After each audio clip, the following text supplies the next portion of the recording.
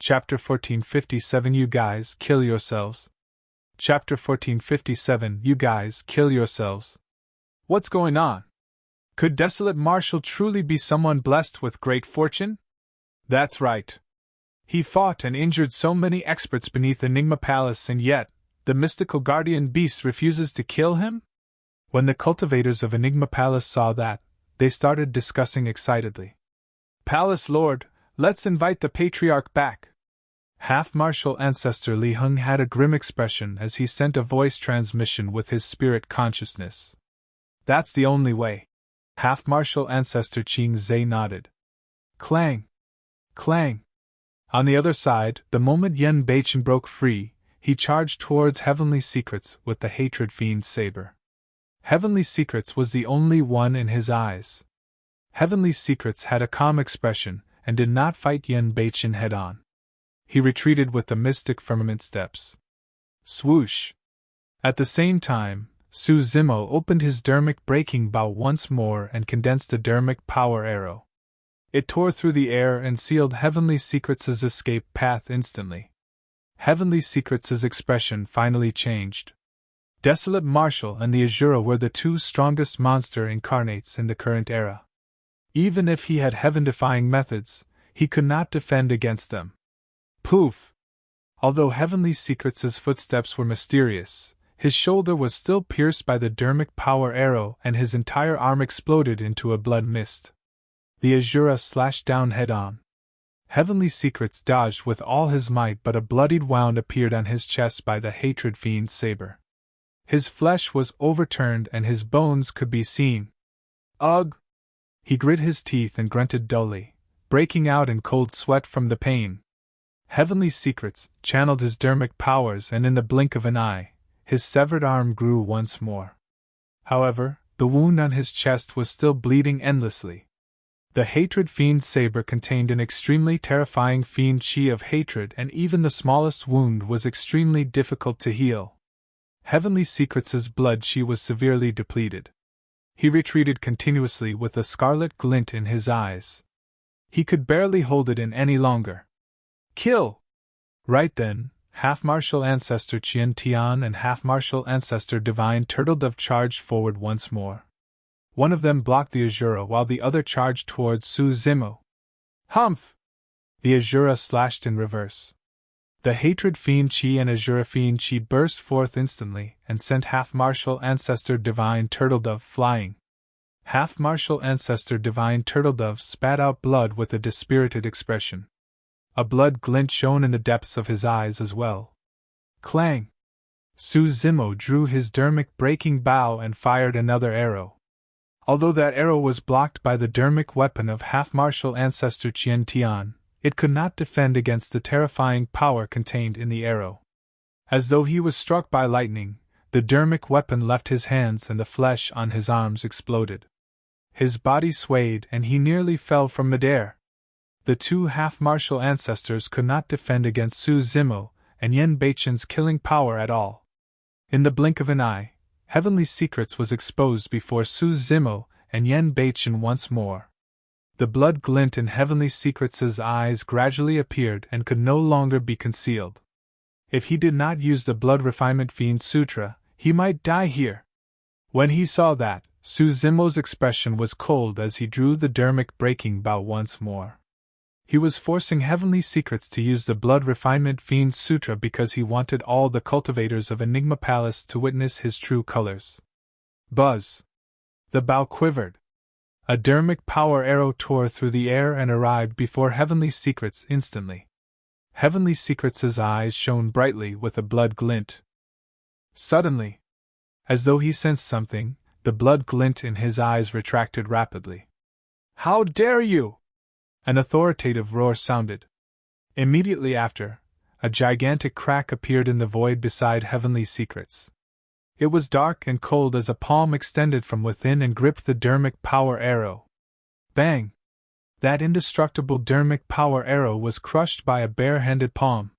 Su Zimo's heart skipped a beat. Right then, a figure walked out slowly from the gigantic crack. With a scrawny face and a slender figure, he wore a Taoist robe and strode out with hands behind his back. It was only when that person walked out from the crack that the pitch-black crack gradually closed. This method definitely surpassed the strength of a conjoined body, or even a half-martial ancestor. A Mahayana Patriarch. For example, the reason why the 9 immortal sects, 7 fiend sects and 6 Buddhist monasteries were called super sects was not only because they had ancient inheritances and strong foundations. More than that, it was because those sects had Mahayana patriarchs backing them. Furthermore, they had more than one. In fact, some of the super sects even had emperors. However, these Mahayana patriarchs almost never revealed themselves and rarely appeared in the cultivation world. Even if anything major happened in the sect, Mahayana patriarchs would not appear. In the eyes of a Mahayana patriarch, there was only one thing that was important: to become an emperor. Everything else was insignificant. Furthermore, now that they were at the Mahayana realm, they were no longer bothered about most secular things in the cultivation world. The birth of a paragon and monster incarnate was nothing in the eyes of a Mahayana patriarch. Throughout history, there had been way too many cultivators who became paragons and monster incarnates. However, there were extremely few who could truly advance to the Mahayana realm. One would only be qualified to converse with them side by side after advancing to the Mahayana realm. Therefore, Mahayana patriarchs would only come out of seclusion if their sects met with a calamity or danger of annihilation. Initially, half-martial ancestor Qingzhe thought that he could suppress Su Zimo and the others completely with his methods. To think that the situation would develop to such an extent. Left with no other choice, he could only send a message to invite the patriarch of the sect back. Greetings, Patriarch Qing. When half-martial ancestor Qingzhe, half-martial ancestor Li Heng and the others saw the skinny cultivator, they bowed and shouted. Half-martial ancestor Qingzhe was the descendant of Patriarch Qing. Although the difference between them was only a single cultivation realm, Patriarch Qing was countless years older than half-martial ancestor Qingzhe. The Patriarch has appeared. That's a Mahayana Patriarch. I've never seen one ever since I joined Enigma Palace. The cultivators of Enigma Palace were shocked. What's going on? Patriarch Qing surveyed his surroundings and swept his gaze across the battlefield, asking slowly with a cold glint in his eyes. Patriarch! Half-martial ancestor Qingzhe said hurriedly. Desolate Marshal and the others charged into Enigma Palace and declared that they wanted to kill our young master. Furthermore, they destroyed the steel of the mountain gate and killed a few mighty figures of Enigma Palace while injuring many half-martial ancestors. This desolate Marshal is lawless and even snatched my dermic-breaking bow. The gaze of the half-martial ancestor of Qingzhe shifted slowly, pausing on Demonis Ji, Mingjun and Yen Baichen for a moment before landing on Su Zimo. Su Zimo's hairs stood on end instantly. It was as though a calamity was about to descend upon him the next moment. This was a Mahayana patriarch who had comprehended divine powers. There was a world of a difference between him and a half-martial ancestor who had only comprehended a trace of divine powers. If Patriarch Qing wanted to kill him, even his green lotus true body would not be able to defend against it. You sure are bold to kill cultivators of Enigma Palace, Patriarch Qing said slowly expressionlessly. There's another reason for this. Su Zimo took a deep breath of air and withstood the might of the Patriarch, saying in a deep voice. We're not here because we want to be enemies with Enigma Palace. I don't want to hear you explain. Patriarch Qing shook his head and said indifferently. You guys kill yourselves. Chapter 1458 Storyteller. Chapter 1458 Storyteller.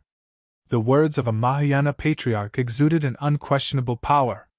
It was as though asking Su Zimo and the others to commit suicide was giving them a dignified death.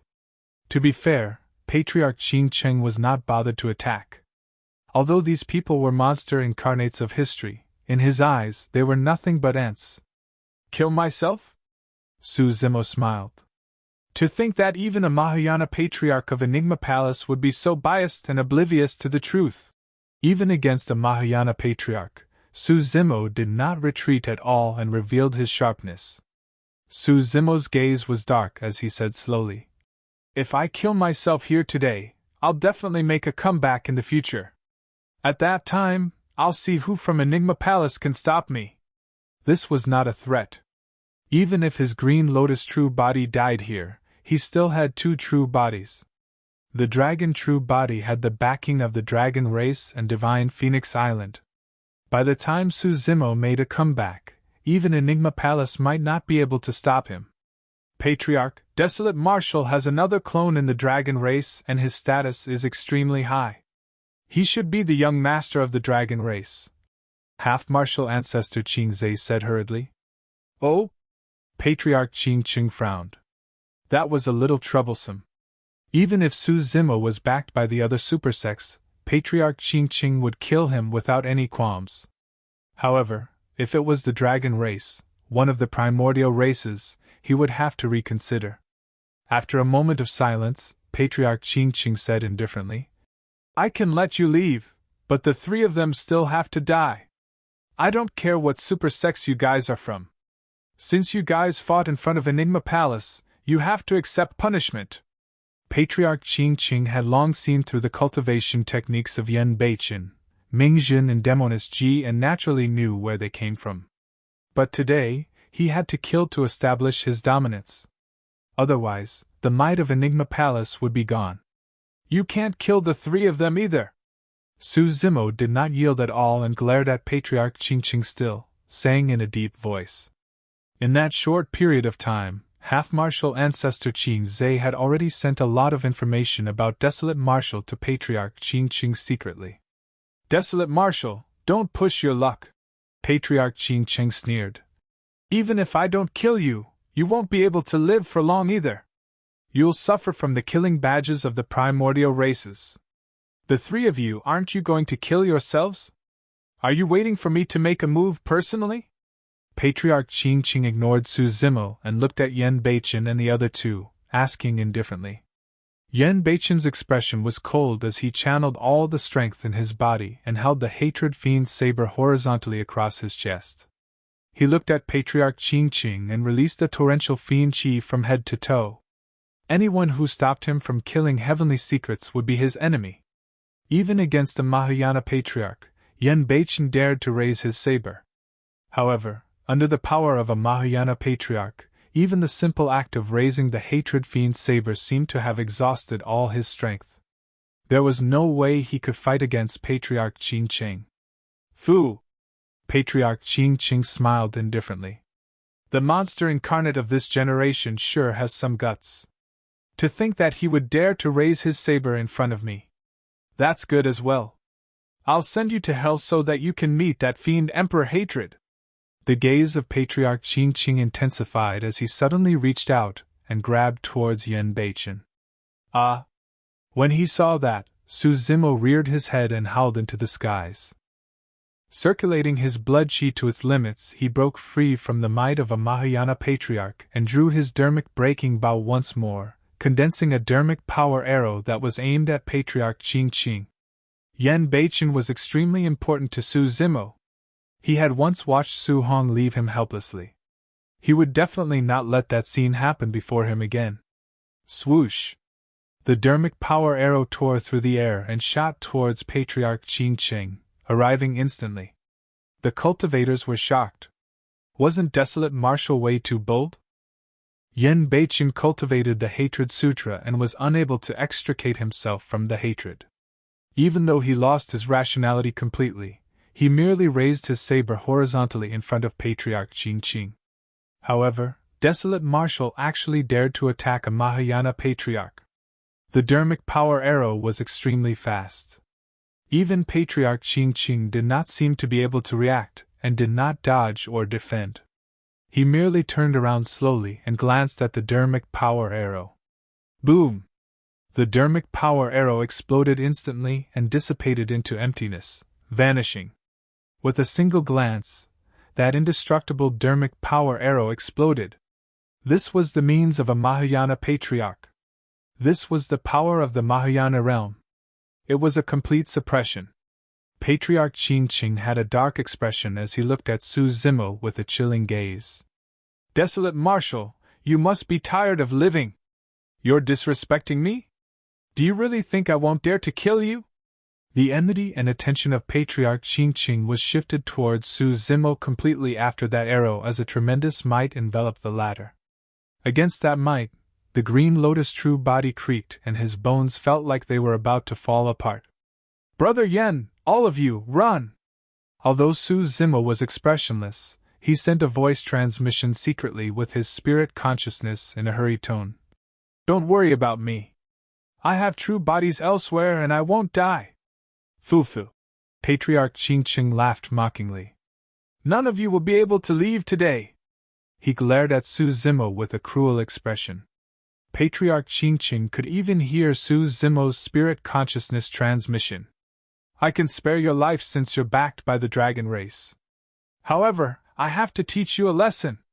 He looked at Su Zimo and said indifferently, Your cultivation will be crippled today. Before his sentence was finished, Patriarch Qingqing patted Su Zimo gently through the void. Swoosh! Although that action was casual, a terrifying gigantic palm appeared in midair and crushed down towards Su Zimo. Before the gigantic palm descended, Su Zimo's body trembled continuously and his 7 orifices bled under the immense pressure. If the cultivation of the green lotus true body was crippled, it would be no different from killing him. Suddenly, without any warning, a figure appeared in front of Su Zimo. It was an old man with a Confucian crown on his head and long robes. He had 3 long whiskers on his face and did not have any immortal aura. Instead, he looked like an ordinary person that roamed around the mortal world. Who wants to cripple his cultivation? The old man with the Confucian crown harumphed gently and asked. That single harumph caused the terrifying palm in midair to dissipate and vanish instantly. Storyteller! When Su Zimo saw the old man, his heart skipped a beat. Although it was only a back view, he recognized him right away. This old man was the storyteller on the streets of the marketplace and forced back a divine dragon outside the capital of Great Zhou. The moment the storyteller appeared, 3 figures leaped out from the divine dragon laying dormant at the side and shouted as well. Old man, you're finally back! I've missed you so much! After a long time, Lin Xuanji dashed over with reddened eyes and tears streaming down his face. Little Fatty and Shi Jian followed behind and stumbled over. Chapter 1459 Bow of the Patriarch. Chapter 1459 Bow of the Patriarch. Lin Xuanji's tears were earth-shaking, and those who did not know better would have thought that something bad had happened. The storyteller's face darkened. The moment Lin Xuanji arrived, he raised his leg and kicked the ladder back. This action did not have the slightest bit of the demeanor of an expert, and it was like a fight between mortals in the marketplace. No matter what, there was nothing strange about the storyteller. That kick gave little Fatty and Shi Jian a shock. Fuck! Lin Xuanji staggered from the kick and nearly fell from midair. He could not help but grumble. Old man, why did you kick me? Stop pretending. The storyteller pouted his lips. He had completely seen through Lin Xuanji's poor acting skills. With an embarrassed expression, Lin Xuanji wiped away the tear droplets on his face and coughed gently. Although those tears were fake, my longing for you truly extends to the depths of heaven and earth. Humph! The storyteller sneered and glanced askance at Lin Xuanji, saying in disdain, Without even having to divine, I can tell from your sorry state that you were set up by others just by thinking with my bum. Little Fatty and Shi Jian were dumbfounded at the sight. This old man truly has no boundaries with his words, and he's even more incredible than Lin Xuanji. He compared his brains to his bum? That's the help that Lin Xuanji sought for? No matter how I look at it, he doesn't seem like an expert. The 2 of them exchanged glances and muttered internally. Look at you!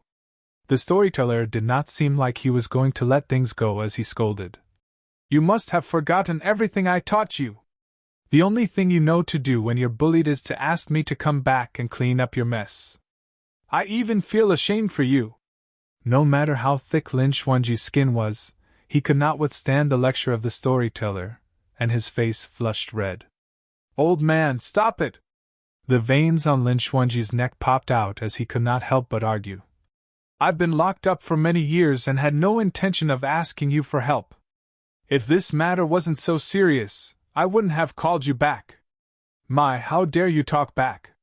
As though he had not heard Lin Xuanji mention that something serious was going on, the storyteller mocked instead. You sure are a fucking embarrassment to be locked up by others for many years. Fuck!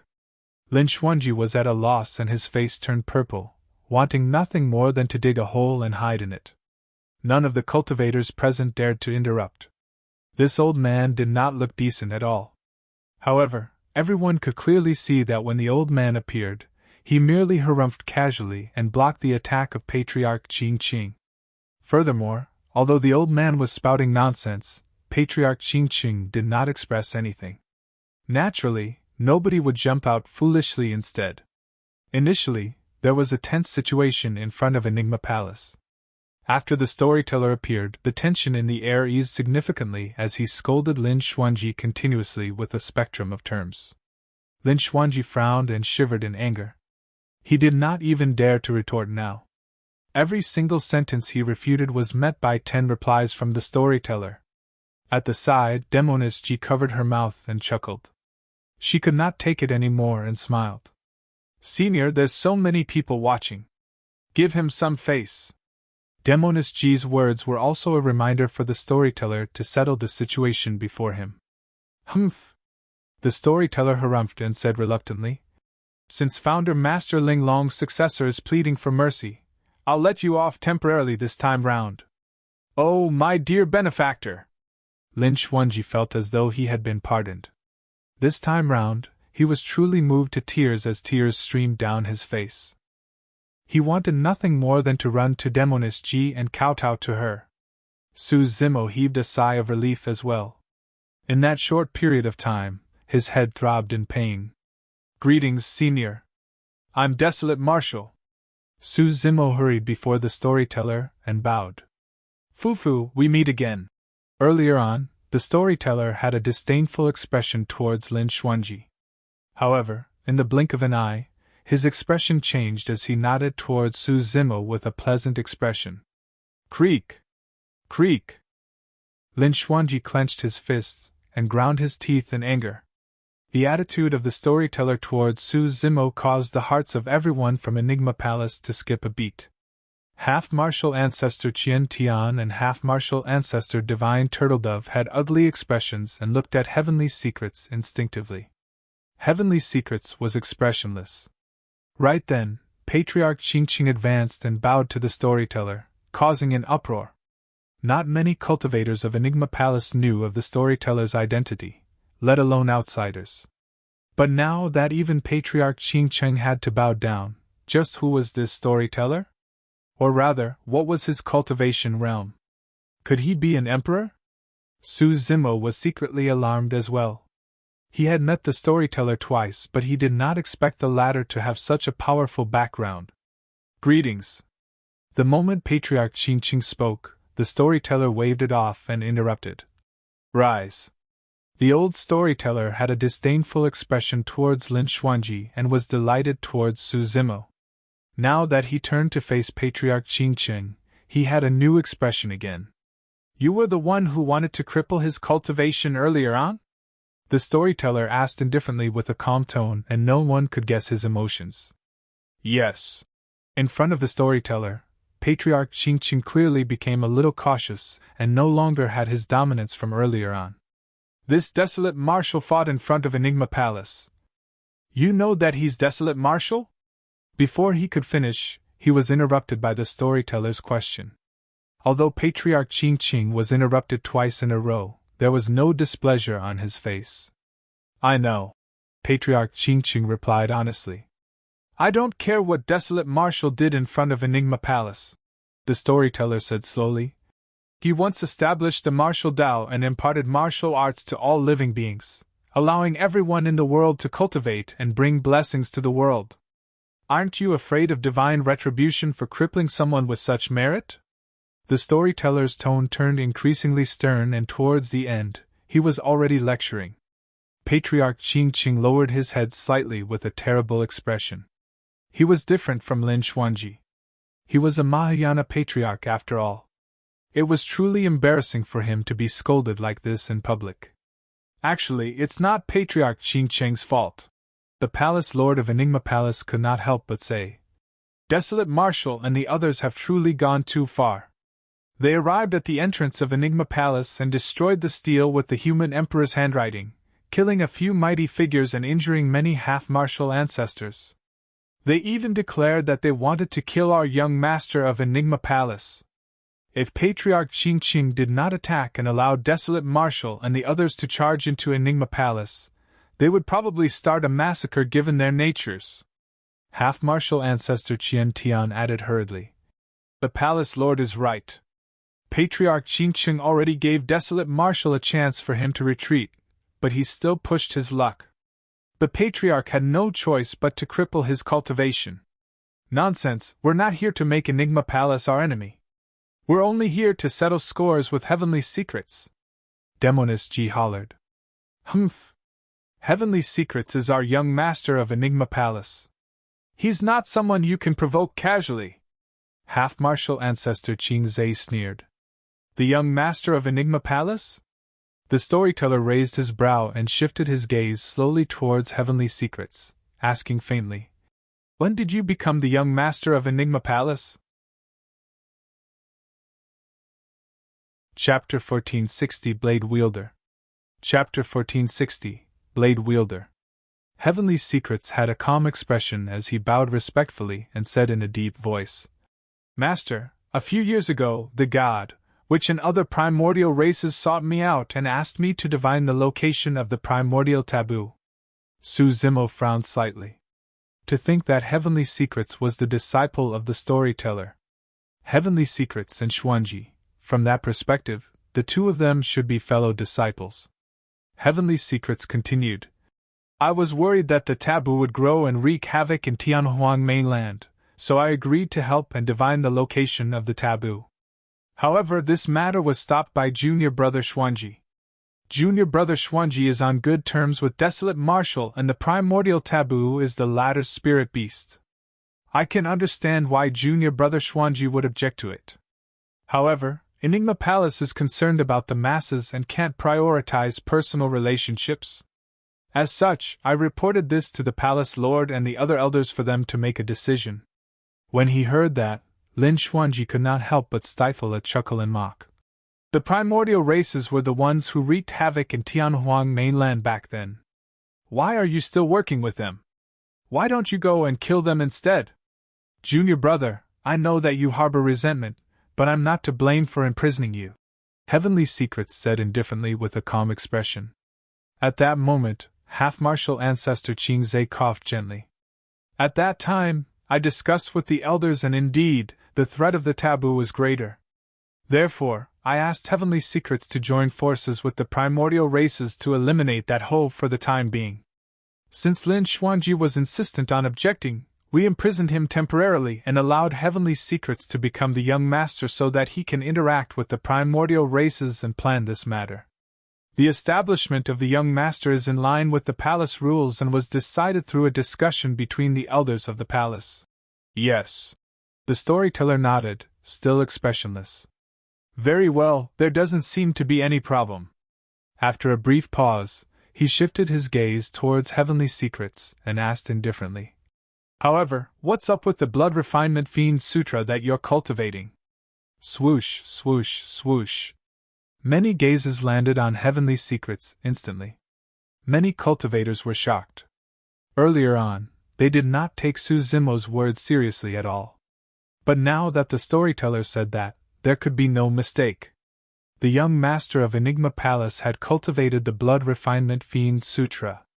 Even half-martial ancestor Qing Zhe, half-martial ancestor Li Heng and the others looked at Heavenly Secrets in disbelief and frowned. Among everyone, half-martial ancestor Qian Tian and half-martial ancestor Divine Turtledove did not have much of a reaction. Instead, there was a hint of panic in their eyes.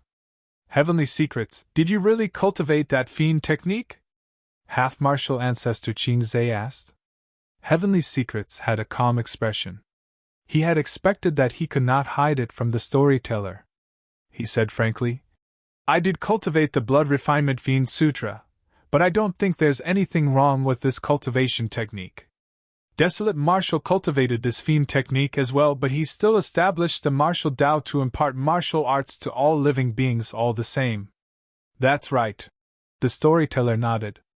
There's indeed nothing wrong with the fiend technique. The key lies in the people who cultivated it. When Desolate Martial cultivated it, he saved countless humans in myriad phenomenon's city. What is your purpose for cultivating it? Master, I didn't use it to do anything outrageous. Heavenly Secrets displayed a strong mental fortitude against the storyteller's question and explained in a deep voice without any panic. You're involved in Qin Pianran's death, right? The storyteller asked indifferently. At the mention of that, the hatred fiend Qi around Yan Beichen intensified and his eyes shone with endless killing intent. Master Ming Jian, Dao Lord Immortal Sword has some personal ties with me.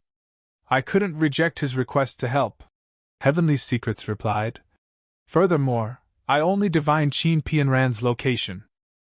I did not lay my hands on her the entire time, let alone know that Dao Lord Immortal Sword would kill her. Of course you knew, the storyteller said. Moreover, you knew in your heart that with Qin Pianran's death, Yan Beichen will definitely turn into a fiend and become this generation's fiend emperor hatred. Your target was not Qin Pianran the entire time, but Yan Beichen. You wanted the birth of a true Asura so that he could be the first blade in your hands. Yan Beichen was stunned and his expression changed indeterminately. From time to time, he would frown and his features would contort, as though he was in immense pain. So, right from the beginning, he was someone else's chess piece. Pianran's death was entirely because of him. His fate was not in his control at all. Heavenly Secrets was silent. The storyteller continued. The so-called worry of the taboo wreaking havoc in Tianhuang mainland was merely an excuse. After all, the taboo would become the second blade in your hands. You merely had a single motive for capturing Night's spirit instead of killing it. You wanted to lure out your third blade, Desolate Martial. Your fourth blade was the major sects and factions of the cultivation world. Your fifth blade was the primordial races. The storyteller said slowly. And you, Heavenly Secrets, are the blade wielder behind this. All you had to do was gather the 5 blades at Heaven and Earth Valley to create a wanton massacre. At that time, Heaven and Earth Valley would be filled with mountains of corpses and rivers of blood. No matter which blade was snapped, it won't affect you at all. That's because you'll already be the biggest winner and Heaven and Earth Valley would become the best place for you to cultivate the Blood Refinement Fiend Sutra. Those words were earth-shaking. The cultivators were dumbfounded in shock. Even Demoness Ji, Mingjin and Lin Xuanji were astounded with widened eyes. Although they had heard about the battle at Heaven and Earth Valley, they did not know that there was a blade wielder manipulating everyone's fates behind the scenes. Even Desolate Martial was his chess piece. Su Zimos sighed internally. Initially, he had the same speculation, but he was still unsure about many things. Now that the storyteller had explained it so clearly, he truly understood the entire situation. Heavenly Secrets was indeed terrifying. If not for Monk Daming, Su Zimmo would have been a chess piece abandoned and sacrificed by Heavenly Secrets. What great expense you went through. The storyteller nodded as well and sighed. Even though the storyteller explained everything, Heavenly Secrets still smiled indifferently without any panic in his eyes. He was frighteningly calm. Heavenly Secrets smiled gently. Master, you're wrong. I didn't refine a single drop of Heaven and Earth Valley's bloodline. That's right. At the mention of this, the storyteller shook his head as well and lamented. Man proposes but God disposes. You've planned everything but you never expected that you would become the 6th blade in the hands of others. Those words pierced into Heavenly Secrets' chest like a thorn. Up till this point of his cultivation, he had planned flawlessly and had never made such a huge mistake. The smile on Heavenly Secrets' face gradually vanished. It was only at that moment that a hint of anger and indignance flashed through his eyes. However, they vanished without a trace in the blink of an eye. In Chinese, his name is Tianji. Chapter 1461 A Chance. Chapter 1461 A Chance. Suddenly, Heavenly Secrets smiled. Master, at the end of the day, all of this is just your speculation. You can't possibly want to punish me just because of some guesses, right? Very good. As expected of my disciple. The storyteller nodded with a mocking expression. Su Zimo frowned slightly as well. Heavenly Secrets was not wrong. Although what the storyteller said was the truth, it was only his speculation after all. If he wanted to punish Heavenly Secrets in front of everyone just because of some guesses, it would truly be unconvincing. Heavenly Secrets smiled gently. I didn't kill anyone during the Battle of Heaven and Earth Valley. My hands were clean. Although Heavenly Secrets was defeated, it was not to the extent of a complete defeat. As he had said, even if he set up such a huge scheme and plotted against everyone, his hands were not tainted by a single drop of blood. Master, I have nothing to say if you want to punish me. However, I'm indignant if it's just based on your speculation. Heavenly Secrets bowed deeply to the storyteller and said nothing more. I did not harm anyone. If I'm punished, I'm sure the cultivators of the sect will be disheartened by this outcome as well. That's right, it's not entirely Heavenly Secrets' fault for joining forces with the primordial races as well. It was also an outcome decided after a discussion between us elders. Elder Qian Tian and Elder Divine Turtledove stood out to plead for mercy for Heavenly Secrets. Su Zimo sighed internally. This was indeed a problem for the storyteller. After all, there was a master-disciple relationship between the two of them. Even the storyteller would not be able to bear the thought of punishing him with some mere guesses. The storyteller gazed into the distance and remained silent for a long time before saying slowly, Naturally, I'm not going to punish you for your crimes. Heavenly Secret smirked, as though he had expected this outcome. He knew his master way too well. The fact that he dared to do such a thing meant that he had predicted everything. Even the storyteller was part of his plans. After a brief pause, the storyteller changed the topic. However, I've once told you guys that as disciples of Enigma Palace, you should not get embroiled in the strife of the cultivation world. If you get into trouble, settle it yourself. I won't help you. I wouldn't dare to forget your teachings, Master. Heavenly Secrets replied respectfully in a deep voice. Since you've caused trouble today, go and settle it yourself. No one from Enigma Palace is to interfere, the storyteller said indifferently. Su Zimo was stunned. Although the storyteller took into account their relationship as master and disciple, he did not express favoritism. Instead, he gave Heavenly Secrets a chance. Of course, it was also a chance for Yen Beichen. Asura, what do you think? The storyteller asked. Thank you for granting my wish, Senior. Yen Beichen's voice was cold, and his eyes shone fiercely. On the other hand, Heavenly Secrets was extremely calm as he said in a deep voice. Master, I seek a fair opportunity. This will be a one-on-one fight. Whether or not it is to the death, no one is allowed to interfere. Heavenly Secrets' words were also a reminder for Su Zimo and the others to not help. Don't worry, I won't punish you if you can survive the Asura's saber. However, I won't save you if you encounter danger either, the storyteller said. This battle will end the grudges. It doesn't matter who the victor is, you will fight to the death. All right. Heavenly Secrets smiled gently and agreed readily without any fear in his eyes. As though he recalled something, Su Zimo frowned slightly and hesitated to speak.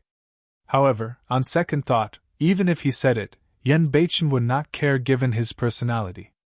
After all, he had waited for this moment for far too long. Although Su Zimo looked worried, he still retreated with Ming Jin and Demoness Ji. Everyone from Enigma Palace retreated as well. In the blink of an eye, an empty space appeared in midair where Yen Beichen and Heavenly Secrets stood facing each other. Asura, I know that Qin Pianran's death is heartbreaking for you and you can't let go, Heavenly Secrets said. Right now, every single day you live is a torture for you. You can't wait to commit suicide to reunite with Qin Pianran, right? Heavenly Secrets' eyes shone with a strange glint. Even his tone turned gentle, causing one to trust him from the depths of their hearts and lower their guard. Yen Beichen frowned and lowered his head slightly, as though he was reminiscing about the past and was in pain and self-blame. What a brilliant bewitching technique. Demoness G frowned slightly and murmured. She knew that Dermic art the best. However, to think that Heavenly Secrets' attainments in bewitchment were not weaker than hers. There were all sorts of things in the Mystic Firmament record. As the disciple of the Storyteller, Heavenly Secrets had shocking talent and a wide knowledge of things. Nobody knew how strong Heavenly Secrets was because he rarely attacked. Up till this point of his cultivation, if Heavenly Secrets wanted to do something, he did not even have to do it personally. All he had to do was set up a trap with ease and everything would naturally be resolved. Both parties looked to be facing one another motionlessly. However, Heavenly Secrets had already attacked. Since you're in so much pain, how about letting me send you off? Heavenly Secrets continued to bewitch Yen Beichen and said gently, Give up, I'm helping you. As long as you die, you can reunite with Qin Pianran. Qin Pianran is waiting for you down there. Can't you feel her? Yen Beichen's body trembled even more violently and his features were contorted. What should we do? The Asura can't hold on for much longer. Demoness G had a worried expression. If he can't break free from Heavenly Secrets' bewitchment, the Asura will probably commit suicide on the spot without Heavenly Secrets even making a move. No. Su Zimo shook his head slowly. Brother Yen cultivated the Hatred Sutra, and the hatred in his heart has already surpassed everything. If he thinks that he can bewitch Brother Yen with that bewitchment technique, Heavenly Secrets is underestimating both Brother Yen and the Hatred Sutra. Right then, Yen Beichen's body gradually stopped trembling and calmed down. What's wrong? Have you made a decision? Heavenly Secrets walked slowly towards Yen Beichen and asked carefully and gently. Suddenly Yen Beichen raised his head. His eyes were pitch black like ink, resembling two gigantic black holes that could devour everything. Heavenly Secrets was alarmed when he saw the pair of eyes. I am indeed in pain and I've let Pianran down, Yen Beichen said slowly. However, even if I commit suicide, I have to kill you first. Without you, Pianran wouldn't have died at all. Heavenly Secrets, you deserve to die. Buzz! Before his sentence was finished, Yen Beichen swung the Hatred Fiend saber in his hands and slashed towards Heavenly Secrets through the void. That slash did not only contain the endless hatred of the Hatred Sutra, but also the torrential killing intent of the Asura Sutra. The saber intent of the two fiend techniques fused together against that slash. This was the strongest slash that Yen Beichen had released since he started cultivating. Even Su Zimo, who was watching from afar, felt his scalp tingle, and was secretly speechless when he saw the burst of that slash. The Hatred Fiend saber streaked through the air. A black streak of light descended on Heavenly Secrets' head with hatred and killing intent, as though it wanted to destroy everything. Chapter 1462 Dead Heavenly Secrets. Chapter 1462 Dead Heavenly Secrets. That slash was so terrifying that even Su Zimo might not be able to withstand it. Heavenly Secrets retracted his smile with a grim expression. He had not expected that his bewitchment would force out the most terrifying Asura. Slapping his storage bag with his left hand, Heavenly Secrets took out a protection talisman and tore it apart instantly, forming a defensive barrier around him. At the same time, he changed his hand seals repeatedly. Mystic Firmament Dermic Robe! Mystic Firmament Mirror! Suddenly a set of clothes that flowed with dermic powers appeared on Heavenly Secrets' body and shone with a mysterious glow. An ancient mirror appeared in his right hand and blocked the black light that descended from midair. In the blink of an eye, Heavenly Secrets released 3 defensive methods. Snap! The Mystic Firmament Mirror was the first to shatter. Under normal circumstances, this Mystic Firmament Mirror could reflect attacks. However, the power of Yen Beichen's slash was way too terrifying. The saber intent that was fused with the two fiend techniques of the Hatred Sutra and Asura Sutra was something that even the Mystic Firmament Mirror could not defend against, and shattered instantly. Right after was the defensive barrier formed by the protection talisman. The true form of the Hatred Fiend saber did not even manage to slash the barrier, The black light that burst forth was enough to slice the barrier into two. Boom! Thereafter, a loud bang sounded when the black light struck the mystic firmament dermic robe heavily. The mystic firmament dermic powers shattered and the true form of the hatred fiend saber appeared. However, that slash did not slice Heavenly Secrets into two. Instead, it met with immense resistance. Bang! Heavenly Secrets smashed heavily onto the ground, but he struggled to stand up before long. He was covered in dust, and his face was pale as blood oozed from the corner of his mouth. Heavenly Secrets' robes were already torn by the hatred fiend's saber, and his inner armor was exposed. This was a defensive connate mighty figured dermic weapon and was extremely precious. Previously, Heavenly Secrets suffered a loss at Heaven and Earth Valley. Ever since he returned, he wore this inner armor. Today, it saved his life. In order to defend against the Asura's slash, Heavenly Secrets had to use 4 defensive methods. Crack! Crack! Crack! Right then, a jarring sound echoed from the inner armor. Heavenly Secrets lowered his head. A crack appeared on the inner armor and split it into two. The light of the inner armor dimmed rapidly. Swoosh! The inner armor fell off from Heavenly Secrets, and was completely crippled. The crowd fell into an uproar. That slash destroyed a connate mighty figure dermic weapon. Well, well, well. Heavenly Secrets nodded slowly. As expected of the weapon of the fiend Emperor Hatred. To think that it would possess such sharpness even after being sealed for so many years. However, Asura, can you still release a saber intent as such?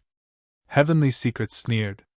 The combination of the 2 saber intents was not inferior to the thousands of heaven's slaying sword chi that Su Zimo released instantly. It took a huge toll on his essence spirit. It was impossible for him to release a second slash within a short period of time. Heavenly Secrets had long seen through Yenbeichun's facade and smiled. Asura, you won't be able to hold on for much longer. That slash had already expended everything you have. When Yenbeichun arrived before Enigma Palace, he was trapped in the exquisite killing formation and nearly died. By the time he came out, he was already covered in injuries. However, he did not recuperate at all and fought against Heavenly Secrets with his injured body. Up till this point of the battle, his injuries had worsened. The only thing that kept him on was a strong determination and hatred. Of course, Heavenly Secrets' situation was also terrible. Yenbeichun pursed his lips without saying anything and continued charging over. His footsteps were already staggered, but his gaze was fixed on Heavenly Secrets without shifting at all. Heavenly Secrets held his folding fan. The 2 of them fought once more. Blood splattered everywhere as the figures intertwined. Yenbeichun was fighting with his life and wanted to kill Heavenly Secrets even at the risk of being severely injured. This method of fighting restricted Heavenly Secrets. His folding fan smashed towards Yenbeichun's head. However, Yenbeichun did not even look or defend. Instead, he slashed in reverse towards Heavenly Secrets' glabella. In less than a dozen breaths, Yenbeichun gained the advantage once more. However, the 2 of them had expended too much of their stamina, dermic powers and blood chi up till this point of the battle and were left with almost nothing. This battle was no longer just about technique and strength. Instead, it was a competition of psychology and willpower. Nobody knew who the eventual victor would be until the final moment. The 2 figures crossed once more. Heavenly Secrets' folding fan smashed Yenbeichun's arm. Yenbeichun's hatred fiend saber sliced a gigantic wound on Heavenly Secrets' chest with fresh blood. Heavenly Secrets' expression was already extremely terrible. The wound caused by the hatred fiend saber was extremely difficult to heal. Furthermore, it possessed the hatred fiend chi and was destroying his body continuously. If this continued, there was a high chance he would fall first. Gripping the hatred fiend saber in his right hand, Yenbeichun used it as a walking stick and limped towards Heavenly Secrets. His other arm was slumped at his side, his bones broken. He no longer had any dermic powers in his body. It was impossible to repair that broken arm. Even so, the hatred and killing intent in Yenbeichun's eyes did not change at all right from the beginning. That gaze made Heavenly Secrets panic. Finally, he could not hold it in any longer. This was also his final trump card. The Blood Refinement Fiend Sutra. Before the battle, he had specially requested from the Storyteller a fair fight without anyone interfering. The moment he made that request, he was already prepared to use the Blood Refinement Fiend Sutra. Even if he channeled that fiend technique, no one could interfere. Although not many people died before Enigma Palace, the refinement of that bloodline was enough for him to recover to his peak condition within a short period of time. Asura, it's over. Heavenly Secrets looked at the Asura that walked over with a mocking expression. Channeling a mental cultivation technique, his eyes shone with a strange blood glint as he said slowly, Blood Refinement Fiend Sutra. Not good. Su Zimo was alarmed. This was the worry he had before the battle. He knew the Blood Refinement Fiend Sutra the best. If Heavenly Secrets were to release the Blood Refinement Fiend Sutra, he could recover rapidly, and there would be no doubt about the outcome of this battle. When he saw that, the Storyteller suddenly sighed and shook his head, his eyes filled with disappointment. Yen Beichen did not seem to have heard what Heavenly Secrets said. Or rather, he did not care at all. No matter the cultivation technique Heavenly Secrets released, there was only a single obsession in his heart, to kill the latter. Yen Beichen continued advancing and arrived before Heavenly Secrets before long. He raised the Hatred Fiend saber and slashed forward. That slash was weak without any saber technique, let alone saber intent. The fact that Yen Beichen could raise the Hatred Fiend saber and slash down with his arm was already his limit. At that moment, Heavenly Secrets' expression changed starkly as though he was rooted on the spot. His eyes were widened as though he had seen a ghost. Poof! Under countless gazes, the Hatred Fiend saber slashed at Heavenly Secrets' head, and its blade dug into his bones, almost splitting his head into two.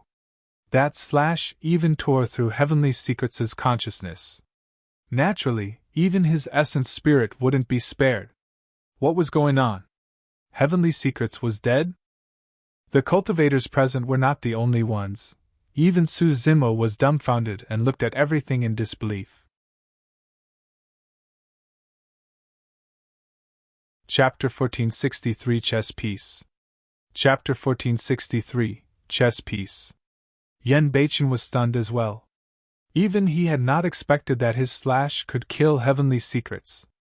The Hatred Fiend saber tore through Heavenly Secrets' consciousness, and the Hatred Fiend chi on the saber had already surged in. Before long, Heavenly Secrets' essence spirit would be devoured by the Hatred Fiend chi. How could this be? Heavenly Secrets' face was covered in blood as his eyes widened in shock and anger. He muttered repeatedly, How could this be? Sigh.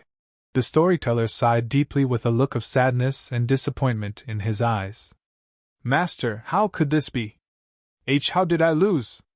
Heavenly Secrets turned slightly and looked at the Storyteller in disbelief. Heavenly Secrets, if you hadn't used the Blood Refinement Fiend Sutra for this battle, it would mean that you still had a conscience. You lost the moment you released that fiend technique. The Storyteller sighed once more with a rueful expression. This time round, you've lost completely and utterly. This time round? Heavenly Secrets asked with widened eyes, as though he had thought of something. Su Zimo frowned slightly in deep thought as well. Right then, the Storyteller added, Someone came and refined the bloodline of this place in advance. Su Zimo was shocked. Instantly, he was enlightened. Monk Daming. Earlier on, Monk Daming was here. However, nobody noticed him at all when the cultivators fought in front of Enigma Palace. Monk Daming secretly absorbed all the bloodlines that were scattered here. That was the reason why Heavenly Secrets was stunned the moment he released the Blood Refinement Fiend Sutra.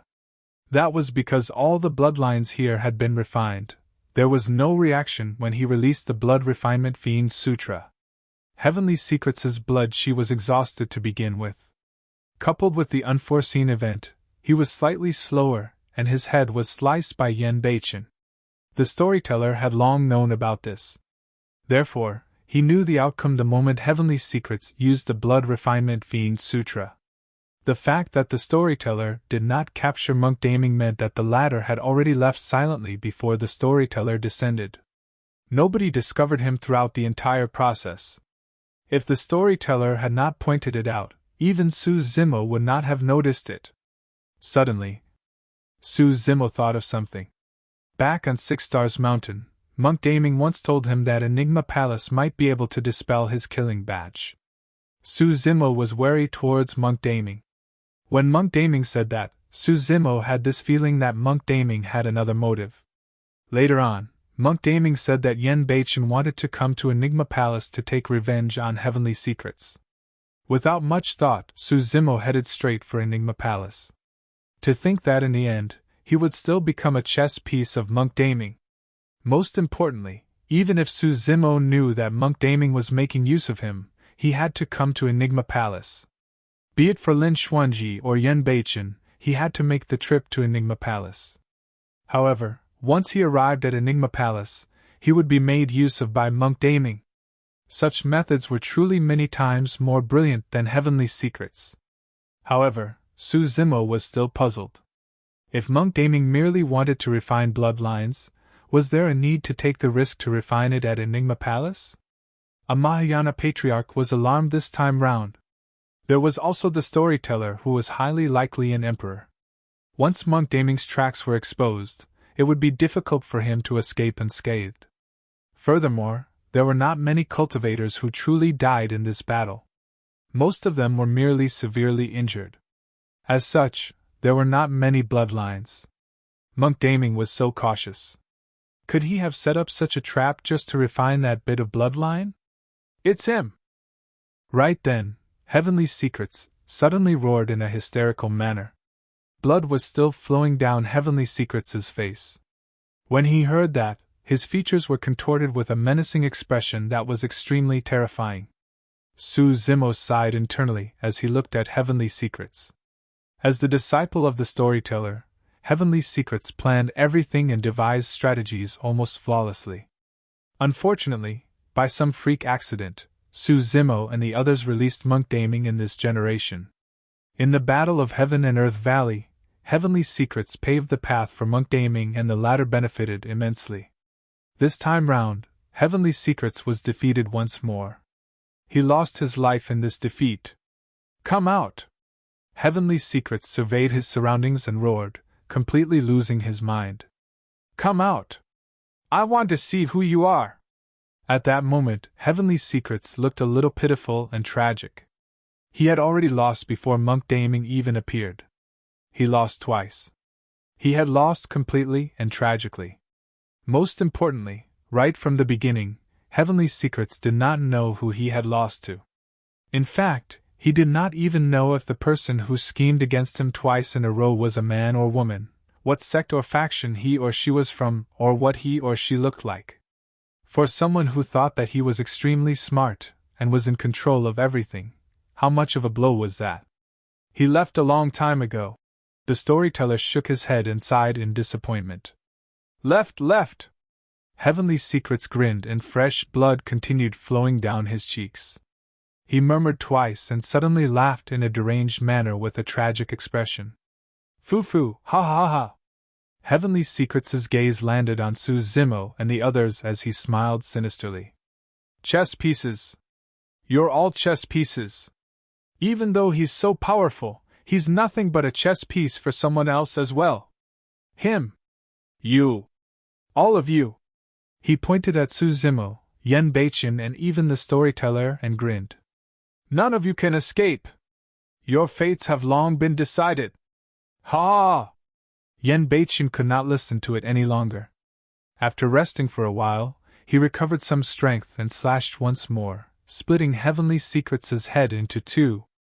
Heavenly Secrets' laughter stopped abruptly. His essence spirit was also shattered by the hatred fiend saber, and was destroyed on the spot. Thump! Heavenly Secrets' corpse fell heavily in a pool of blood. However, his laughter seemed to echo in everyone's ears for a long time without dissipating. It was unsettling and sent shivers down their spines. The storyteller closed his eyes, seemingly unable to bear it. No matter what, Heavenly Secrets was his disciple after all. He was filled with guilt and self-blame for the state the latter was in today. Lin Xuanji no longer had his usual cheeky attitude and had a grim expression. He could not help but recall the scenes when he was young and often pestered Heavenly Secrets to play with him. At that time, everything was carefree and warm. No matter what they played, Heavenly Secrets could beat him with ease.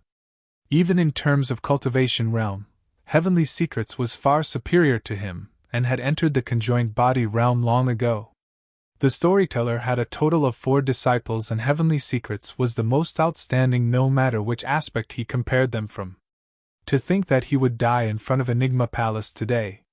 Pian Ran, did you see that? The indignance in Yan Beichen's heart was instantly relieved after Heavenly Secrets was killed. He knelt down and looked up into the skies, saying in a daze, "I've killed all the enemies who murdered you. I didn't let any of them off. Pian Ran, don't worry. I'll accompany you very soon, very soon." After saying that, Yan Beichen could no longer hold on and fell to the ground with a thud, unconscious. He was already exhausted and covered in injuries. The reason why he could last till now was all because of Heavenly Secrets. Now that Heavenly Secrets was executed, he could not hold on either and fainted.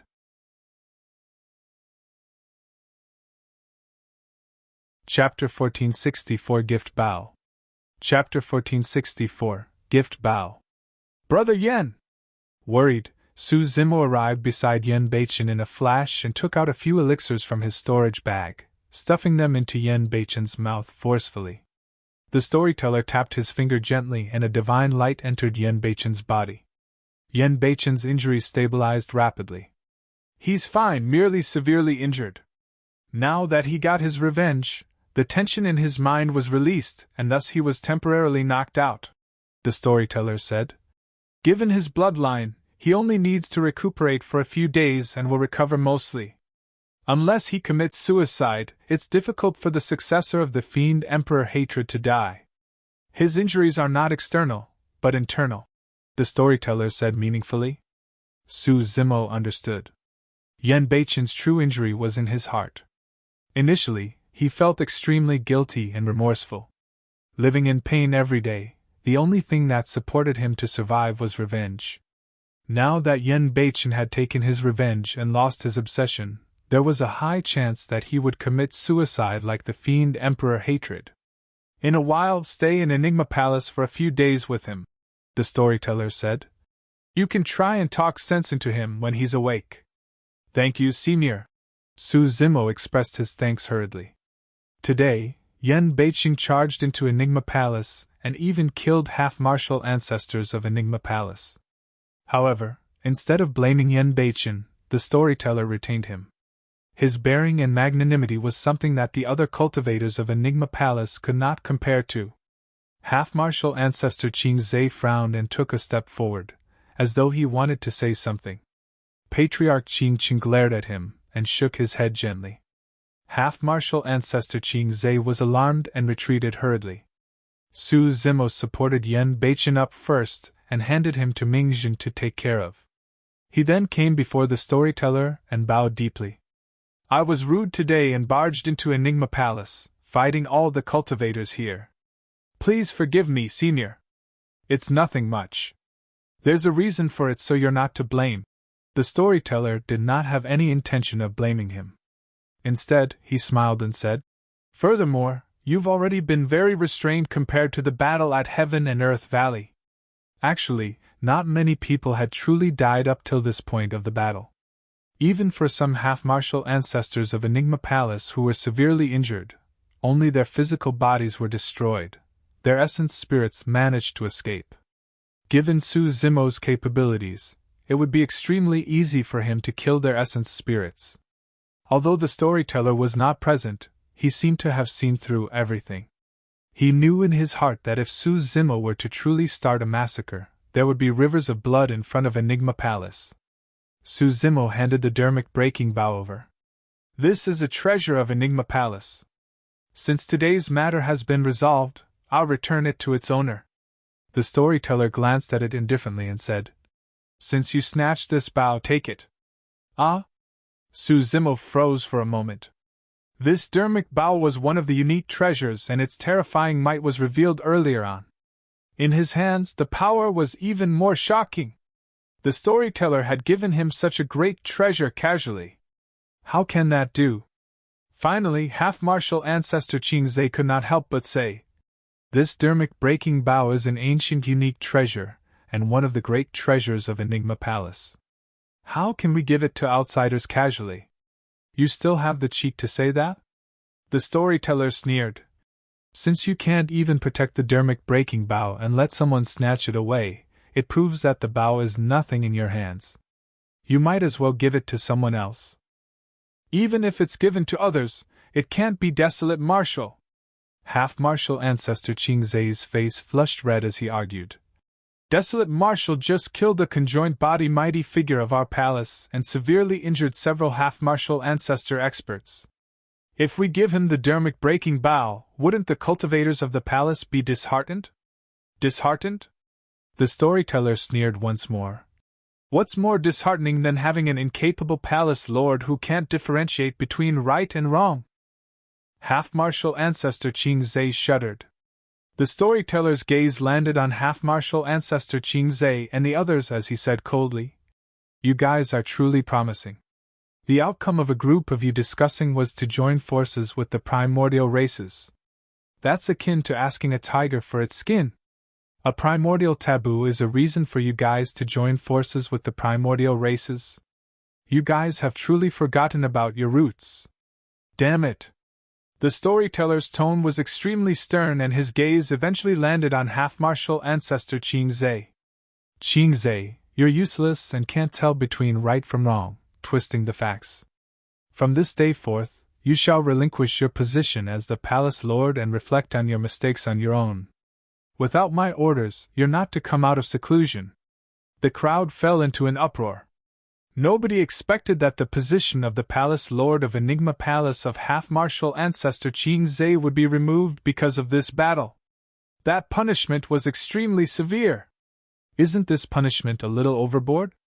Patriarch Qingqing frowned slightly and whispered, "How can we blame this on fellow Daoist Qingzhe?" Half-martial ancestor Qian Tian stood out and looked at the storyteller. "Although you're this generation's storyteller of Enigma Palace and have an extraordinary status, you can't be so unreasonable, right?" Su Zimo's heart stirred. From the tone of half-martial ancestor Qian Tian, it seemed like the status of being a storyteller was far from simple. Half-martial ancestor Divine Turtledove nodded as well. "Desolate Marshal and the others attacked our sect today and demanded for one of ours. We had no choice but to fight. No matter what, for today's matter, Desolate Marshal and the others were the ones who were rude first." "Fufu." The storyteller sneered. "I'd been playing with the mortal world and haven't returned to the palace for a long time. I've got to thank Desolate Marshal this time round. If not for their antics, I wouldn't have known that Enigma Palace would have been reduced to such a state. Enigma Palace sure is a motley place right now. All sorts of troublemakers have popped out for this battle." There was a cold, killing intent in the storyteller's tone. Both half-martial ancestor Qian Tian and half-martial ancestor Divine Turtledove felt guilty, and their gazes flickered. They no longer argued and remained silent. That's not all. The storyteller's expression was cold, and he no longer had the cheeky attitude from earlier on as he said slowly, "That girl is the successor of Founder Master Ling Long. Even I won't hurt her. Yet you guys tried to kill her?" Half-martial ancestor Qingzhe, half-martial ancestor Li Hing and the others lowered their heads and did not dare to speak. Indeed, they were in the wrong for this matter. After obtaining Fairy Ling Long's inheritance, Demoness Ji's status was even nobler than the palace lord of Enigma Palace. Nobody from Enigma Palace could hurt her. Their attack was equivalent to the greatest disrespect to Founder Master Ling Long. Demoness Ji had a ball of pent-up anger in her heart. Now that she heard the storyteller's words, her anger vanished instantly as she could not help but laugh. Bowing to the storyteller, she said, "Senior, thank you for helping me vent my anger." "It's nothing." The storyteller waved it off. "Senior, I'm fine. Let's forget about today's matter." Demoness Ji did not want to sow grudges with most of the experts of Enigma Palace over such a small matter either. No worries. The storyteller shook his head. Today's matter isn't over yet. The old storyteller's gaze landed on half-martial ancestor Qian Tian and half-martial ancestor Divine Turtledove as he asked coldly. When did you guys learn the Blood Refinement Fiend Sutra, huh? Chapter 1465 Decisive to Kill. Chapter 1465 Decisive to Kill. The expressions of half-martial ancestor Qian Tian and half-martial ancestor Divine Turtledove changed starkly. The expressions of half-martial ancestor Qing Zhe, half-martial ancestor Li Heng, and the others changed slightly as well. All of them turned to look at the two half-martial ancestors in disbelief. The expressions of the two half-martial ancestors, Qian Tian and Divine Turtledove, were terrible and unpredictable. In front of the storyteller, they did not even have the courage to lie. We did cultivate this fiend technique, but that's nothing much, right? Half-martial ancestor Qian Tian forced a smile and explained. Enigma Palace covers a wide spectrum of knowledge, and we don't belong to any immortal, Buddhist or fiend sections. There's no lack of cultivation technique from the fiend sects in our sect as well. Other fiend techniques are nothing much, but don't you guys know what sort of a cultivation technique the Blood Refinement Fiend Sutra is? The storyteller's gaze was sharp as he said coldly. Don't you guys know how much of a catastrophe that fiend caused in Tianhuang mainland 40,000 years ago? Once you're tainted by this fiend technique, you'll sink into it. Given your natures, can you control it? Under the pressure of the storyteller, half-martial ancestor Qian Tian and half-martial ancestor Divine Turtledove were already drenched in cold sweat, and did not dare to say anything. Speak! Who imparted this fiend technique to you guys? The storyteller asked slowly. Heavenly Secrets. Heavenly Secrets was the one. Half-martial ancestor Divine Turtledove could not withstand it, and was the first to speak. We've already lived for more than 15,000 years and started entering our later years. However, we haven't been able to advance to the Mahayana realm for a long time. Heavenly Secrets was the one who came looking for us. He told us that there's a cultivation technique that can help us advance to the Mahayana realm. We only cultivated it to become Mahayana patriarchs and strengthen our sect's power. No wonder. A look of realization flashed through Lin Xuanji's eyes. In the past 2 years, as long as Heavenly Secrets made a decision, the two half-martial ancestors, Qian Tian and Divine Turtledove, would support him with all their might. Even when they joined forces with the primordial races to imprison Lin Xuanji, these two half-martial ancestors were the first to stand on the side of Heavenly Secrets.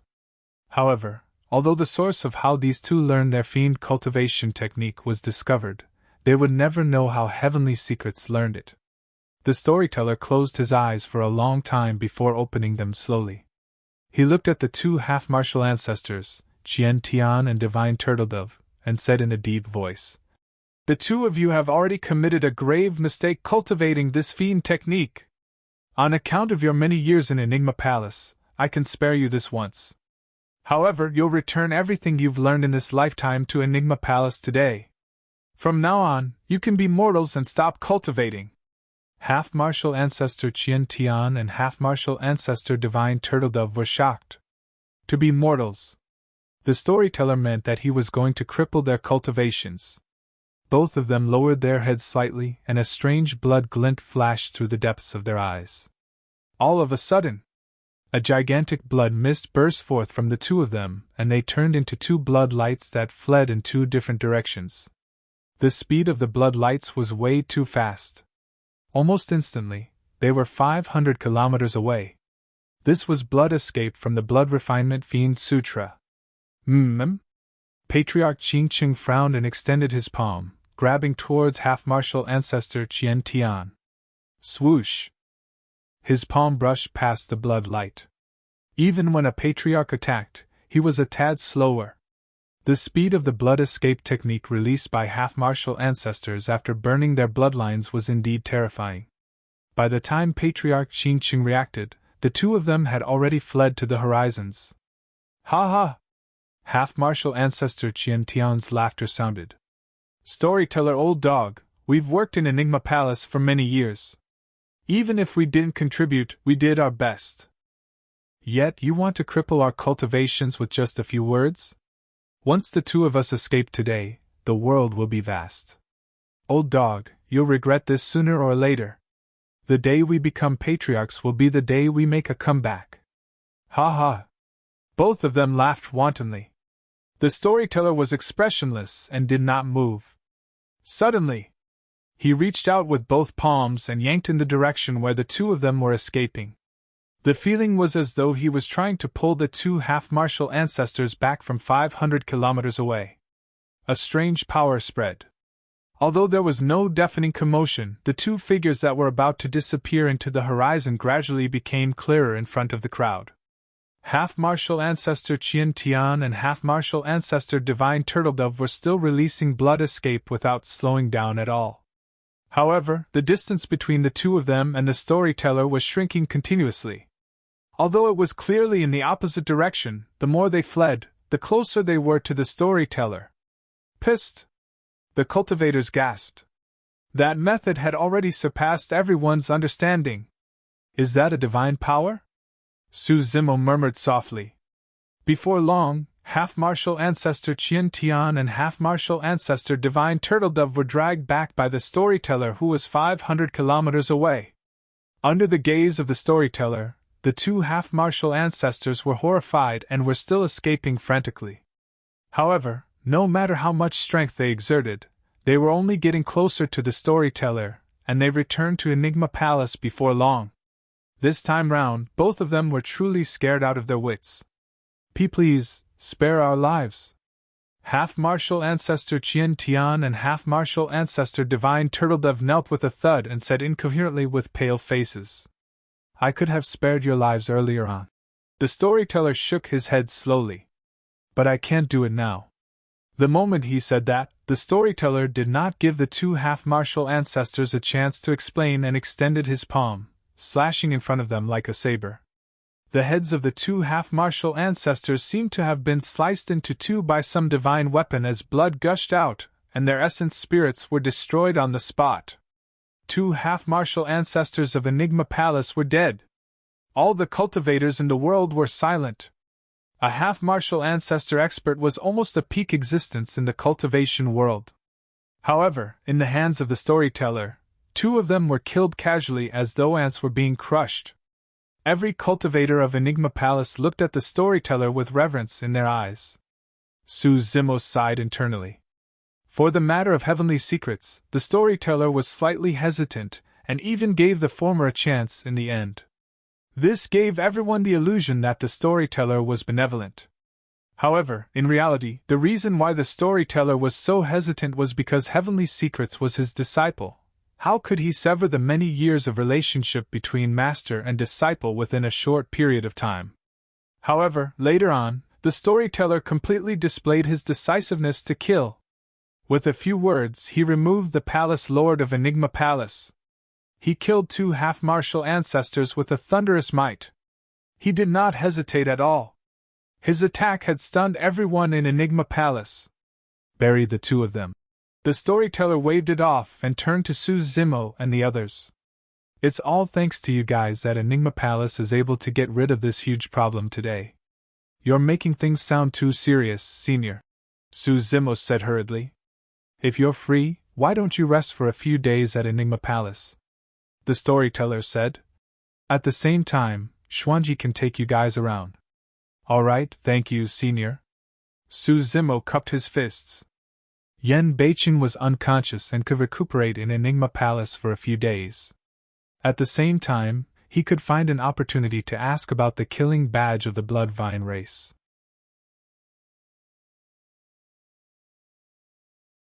Chapter 1466 Dao Inheritance.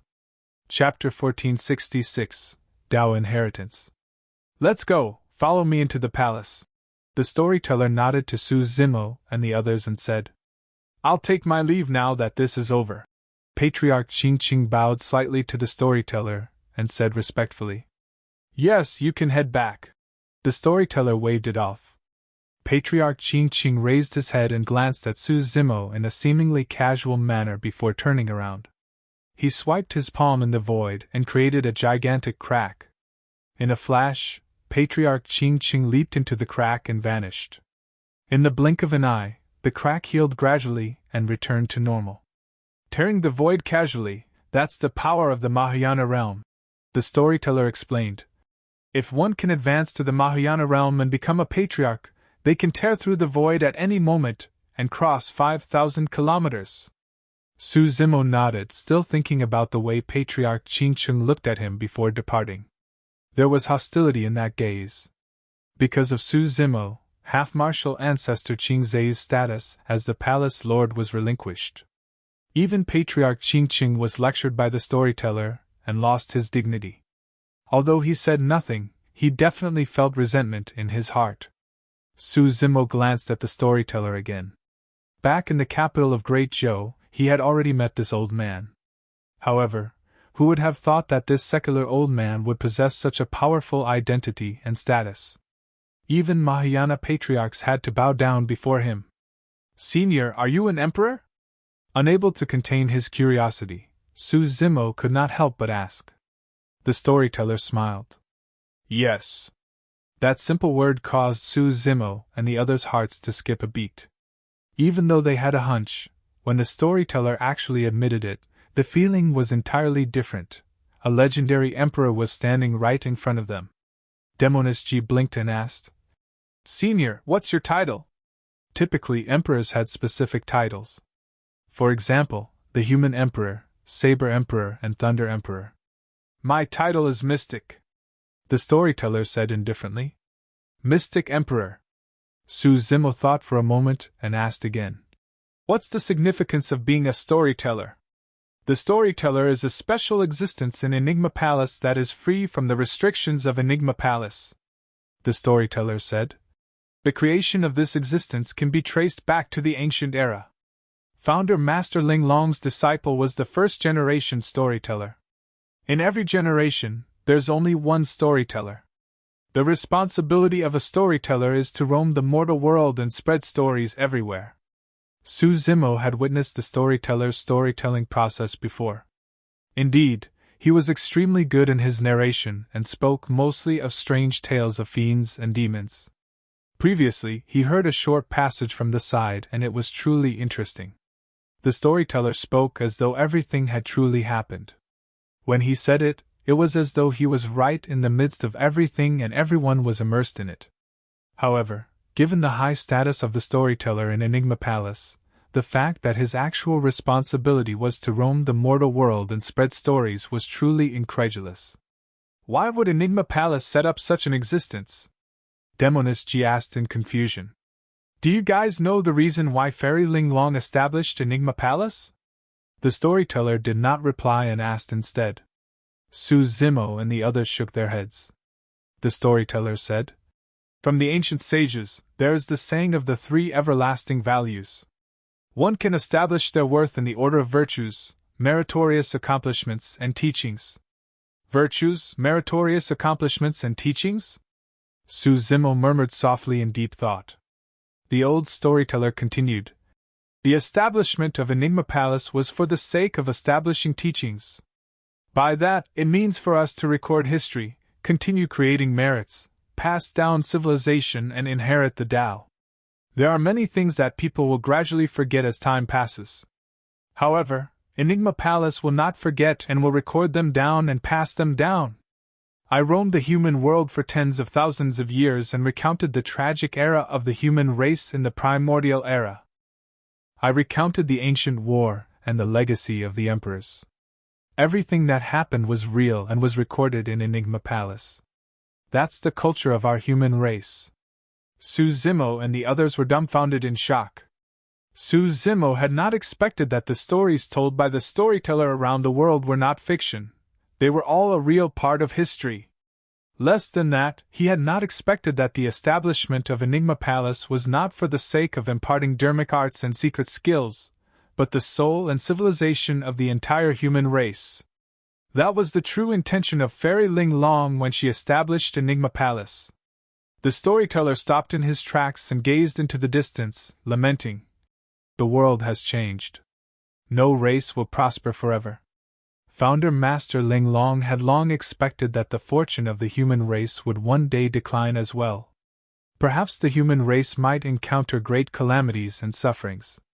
However, as long as Enigma Palace is around, the civilization of the human race will continue forever. As long as civilization is not destroyed, humans will rise once more one day. One day, humans will welcome the glorious era of the ancient era where multiple emperors rose. At that point, be it Su Zimo, Demonis Ji or Mingjin, all of them looked in the direction of Enigma Palace with reverence. Instantly, everyone seemed to have gone against the flow of time and saw that peerless woman from the ancient era who stood on this land. Although Fairy Ling Long was not an emperor, she was worthy of eternal praise. A moment later, Demonis Ji asked again, "Senior, doesn't that mean that Enigma Palace records many things about Tianhuang mainland?" "That's right." The storyteller nodded with a smile. "Senior, what did you mean by the legacy of the emperors?" The storyteller smiled. "For anybody that's conferred an emperor, Enigma Palace would establish a personal legacy for him and retain a record of his legend." "Wow!" Demonis Ji exclaimed and said enviously, "This can truly be considered as leaving one's mark in history." This was an immense honor. In the cultivation world, the reason why the legends of emperors were widespread was mostly because of Enigma Palace. At that point, the storyteller suddenly turned and looked at Su Zimo with deep anticipation in his eyes. "Desolate Marshal, Enigma Palace has decided to establish a personal legacy for you." "Ah." Su Zimo's heart skipped a beat and he asked instinctively, "Didn't you say that only emperors are qualified for personal legacies?" "Establishing a legacy for you has nothing to do with the status of an emperor. It's because you're Desolate Marshal. You established the martial Dao and imparted martial arts to all living beings," the storyteller said. "Even the ancient emperors did not establish such merit. That alone is worthy of a personal legacy to be passed down through history." Throughout history, Su Zimo was the only one who had a personal legacy, although he was not an emperor. The storyteller continued, "I didn't mention the name of this personal legacy because I don't know what your future accomplishments will be. Perhaps, being an emperor might not even be your endpoint. I hope that I'll have the fortune of completing this legacy in my lifetime. If I can't, I'll have to rely on the next generation storyteller." With that said, the storyteller glanced at Lin Xuanji beside him.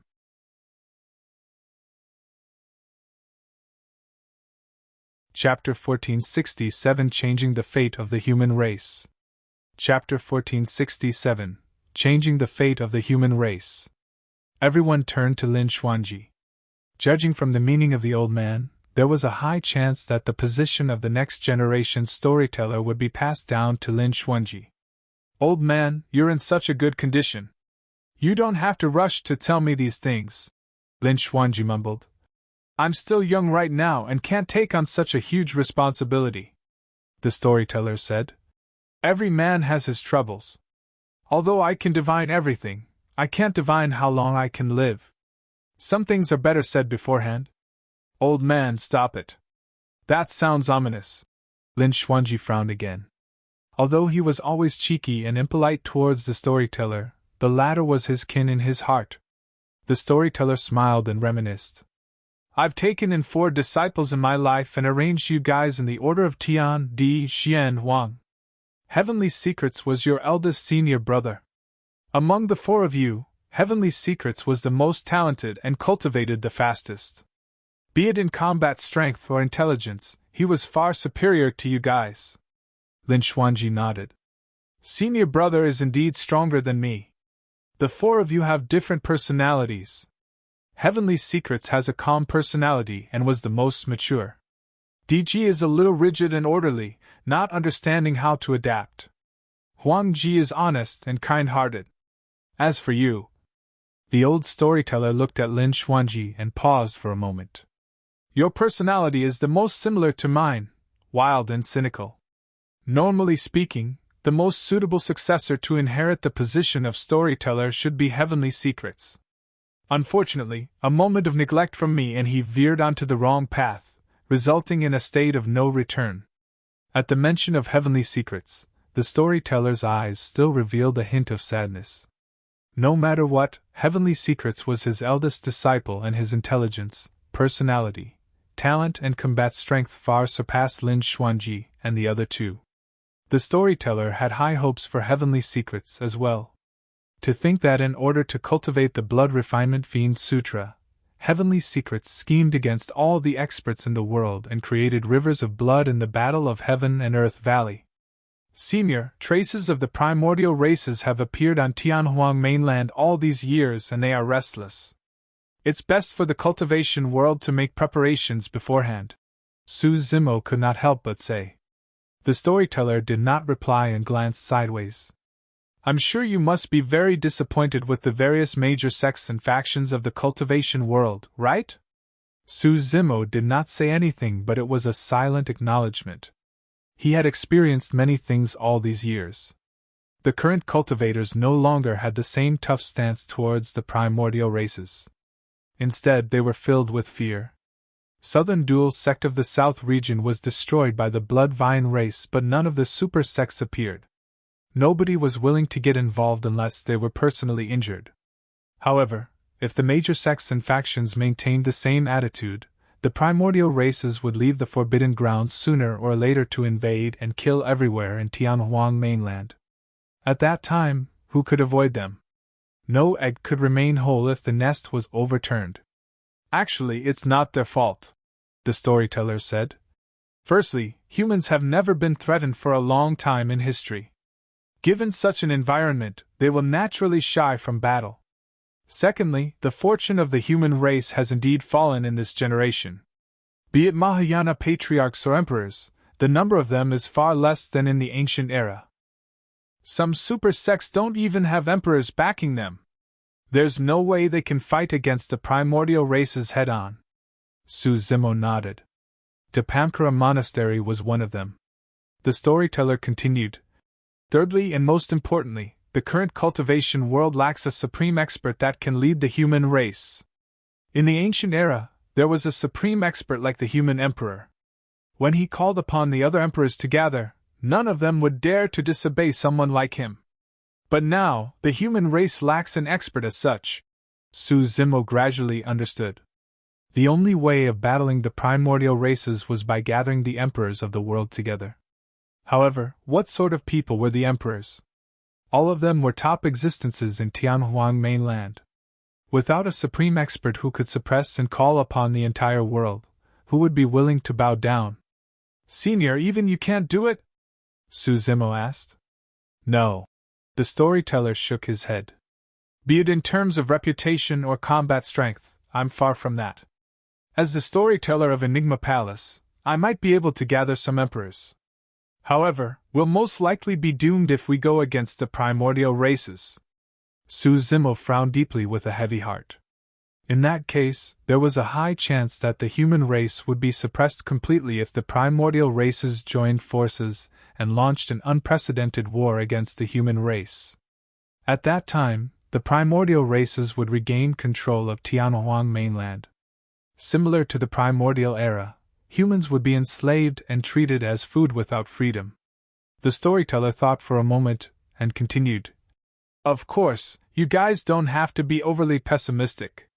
There are still some variables in this generation after all. With that said, he smiled and looked at Su Zimo. Me? Su Zimo froze for a moment. The storyteller nodded. Firstly, you have a clone that cultivates in the dragon race and has a noble status as the young master of the dragon race. I believe that with your temperament, if the human race is in trouble, your dragon phoenix true body will definitely not sit by idly. Su Zimo nodded. If the human race was truly in trouble, the dragon phoenix true body would do his best to persuade the dragon race to help the human race. The storyteller continued. Secondly, the birth of the taboos. 2 out of 3 of the great taboos of the primordial era have appeared. Furthermore, right now, both of them are on the side of the human race. Their only weakness is that they have truly yet to grow. Su Zimo did not reply. Actually, there was a high chance this generation would be an unprecedented situation where 3 primordial taboos were gathered. If they had enough time and the 3 primordial taboos grew, the primordial races would definitely have no chance of winning. Unfortunately, the primordial races would not give them much time. There's a third variable. The storyteller looked at Su Zimo and paused for a moment. Su Zimo's heart skipped a beat. Could the storyteller have divined the existence of the martial Dao prime body? Actually, the martial Dao prime body was the greatest variable. After a brief pause, he continued, "The third variable is you. In this generation, the human race lacks a supreme expert that can command the world. Your body has fused perfectly with the creation Green Lotus, and your future accomplishments are unpredictable." At that point, Su Zimo was certain that the storyteller still did not know of the existence of the martial Dao prime body despite his divine powers. "Senior, that's too much to hope for." Su Zimo laughed bitterly. "I've only just entered the conjoined body realm, and I'm not even a half-martial ancestor, let alone someone who can command the world and make emperors submit to my orders. That's why it's a variable," the storyteller said. "The battle between the primordial races and humans is inevitable in this generation. If you can grow into a peerless expert before that, the fate of the human race will change because of that. You once altered the fate of all living beings. I hope that you can do the same for humans." Heaven, earth, black and yellow in meaning. Unlike heavenly secrets, some of the names don't have special meanings when joined together.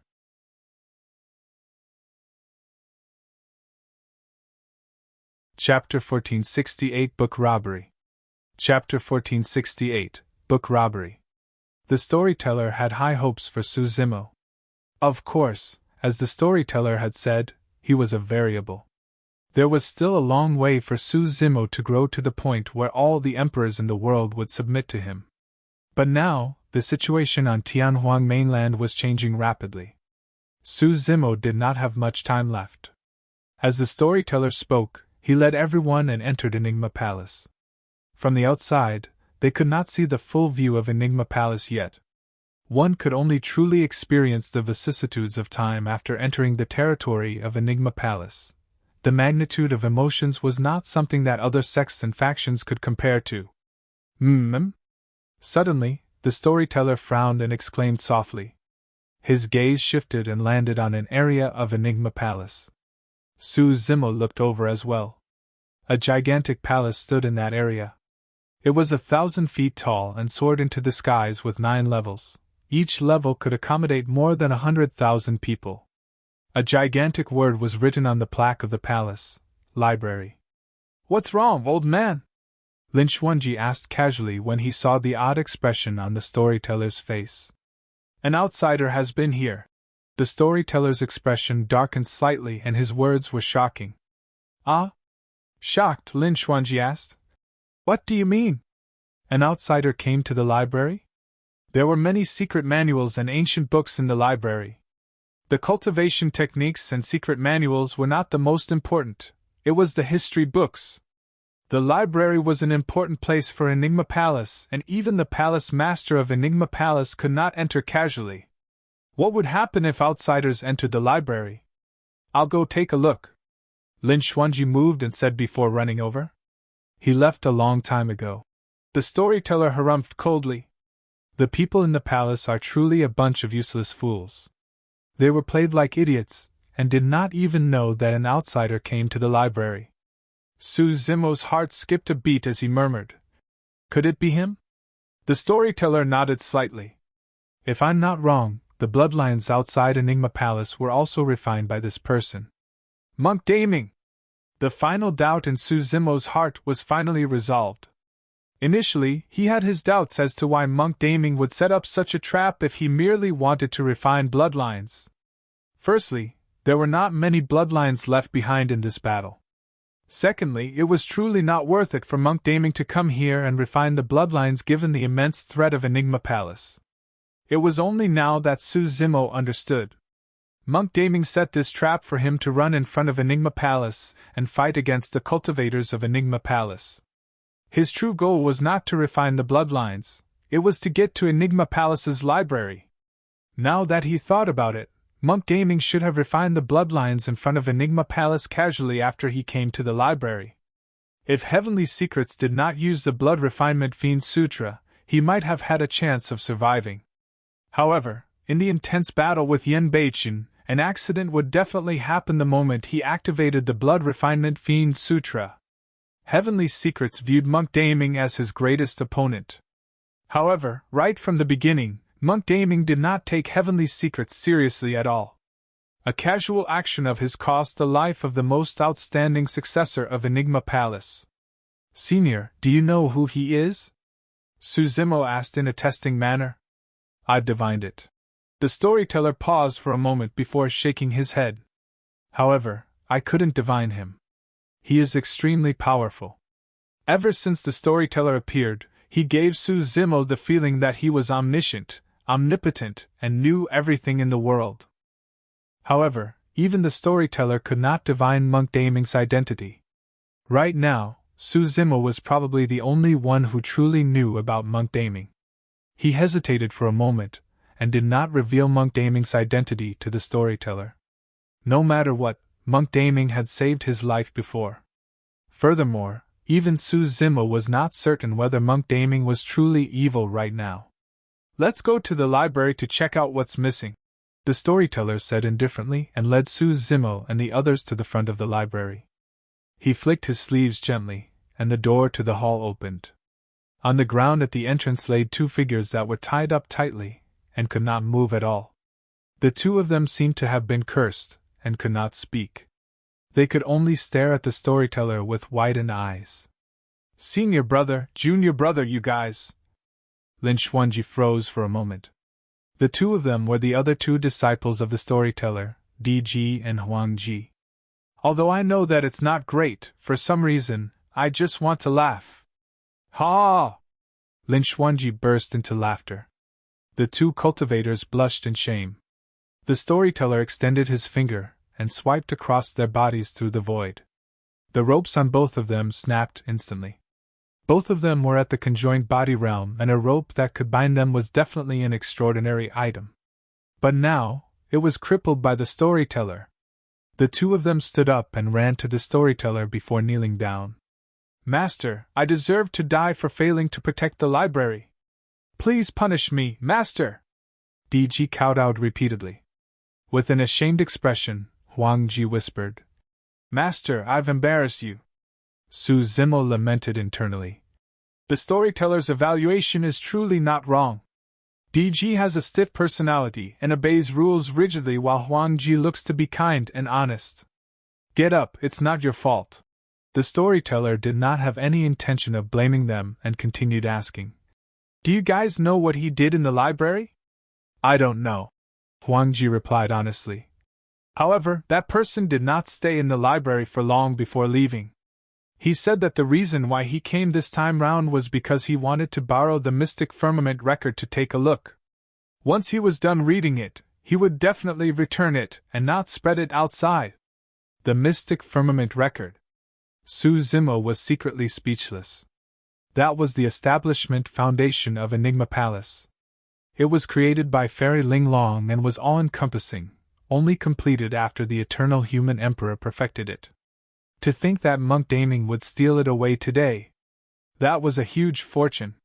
The storyteller did not enter the hall and merely closed his eyes to sense before nodding. Indeed, he took away the Mystic Firmament record. I deserve to die. I deserve to die. DG knelt down once more and kowtowed furiously. Although his forehead was filled with blood, he had no intention of stopping. Senior brother, hurry and get up. Don't damage your brains. Lin Xuanji hurried forward and pulled DG up forcefully. Foo-foo. The storyteller suddenly laughed. Both DG and Huangji were confused and even wanted to die. They did not know how the storyteller could still smile. That's incredible, the storyteller praised. To think that he could come to Enigma Palace and steal the Mystic Firmament record. Impressive, impressive. Master, why are you still praising him? The loss of the Mystic Firmament record is a huge matter. Huangji could not help but ask. Forget it, let him be. The storyteller smiled suavely. That person is rather interesting. He merely said that he's borrowing the book to read. Furthermore, He even promised that he would return it without spreading it.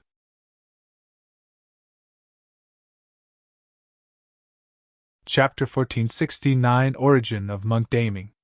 Chapter 1469 Origin of Monk Daming. Standing in front of the library, Zimo suddenly recalled something. This matter pertained to a guess he had regarding Monk Daming's identity. If the library truly contained many books that recorded history and many other things as the storyteller had said, there was a high chance he could get the verification he wanted within one of the ancient books in the library. "Senior, can I enter the library to take a look?" Zimo said.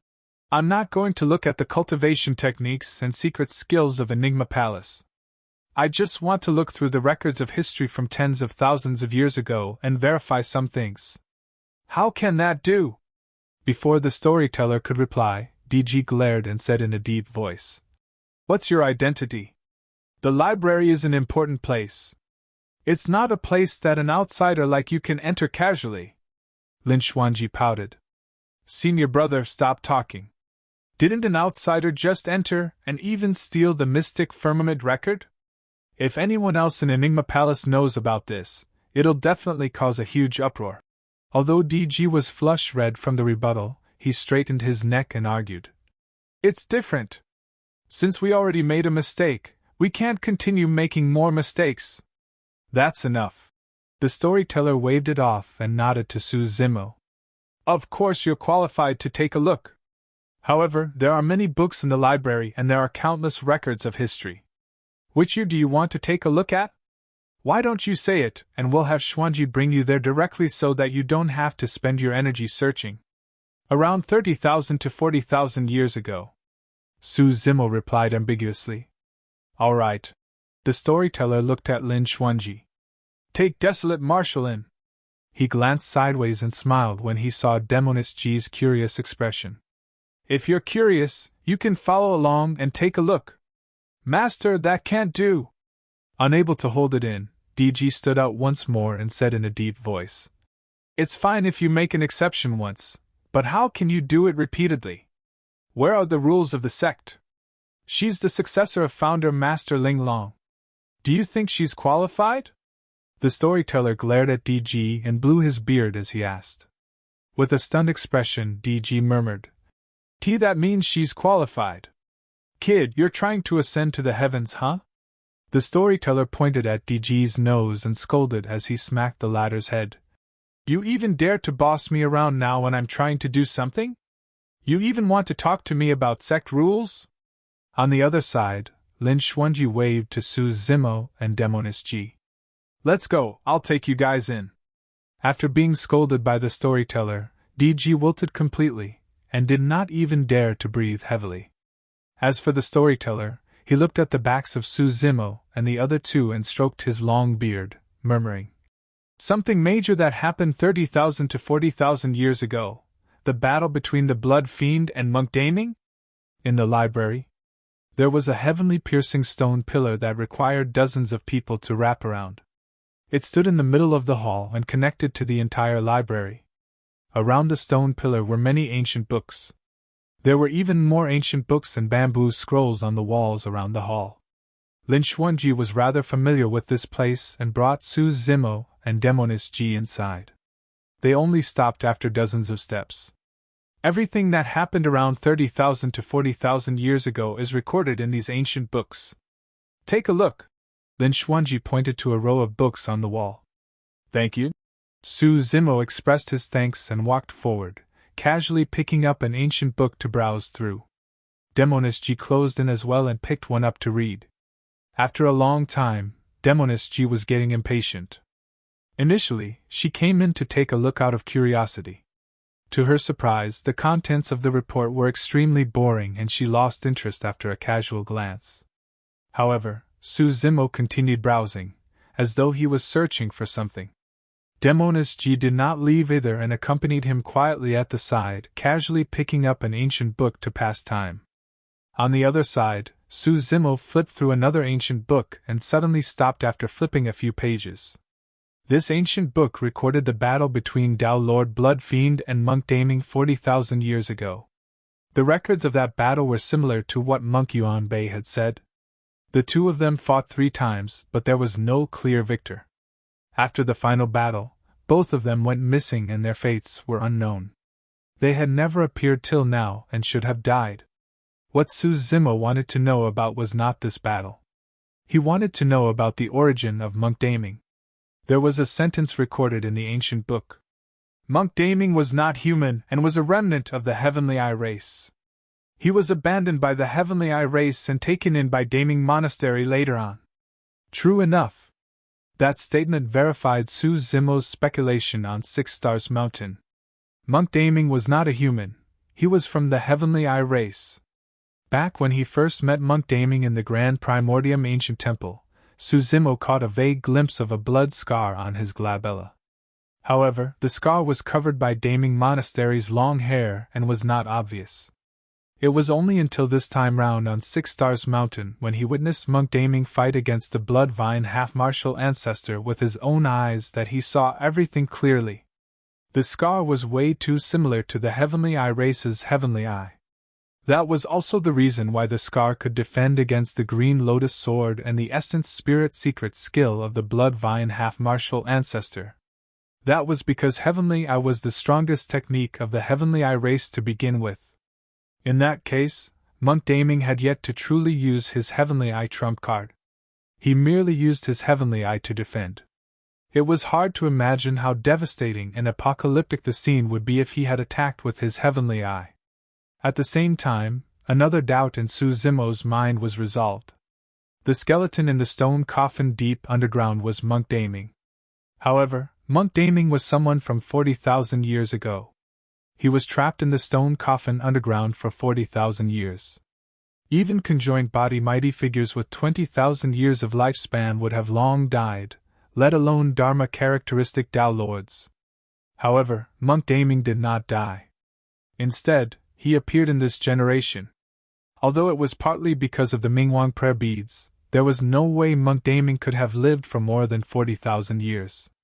Today, Su Zimo finally understood. That was because Monk Daming was not human to begin with, he was from the Heavenly Eye race.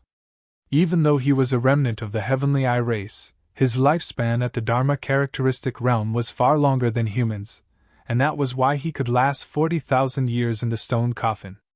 After resolving that doubt, Su Zimo was prepared to leave. Right then, he swept his gaze across and looked at the ancient book in Demonis G's hands. With a thought, he asked, "What's in this ancient book of yours?" "It's nothing much, just an unforeseen event of the fiend sex 20,000 years ago." Demonis G shrugged her shoulders casually. 20,000 years ago? Su Zimo's eyes lit up. "Let me take a look." Based on time, there was 1,000 demon tribulation 30,000 years ago. There was the Great Qian Empire War 10,000 years ago. In that case, something major might have happened 20,000 years ago.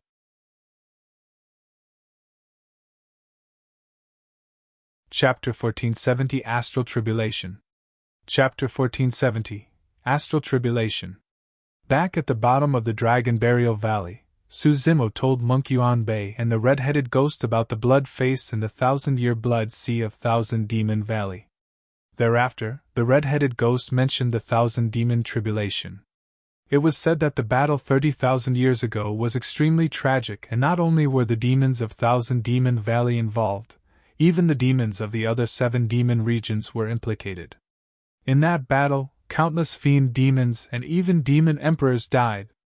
After that battle, the 8 demon regions took huge losses. That was the reason why this battle was known as the 1,000 Demon Tribulation. If the appearance of the blood face in the ruins of the Great Qian Empire and the 1,000 Demon Tribulation was not a coincidence, in that case, something major might have happened in Tianhuang mainland 20,000 years ago. Su Zimo took the ancient book Demonis G handed him, and read it. 6 fiend sex? Su Zimo murmured softly.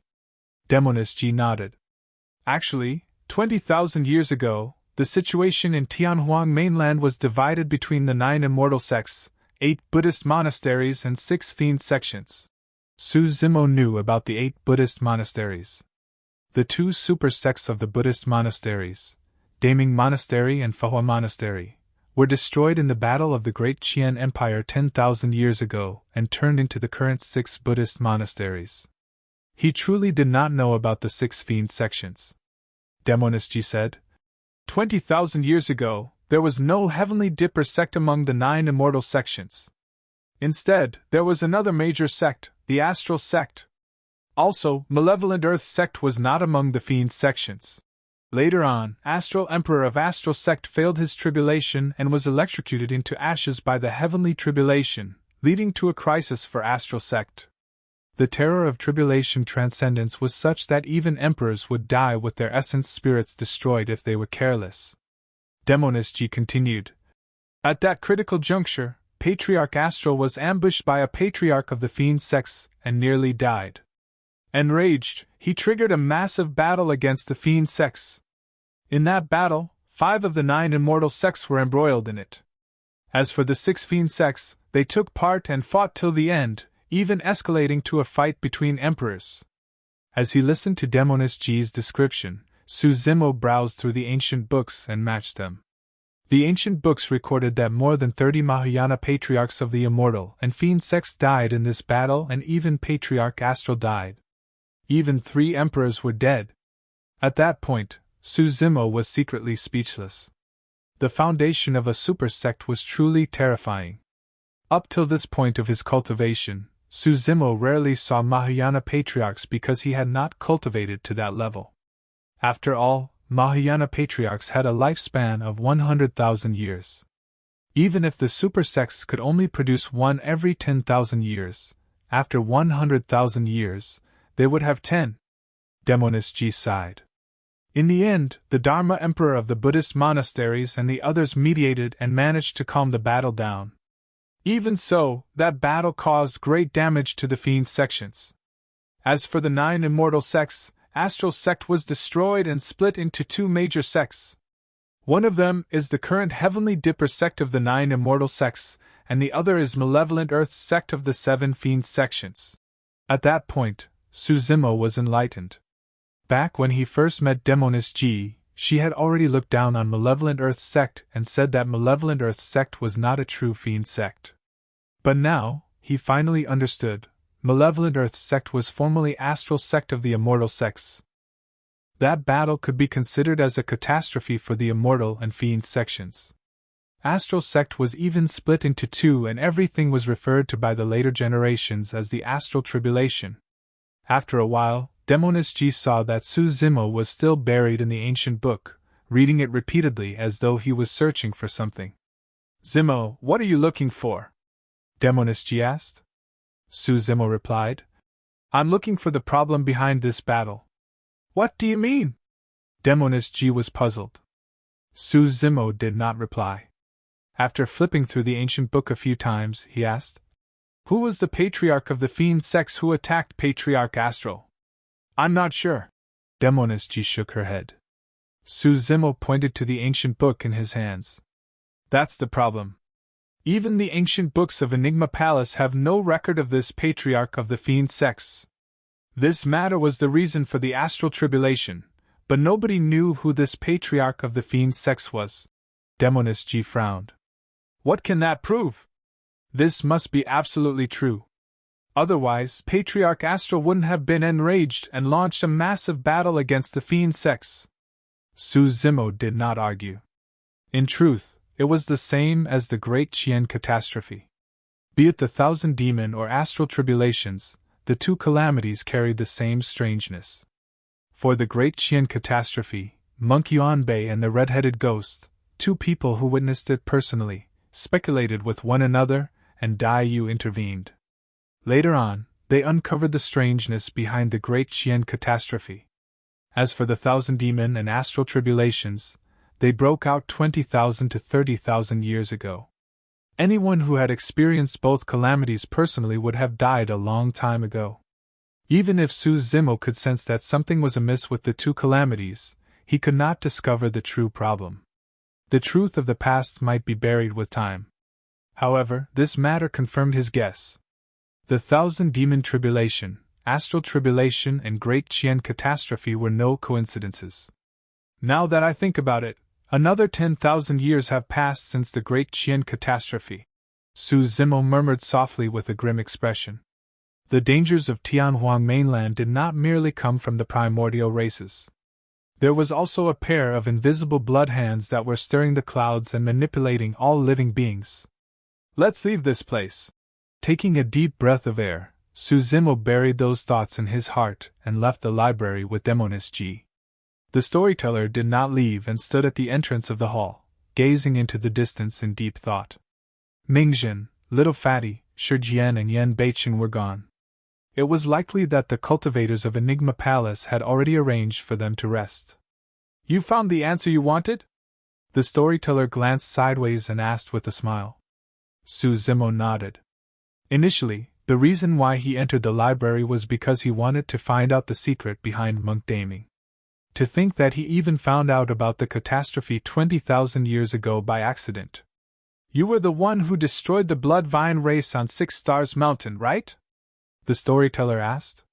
Yes. Su Zimo hesitated for a moment before nodding. Half of it was done by Monk Daming.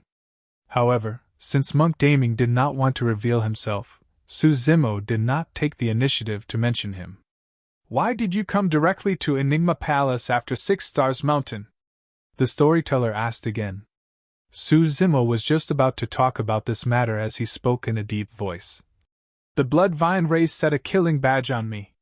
Someone told me that Enigma Palace might be able to help me resolve it. The storyteller's expression changed starkly as he spun around.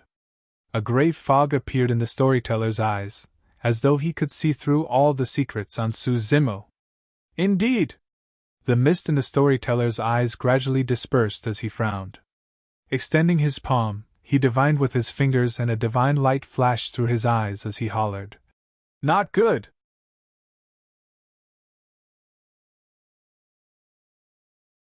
Chapter 1471 Blood Rebirth. Chapter 1471 Blood Rebirth. Senior, what's wrong? Su Zimo asked hurriedly. The feelings that the storyteller gave off were always that he was either teasing, scolding, being calm and composed or decisive to kill. However, he had never had such an expression. The Blood Vine race is here! After saying that, the storyteller waved both hands in front of him. Instantly, a mysterious and powerful might filled the void, blanketing the skies and enveloping the entire Enigma Palace. That power did not have a strong killing intent. Instead, it seemed mysterious and ethereal. However, against that power, Su Zimo felt as insignificant as a speck of dust that could be drowned at any moment. All of you, head to the library and don't come out! Waving his sleeves, the storyteller pushed Su Zimo and Demoness Ji back into the library, and with a boom, the door to the library closed. In the library, Su Zimo held his breath and looked nervous. Judging from the storyteller's stance, the people from the Blood Vine race this time round were definitely not easy to deal with. There was at least an Ancestor Realm expert.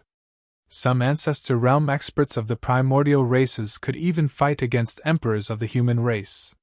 Swoosh! Right then, a large, blood-colored cloud floated over from the distant horizon and surged over at an extremely fast speed. In the blink of an eye, it arrived before Enigma Palace. Mahayana Realm. Even though they were hiding in the library, Su Zimo and Demoness Ji could still sense the terrifying blood stench outside. It was far beyond the conjoined body realm. In the Battle of 6 Stars Mountain, Tinglingzi and more than 10,000 Blood Vine race beings died without a single survivor. Monk Daming said that it was highly likely a Patriarch of the Blood Vine race would be alarmed over this matter. He was right again. In order to kill a conjoined body mighty figure like Su Zimo, the Blood Vine race sent out a Mahayana Patriarch. Su Zimo listened intently with a sense of nervousness. After all, he was the one who attracted the Blood Vine race. If a huge battle that resulted in the death of many cultivators were to break out in front of Enigma Palace, he would definitely feel extremely guilty. Right then, a small hand took the initiative to tug at his palm. It was warm and soft, calming his mind gradually. Glancing sideways, Su Zimo caught sight of Demoness Ji's bright eyes. Those eyes that could bewitch the masses revealed a hint of comfort and gentleness at the moment. It's fine, Senior Storyteller is around. Demoness G sent a voice transmission secretly. Su Zimo nodded and smiled. In the skies in front of Enigma Palace, a crack appeared on the blood-colored clouds and an ancient blood-colored vine extended from within. At the top of the blood vines, a human face without eyes and nose opened its mouth, revealing menacing fangs that shone with a cold glint. The blood vine seemed to be surveying something within Enigma Palace, scanning it over and over again. However, the blood vine seemed to know something and hovered outside the exquisite killing formation the entire time, not daring to take a single step in. The commotion here had already attracted many Enigma Palace cultivators. Humph! The storyteller's figure suddenly appeared in midair. What are you doing here at Enigma Palace, Patriarch Blood Fortune? He glared coldly at the blood vine in midair and barked. What are you waiting for? Scram! The storyteller was extremely domineering and did not stand on courtesy. With a holler from the storyteller, the blood-colored clouds dispersed, and the blood vine retracted, turning into a figure that stood in midair in the blink of an eye. Patriarch Blood Fortune did not look big and was merely middle-aged. However, his eyes were filled with a strong blood lust and killing intent, and his lips were bloodshot. Hee hee! Patriarch Blood Fortune let out a strange laughter. So, the Mystic Emperor is the one guarding this place. How unfortunate. Let's not beat around the bush. Desolate Marshal is in Enigma Palace, right? Can't you see for yourself whether he's in Enigma Palace? The storyteller was expressionless as he sneered. Since you guys released the killing badge on him, even with your capabilities, you're unable to find him, Patriarch Blood Fortune? Hee hee. Patriarch Blood Fortune glared at the storyteller coldly and smiled. Earlier on, I even caught sight of the killing badge's aura around here. However, for some unknown reason, it vanished in the blink of an eye. Go and look for it then. Don't stay at Enigma Palace, scram! The storyteller cursed once more with a chilling killing intent in his eyes. It was as though he was prepared to attack the next moment. Sensing something, Patriarch Blood Fortune retreated a few steps and sneered.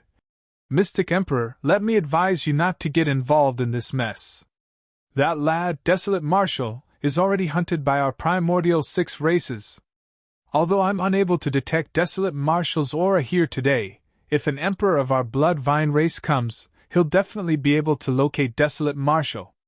If we discover Desolate Marshal's location in Enigma Palace at that time, you'll be prepared to endure the wrath of the primordial 6 races. How noisy! Suddenly, the storyteller extended his palm and swiped viciously in the direction of Patriarch Blood Fortune, shouting softly, Great ripping technique!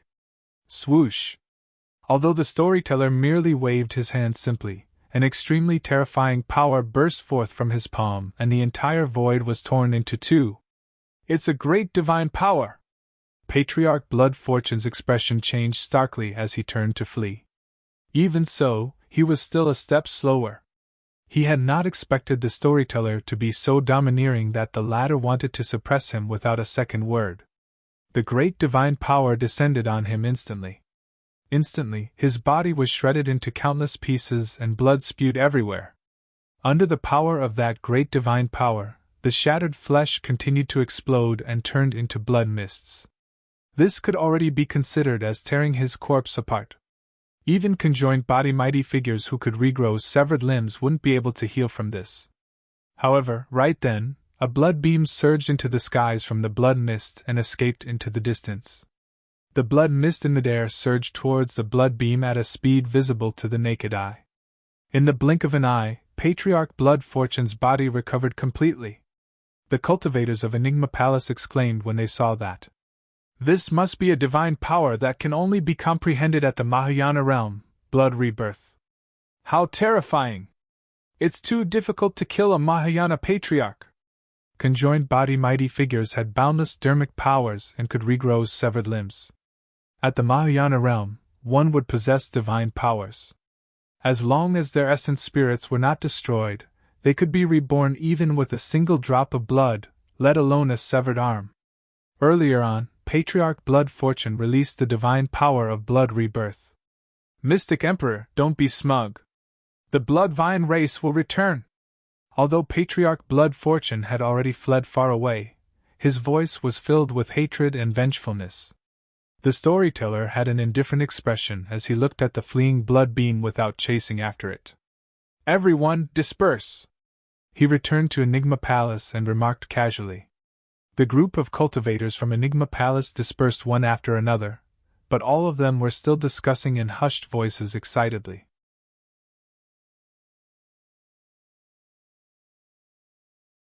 Chapter 1472, Kunlun Ruins. Chapter 1472, Kunlun Ruins.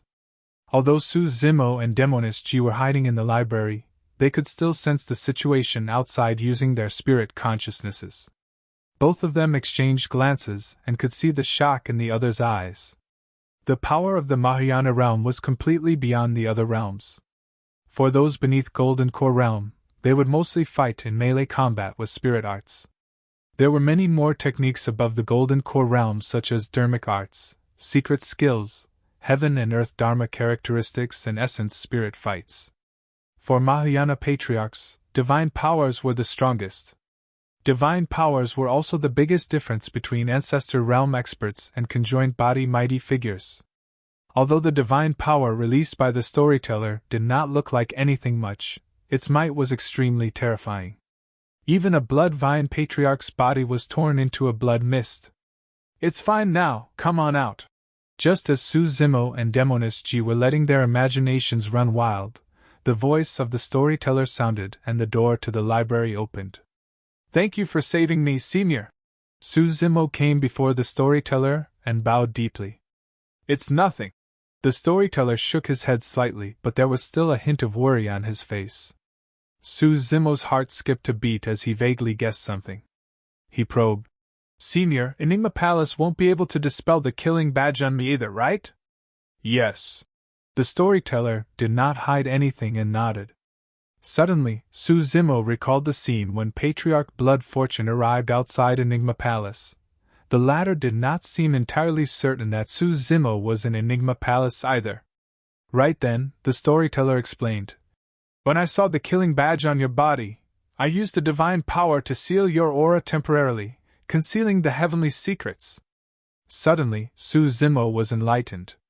After realizing that something was amiss, the storyteller waved both hands in front of him and released a boundless energy that enveloped the skies of Enigma Palace. So, the storyteller had already released the divine power at that time. The storyteller said, "With this divine power, even Mahayana patriarchs of the primordial races won't be able to discover you. However," after a brief pause, he continued, "if emperors of the blood vine or heavenly eye race were to arrive, my divine power would probably be exposed." Su Zimo's eyes lit up. In Tianhuang mainland, as an emperor, the storyteller was definitely one of the strongest cultivators he had encountered so far. However, even the storyteller and Enigma Palace could not do anything about it.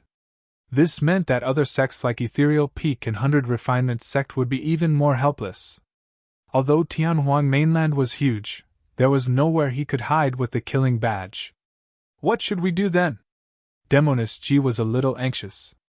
"Senior, you're divinely powerful. You definitely have a solution." "Senior, since Enigma Palace doesn't have a way either, I'll leave tomorrow." Su Zimo pondered for a moment and said in a deep voice. To be fair, he had no clue where he should go next either. However, he would not benefit from staying in Enigma Palace apart from implicating it. "To think that I would be in such a state after the battle at 6 Stars Mountain," Su Zimo murmured internally. Although he obtained the Ashoka wood, he also had the killing badge planted on him and would eventually be hunted down by the blood vine race. There was no time or place for him to refine and cultivate it. The outcome of this green lotus true body was probably decided. This was a hopeless situation. The storyteller looked at Su Zimo deeply and suddenly asked, "Do you regret it?" Su Zimo was stunned for a moment before he understood that the storyteller was asking him if he regretted the battle at 6 Stars Mountain. He burst into laughter and shook his head. "I don't. Even if I have to do it again, I would have killed my way through 6 Stars Mountain. As expected of Desolate Marshal." The storyteller nodded in satisfaction and praised. Actually, there's still a way for you to dispel the killing badge on your body and get out of this deadly situation. Suddenly, he said. Delighted, Su Zimo asked hurriedly. Senior, please explain. The storyteller narrowed his eyes and said slowly. There's an unknown place in Tianhuang mainland that even Mahayana patriarchs and the various emperors don't dare to step foot into. Ah? Su Zimo asked. Even emperors of the primordial races don't dare to step foot in? That's a forbidden ground for the primordial races. The storyteller's words were shocking. In the cultivation world, the 9 forbidden grounds for the human race actually corresponded to the habitat of the primordial 9 races. But now, for the first time, Su Zimo was hearing of a place in Tianhuang mainland that was a forbidden ground for the primordial races such that even their emperors won't dare to step foot in. Senior, are you referring to that place? As though she recalled something, Demoness Ji looked to the west instinctively. That's right. The storyteller nodded. Extreme west, Kunlun ruins. Kunlun ruins. Su Zimo murmured softly. That was a name that was extremely foreign to him. What is that place? He could not help but ask. Nobody knows what's there or what that place even is. The storyteller shook his head. However, one thing is certain. That was the final battlefield of the Primordial War. The Primordial War! Su Zimo was shocked. The storyteller said in a deep voice. To be precise, that place was originally called Kunlun, but because of an apocalyptic battle that turned into a massive ruin, it was later known as the Kunlun Ruins.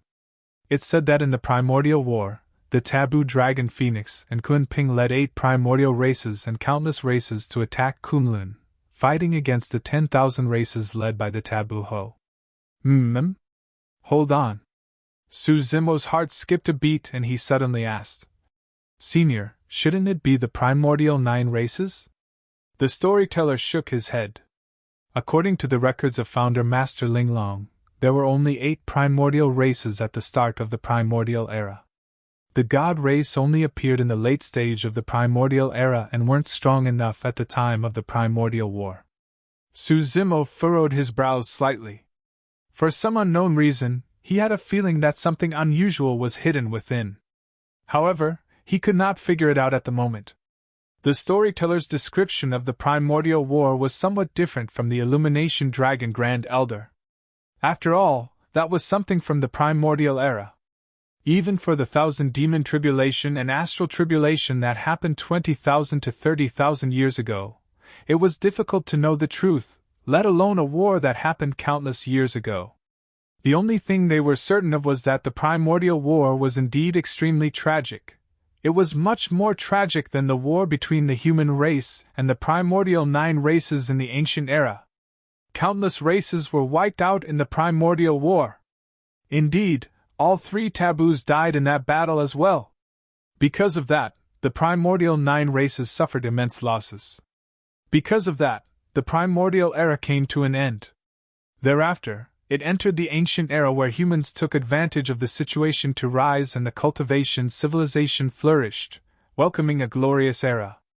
Finally, an ancient war against the primordial 9 races broke out.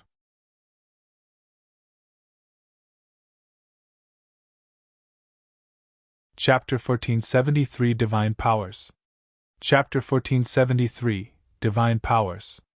The voice of the storyteller continued ringing. There were way too many experts that died in the Kunlun ruins. Countless of them. Countless divine powers were released in that unprecedented battle. Even though the Kunlun mountain range was destroyed, there are still extremely terrifying divine powers remaining in the ruins that last forever. Su Zimo was secretly alarmed. In the primordial war, countless races were destroyed and the primordial 9 races suffered immense losses with all 3 taboos dead. How vast and terrifying were the remaining divine powers in the Kunlun ruins. It was completely unimaginable. The storyteller said. These terrifying divine powers form an extremely unique domain. Any Mahayana Patriarch that enters it will easily cause a divine power storm. Divine power storm. Su Zimo and Demoness Ji exchanged glances. Given their cultivation realms, it was difficult for them to imagine what sort of an existence the so-called divine power storm was. In fact, neither of them knew much about divine powers. The storyteller said in a deep voice, "A Mahayana Patriarch might be able to survive if a lesser divine power storm is triggered. However, if a greater divine power storm is triggered, they'll be doomed. If it's a supreme divine power storm, even emperors would be shredded easily upon entering. Lesser and greater divine powers?" Su Zimo was even more puzzled.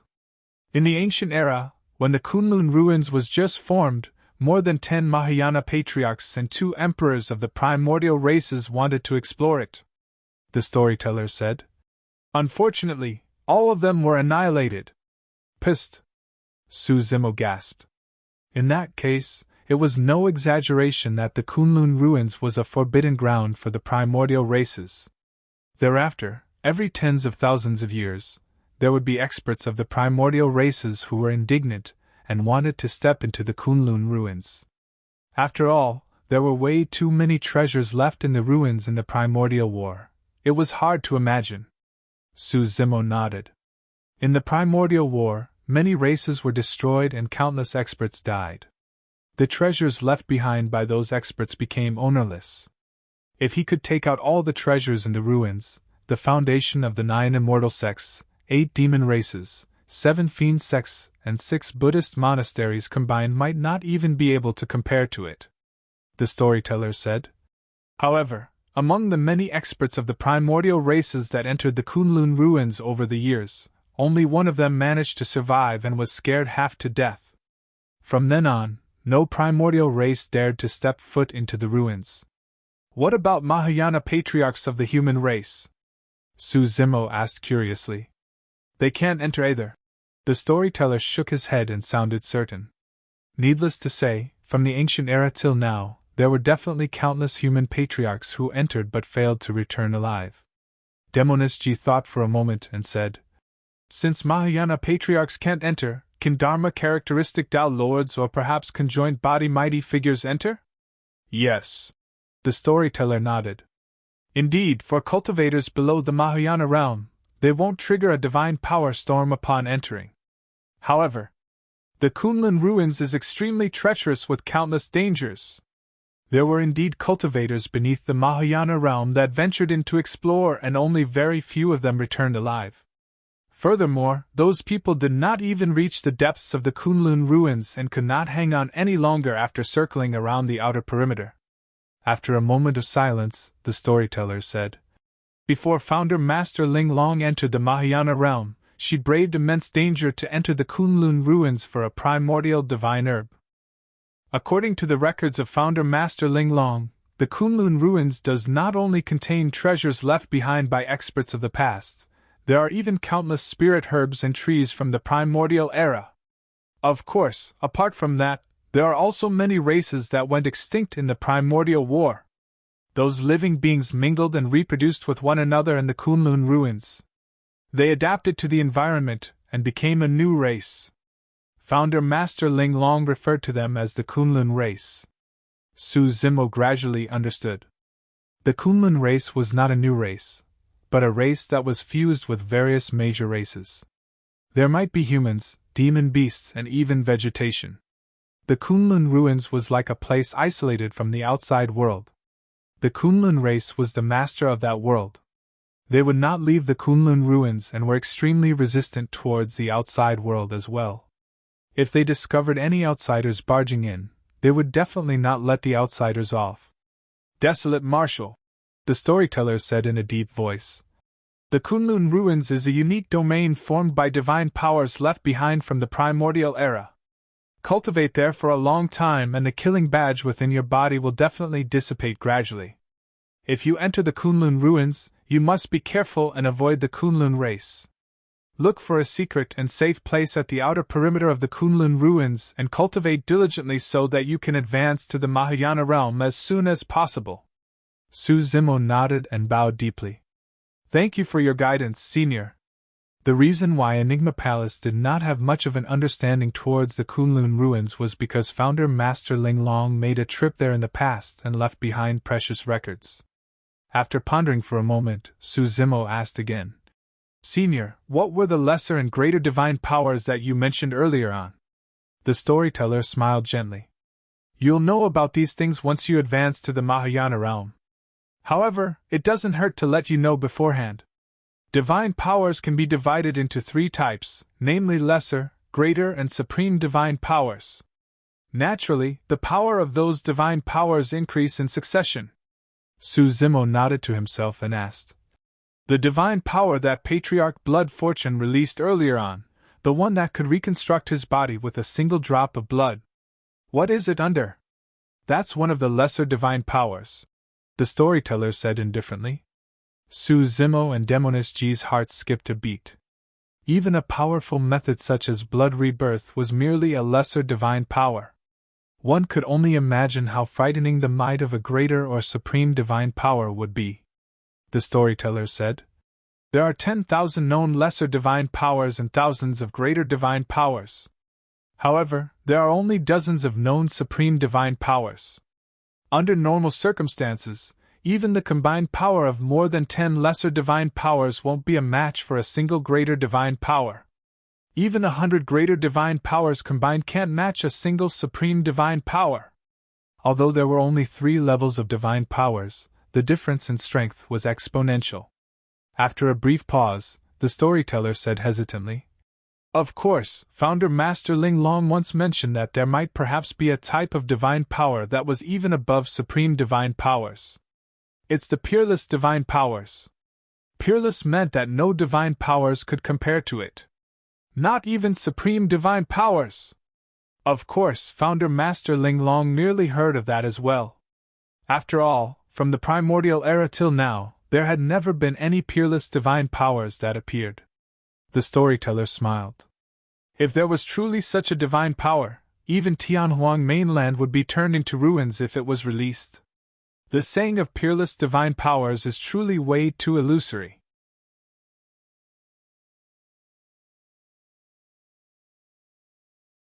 Chapter 1474 3 Calamities of Daoism. Chapter 1474 3 Calamities of Daoism. Throughout history, there have been millions of human cultivators and countless conjoined body mighty figures. However, only a rare few manage to advance to the Mahayana realm and comprehend divine powers to become a patriarch. Do you know why? The storyteller asked. Divine power tribulation? Suzimo made an attempt to reply. He had once heard someone mention that in order to advance to the Mahayana realm from the conjoined body realm, one had to undergo a tribulation, the divine power tribulation. Throughout history, this divine power tribulation had buried countless paragons and monster incarnates. The owners of the 30-odd stone statues in the Dao Inheritance ground were all the most famous paragons and monster incarnates of Tianhuang mainland in the past. However, these people were still unable to take the final step and were stuck before the Mahayana realm, dying with regrets. The storyteller had a slightly emotional expression as he nodded. Cultivation is something that defies the heavens to begin with. In this period of time, one will experience countless dangers. These dangers either originate from their own mental demons or from the killing intent of the outside world. However, there has never been any danger that can be called a tribulation. Previously, be it in terms of breaking through from golden core, nascent soul or void reversion realm, one would encounter danger, but it could not be considered as a tribulation. For something to be called a tribulation, it must mean that it was extremely difficult to survive and one would most likely die. The storyteller said slowly. The divine power tribulation refers to the 3 calamities of Daoism. Wind, fire, and thunder. Eh? Suzimo's heart stirred. It felt familiar. The storyteller smiled. Seems like you've thought of the Dao Inheritance ground as well. Suzimo nodded. There was a 3 tribulations domain in the Dao Inheritance ground, and there were 3 tribulations: the Yin Wind Tribulation, the Karmic Flame Tribulation, and the Thunder Tribulation. The storyteller said. Back then, there were many paragons and monster incarnates who left their legacies there. Since 3 tribulations were created, how could they have been set casually? There was a deeper meaning to it. A look of realization flashed through Suzimo's eyes. However, The storyteller changed the topic. The three calamities of the divine power tribulation are sent down by heaven and earth and are even more terrifying than the three tribulations domain. That wind is no ordinary wind, it's the heavenly dipper wind. Sharp as an awl and lethal as a blade, it enters through the head and spreads through the 5 viscera, 6 bowels, 9 orifices, flesh and hair, destroying everything along its way. The heavenly dipper wind penetrates everything, and if the essence spirit isn't refined enough, it will be dispersed as well. 1. Su Zimo and Demonis G were secretly alarmed. The fire is no ordinary fire either, it's the earth malevolent fire. Born from beneath one's feet, it surges right through their glabella. If one's body isn't strong or their bloodline isn't robust enough, their organs would turn into ashes while their limbs would rot instantly. 10,000 years of cultivation would turn into ashes completely. 1. The storyteller continued. That thunder isn't the ordinary thunder of the mortal realm either, it's the 5 elements divine thunder. The Gung metal, Yi wood, Gui water, Bing fire and Wu earth divine thunders would crash upon one. Any single mistake and their soul would be dispersed. 1. If they can't pass through the 3 calamities, their bodies and essence spirits will be destroyed without any corpse remaining. Of course, if they managed to survive the tribulation of the 3 calamities, they would comprehend a divine power, blood rebirth. Su Zimo finally understood. The reason why every Mahayana patriarch knew blood rebirth was because they could comprehend that divine power through the baptism of the 3 calamities. Suddenly, Su Zimo recalled a doubt he had in the past and could not help but ask. Senior, Mahayana patriarchs of the cultivation world rarely appear. Are they all in seclusion in the various major sects? Up till this point of his cultivation, Su Zimo had encountered too few Mahayana patriarchs, which was a little strange. It was as though all the Mahayana patriarchs were hiding in a place and would not come out unless something major happened. When something happened to Enigma Palace this time round, Patriarch Qing Qing seemed like he returned from another place as well. The storyteller said. Typically, after entering the Mahayana realm, one would no longer bother about dharmic treasures or secret skills. All Mahayana patriarchs only have a single goal, and that is to comprehend divine powers as much as possible. Once you advance to the Mahayana realm, if you want to raise your cultivation and combat strength, you have to comprehend divine powers. With every divine power comprehended, one's essence spirit, body and bloodline will be baptized by the power of divine powers, and their combat strength will increase significantly. In the cultivation world, the best place to comprehend divine powers is not in Tianhuang mainland but... At that point, the storyteller suddenly paused and looked at Su Zimo with a fake smile, clearly testing the latter. Su Zimo furrowed his brows slightly. From the tone of the storyteller, this was definitely a place he knew. Furthermore, there was a high chance it was a familiar place. However, why would a place he was familiar with become a place for patriarchs to comprehend divine powers? Suddenly, a thought flashed through Su Zimo's mind as he blurted. The ancient battlefield! The ancient battlefield was a dimension of its own and was a broken world. Su Zimo had been to the elementary and intermediate ancient battlefields, but he had never heard any rumors about the advanced ancient battlefield. Now that he thought about it, the place where these patriarchs had the highest chance of comprehending divine powers was the advanced ancient battlefield. Su Zimo replied. If I'm not wrong, the final ranking of the 3 Enigma rankings, the divine powers ranking, should also be in this advanced ancient battlefield. That's right. A look of admiration flashed through the storyteller's eyes as he nodded slightly. There were many divine powers left behind in this final ancient battlefield. Those divine powers could be in some ruins, at some mountain peak, or among the trees and grass. Actually, there are even more divine powers remaining in the Kunlun ruins, and they're even more terrifying.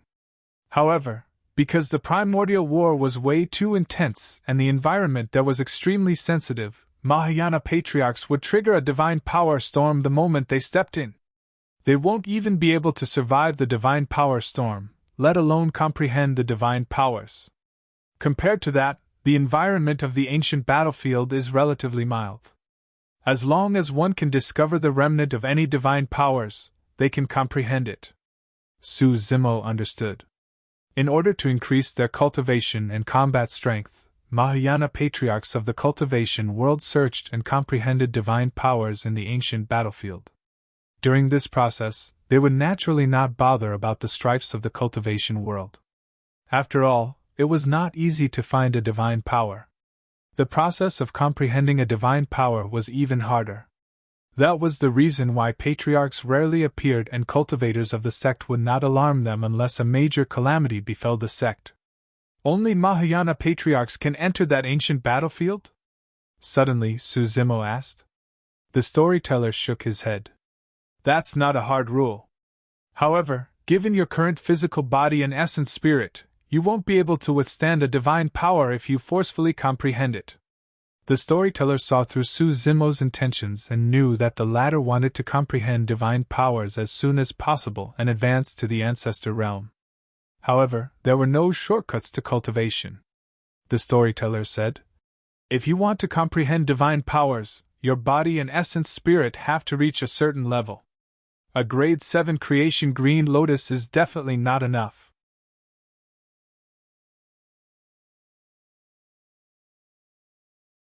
Chapter 1475 Deceive the World.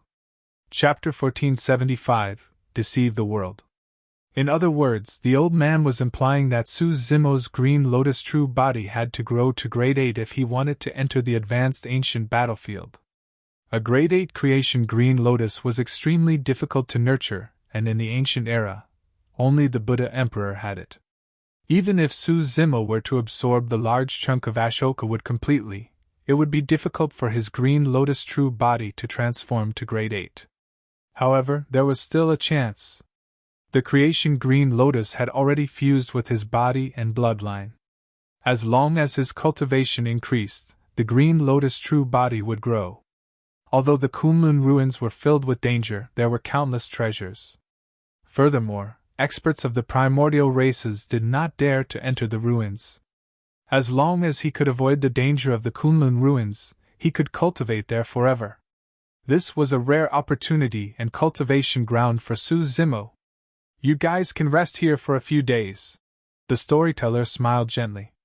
That divine power of mine can still conceal everything for a few more days. At the very least, you'll be safe in Enigma Palace during this period of time. Senior, what's the name of your divine power? Suzimo asked curiously. Deceive the world, the storyteller said slowly. It's a supreme divine power. Ah! Suzimo and Demonis G exclaimed. The two of them were fortunate enough to witness a supreme divine power personally and were both shocked and delighted. The storyteller said, There are many types of supreme divine powers and all of them focus on different aspects. Some of them focus on movement techniques while others on killing. For Deceive the World, it's the #1 method of concealing the heavenly secrets. For example, Everlasting Vitality focuses on healing, Sleeve Universe focuses on encompassing and shifting space. For supreme divine powers such as Incinerating Firmament Boiling Sea, 6 Paths of Reincarnation, Firmament Slash and Divine Punishment, they lean towards killing. Incinerating Firmament Boiling Sea. Sleeve Universe. 6 Paths of Reincarnation. Suzimo's gaze intensified when he heard that. He was getting closer to these legendary powers. Do you know what's the difference between Mahayana patriarchs and emperors? The storyteller asked again. What sort of patriarchs are able to become emperors? Suzimo exchanged glances with Demonis G and both of them shook their heads. The comprehension of a supreme divine power, the storyteller said.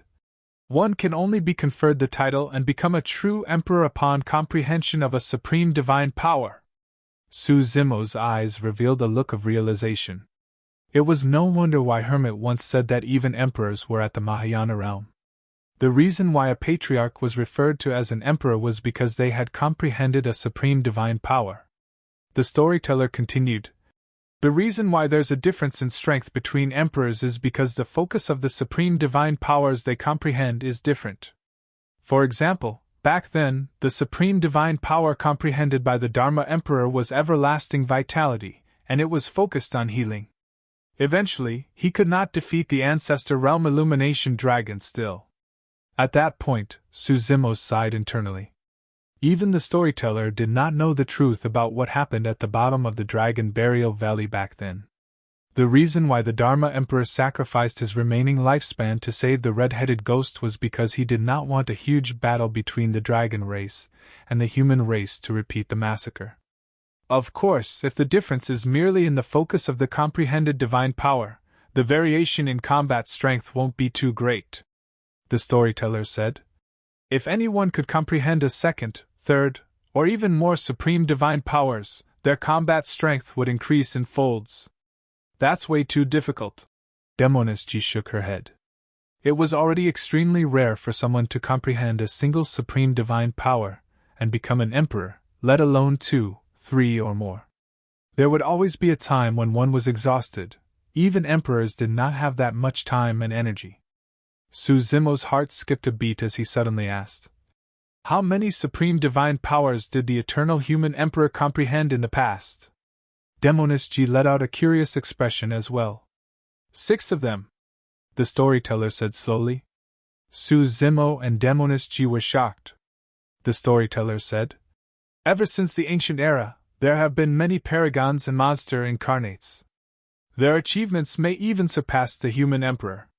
Suzimo nodded. For people like him and the fallen Dean, their accomplishments at the Golden Core realm had already surpassed the human emperor. However, among those monster incarnates, few could become emperors. None of them could even compare to him, let alone surpass him in the end. Suddenly, Demoness asked, "How many supreme divine powers did Fiend Emperor Hatred comprehend in the past?" 5, the storyteller said. However, given the Fiend Emperor Hatred's talent, he should have been able to comprehend a 6th one and stand shoulder to shoulder with the human emperor if he hadn't committed suicide. As for the remaining Buddha, Sword, Saber and Thunder Emperors, they merely comprehended 3 supreme divine powers. Most of the ancient emperors merely comprehended a single supreme divine power. What a stark difference!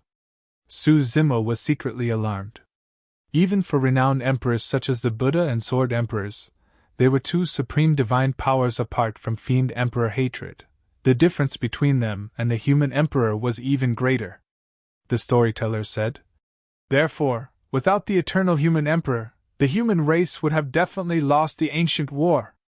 Legend has it that in the ancient war, the human emperor overturned the entire situation single-handedly. But now, Suzimo knew that the legend was not exaggerated at all. He thought for a moment and asked in a deep voice, "What's the max number of supreme divine powers comprehended by the emperors of the human race in this generation?" "Probably 3. The storyteller sighed gently. Suzimo finally understood the pessimism of the storyteller. The strength of the human race in this generation was truly way too inferior compared to the ancient era. In the ancient war, even with the human emperor, the human race merely secured a tragic victory, let alone this generation. Don't think about such things first. The storyteller looked at Suzimo and said in a deep voice, "Right now, the most important thing for you is to cultivate as soon as possible and grow further." "I understand." Suzimo nodded. The storyteller left after a few more reminders and Suzimo stayed in Enigma Palace temporarily alongside Demoness G. Yen Beichen's injuries gradually healed. In a few days he had mostly recovered. However, the wound in his heart could no longer be healed.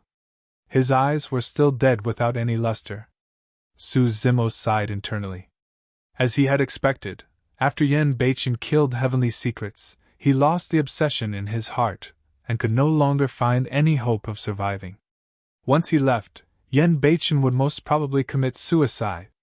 Suzimo wanted to console him but realized that he did not know where to start. At that moment, any consolation seemed powerless. After a long silence, Suzimo said, "Brother Yen, have you ever considered the fact that although it's not present in Tianhuang mainland, there might be a mysterious power in the upper world that could revive fellow Taoist Qin? The reason why I'm in my current state is because of a woman from the upper world who changed my fate for me. Brother Yen, I believe that the power of the upper world can also control life and death. 1. Everyone has to have a goal to survive. My goal is to ascend to the upper world and follow in her footsteps so that I can stand shoulder to shoulder with her. At the mention of that, Suzumo's gaze was resolute, and he seemed to shine. At the sight, Daoism pursed her lips and her eyes dimmed momentarily at the sight of that. Everyone has to have a goal to survive. Suddenly, Yen Beichen murmured softly and his eyes flickered. Right then, Lin Xuanji pushed the door open and entered. Brother Su, you have visitors.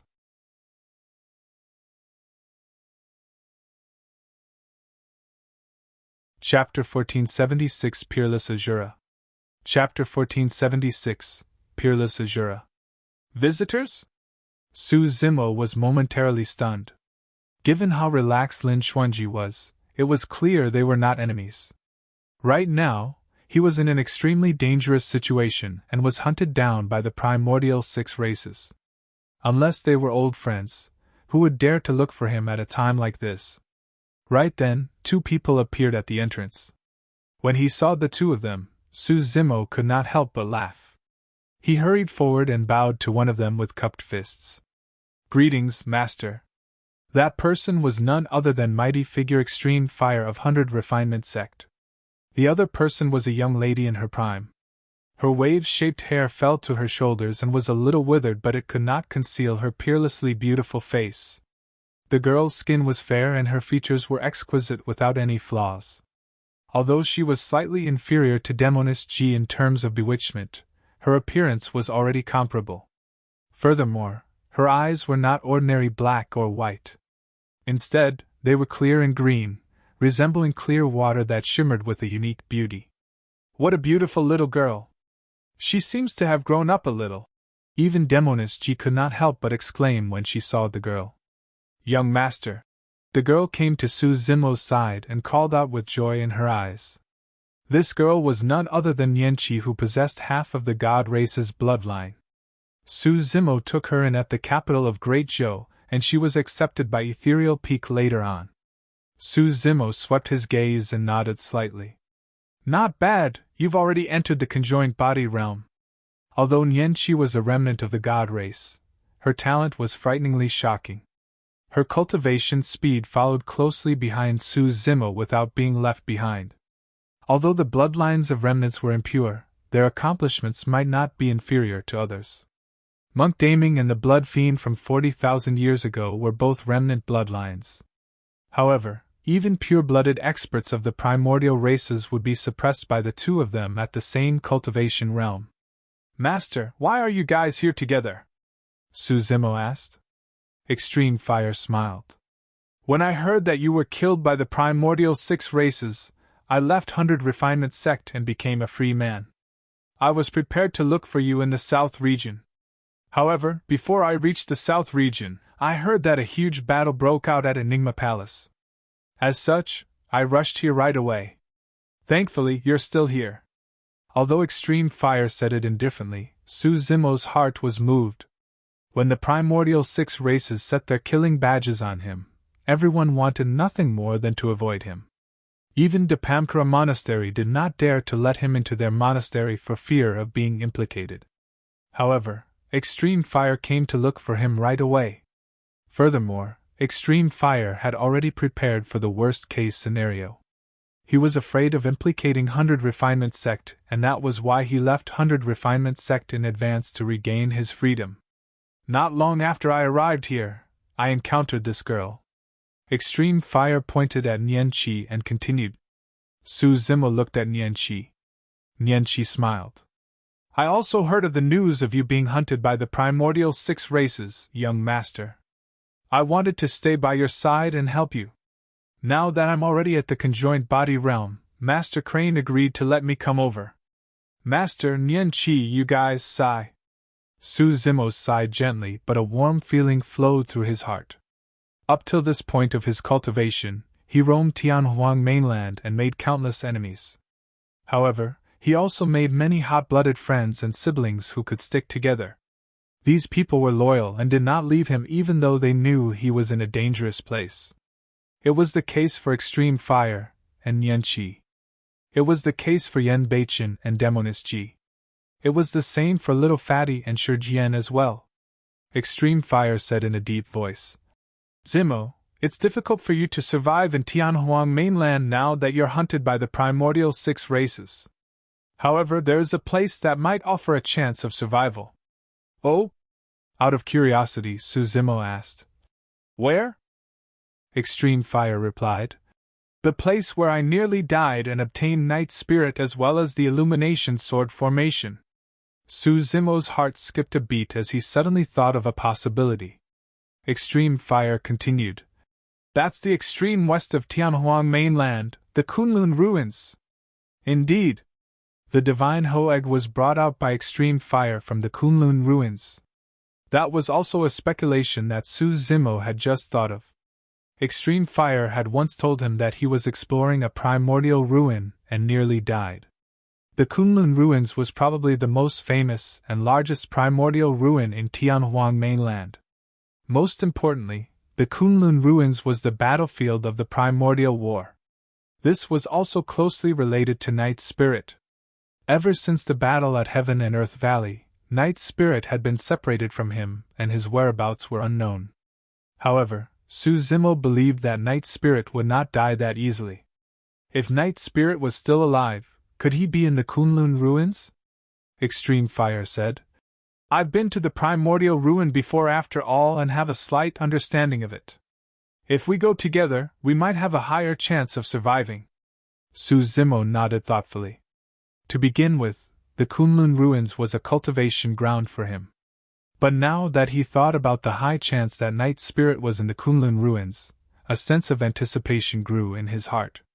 Right then, Yen Beichen suddenly sat up on the couch. Brother Yen, how are you? Su Zimo hurried forward and asked softly. At that moment, Yen Beichen looked a little better. He looked at Su Zimo fixedly and asked once more. Zimo, will the upper world truly have the power to save Pianran? I believe there is. Su Zimo nodded. In truth, the dead could not be resurrected. This involved the great Tao of reincarnation, and even he could not be certain. However, at that moment, he could not care less. Right then, the storyteller appeared out of thin air in front of Yen Beichen's couch and said in a deep voice. There are endless secrets in the world. Tianhuang mainland might just be a well. The only way you can see a wider world is if you jump out of this well. Perhaps you might be able to understand the obscurities of life and death in that world. However, if you commit suicide now, you'll never get the chance ever again. The weight of the storyteller's words was much heavier and more trustworthy than Su Zimo's. True enough. Gradually, some life force recovered from Yen Beichen's eyes and shone brightly. Su Zimo knew that the storyteller's words had finally reignited Yen Beichen's hope. In the past, revenge was the hope that allowed Yen Beichen to continue surviving. Now, saving Qin Pianran would be the hope for Yen Beichen's future. This is the first time I'm seeing the old man persuade others personally. At the side, Lin Xuanji sent a voice transmission secretly to Su Zimo using his spirit consciousness. The storyteller was the current mystic emperor.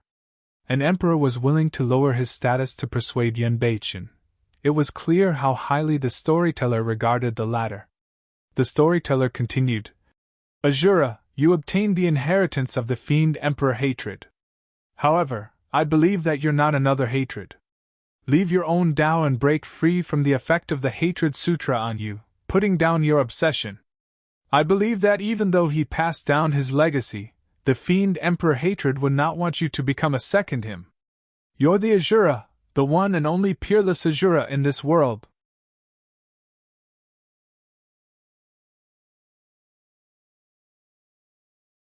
Chapter 1477 Entering Kunlun. Chapter 1477 Entering Kunlun. Yen Beichen caressed the hatred fiend's saber beside him and murmured softly. If I'm not hatred, would you still be willing to follow me? Clang! Clang! The hatred fiend's saber seemed to be able to understand Yen Beichen's words and buzzed and trembled. It had already decided that Yen Beichen was its master. Be it hatred or the Asura, it would follow Yen Beichen through life and death. All right. Yen Beichen's eyes shone brightly as he said proudly. I, the Asura, will bring you to the upper world to take a look in this generation. I will also defy the heavens and change fate, altering life and death. With that said, he bowed deeply to the storyteller. Thank you, Senior. The storyteller nodded slightly with a delighted expression. Indeed, he thought highly of Yen Beichen. In his heart, Yen Beichen's accomplishments might even be higher than Fiend Emperor Hatred's. Yen Beichen turned to Su Zimo and said in a deep voice, Zimo, I won't be accompanying you on the trip to the Kunlun ruins. You have to be careful. Don't worry, brother. Su Zimo nodded. Yen Beichen had his own Dao. If he followed Su Zimo to the Kunlun ruins, he might feel restricted instead. Now that Yen Beichen was fine, Su Zimo was completely relieved and no longer had to stay in Enigma Palace. Zimo, I. The moment Demonisji spoke, Su Zimo understood her intentions. He smiled and shook his head. There's no need for that. You're the pure maiden of this generation. How can you follow me to the Kunlun ruins casually? If Pure Maiden Sect finds out about this, I'll probably be hunted down by your experts. Extreme Fire nodded as well. Don't worry, with me and Nian Qi accompanying Zimo, we can look after one another. Master, Nian Qi, don't follow me either, Su Zimo said deeply. The Kunlun ruins is not a good place. There's no need for you guys to accompany me in taking the risk.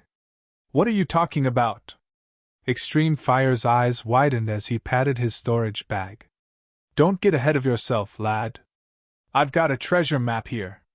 I'm heading to the Kunlun ruins for it. Young master, I'm already here. You can't chase me away. Yanqi pursed her lips and smiled. Su Zimo did not say anything more. The three of them exchanged glances and smiled.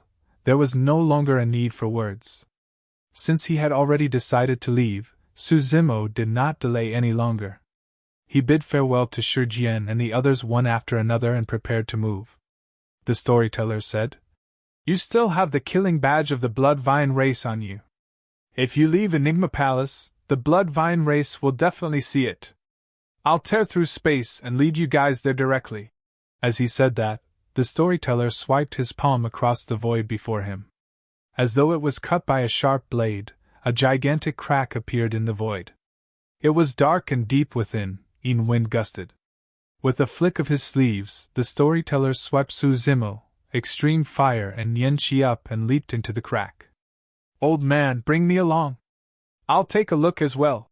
Just as the crack was about to close, Lin Xuanji shouted and tugged at the old storyteller's sleeves, jumping in as well. The world spun. It was a similar sensation as using a major transference talisman. Everything before them was completely dark and even breathing was difficult.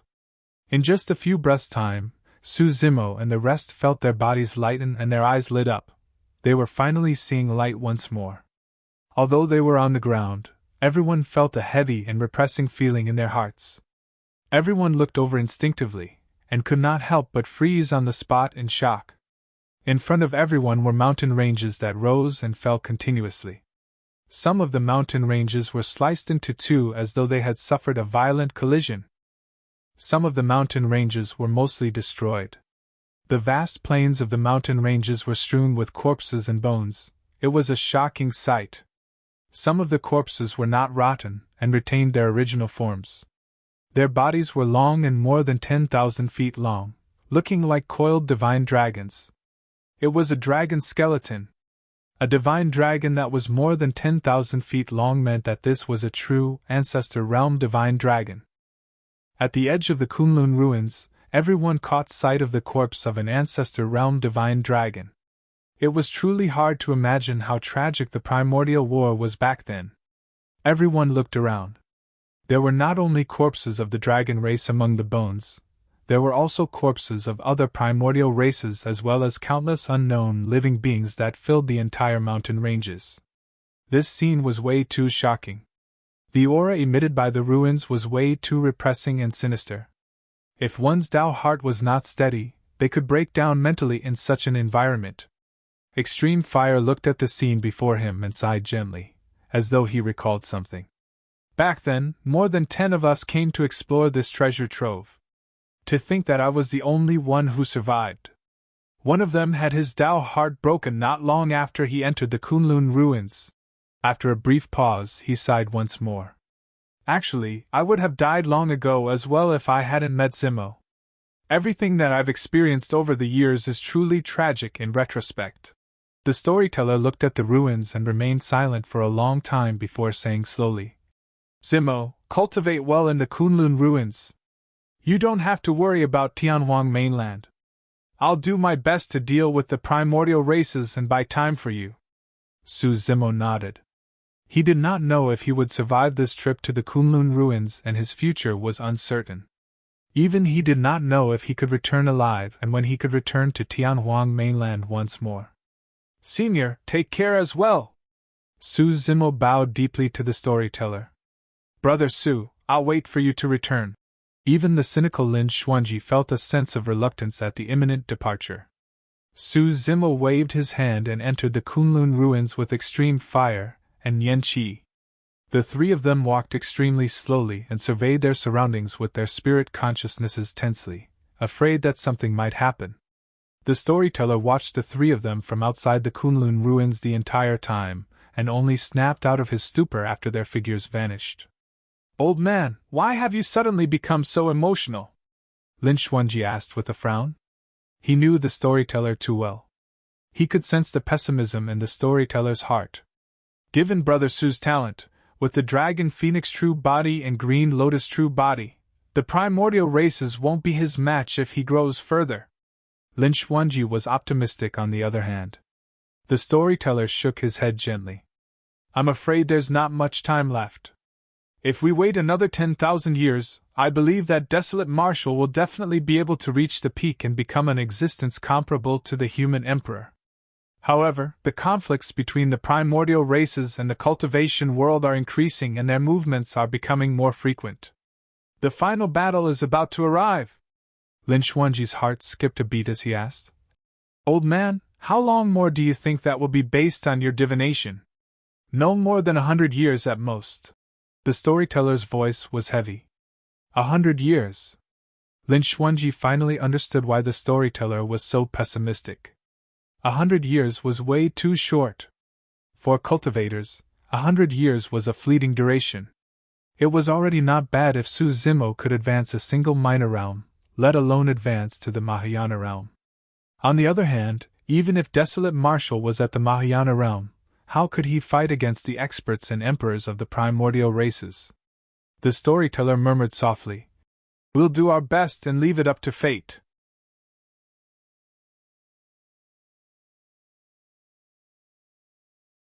Chapter 1478 Malevolent Spirit Fruit. Chapter 1478 Malevolent Spirit Fruit. Kunlun Ruins.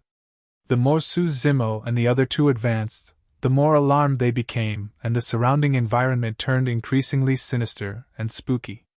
The ruins of the great Qian Empire were already filled with a rich malevolent aura after 10,000 years. Coupled with the lingering souls, many malevolent ghosts were born. However, compared to the Kunlun ruins, the great Qian ruins was like a firefly against a bright moon, a drop of water against an ocean. It was a world of a difference. The malevolent aura was so strong that Su Zimo and the other two felt uncomfortable. It was not surprising for any vengeful ghost to be born from such a rich malevolent qi throughout history. The blood qi of Su Zimo and the other two was strong, and their dermic powers rumbled furiously. Most ghosts and fiends knew that they were strong and did not dare to approach them. However, as they ventured deeper into the Kunlun ruins, a phantom would flash before their eyes from time to time. The blood qi in their bodies was also a great tonic for them. Suddenly, the malevolent aura in front of them surged and swiftly formed a black fog that floated towards the three of them. It wanted to devour them completely. Humph! Extreme Fire harumphed coldly. How dare a mere ghost try and come out to harm others in broad daylight? Before his sentence was finished, he conjured a dermic art and tapped forward. A scarlet flame burst forth and entered the swiveling malevolent black fog instantly. The power of thunder and fire was a strong counter to such sinister objects. Furthermore, Extreme Fire's flare was created from the Scarlet Flame Heart Sutra, and most conjoined body mighty figures could not withstand it. However, the flare merely caused the black fog to pause for a brief moment without causing any ripples. The black fog continued surging towards the three of them.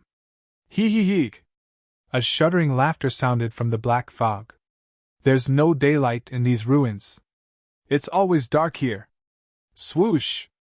Right after the voice sounded, an incomparably gigantic skull suddenly appeared from the black fog.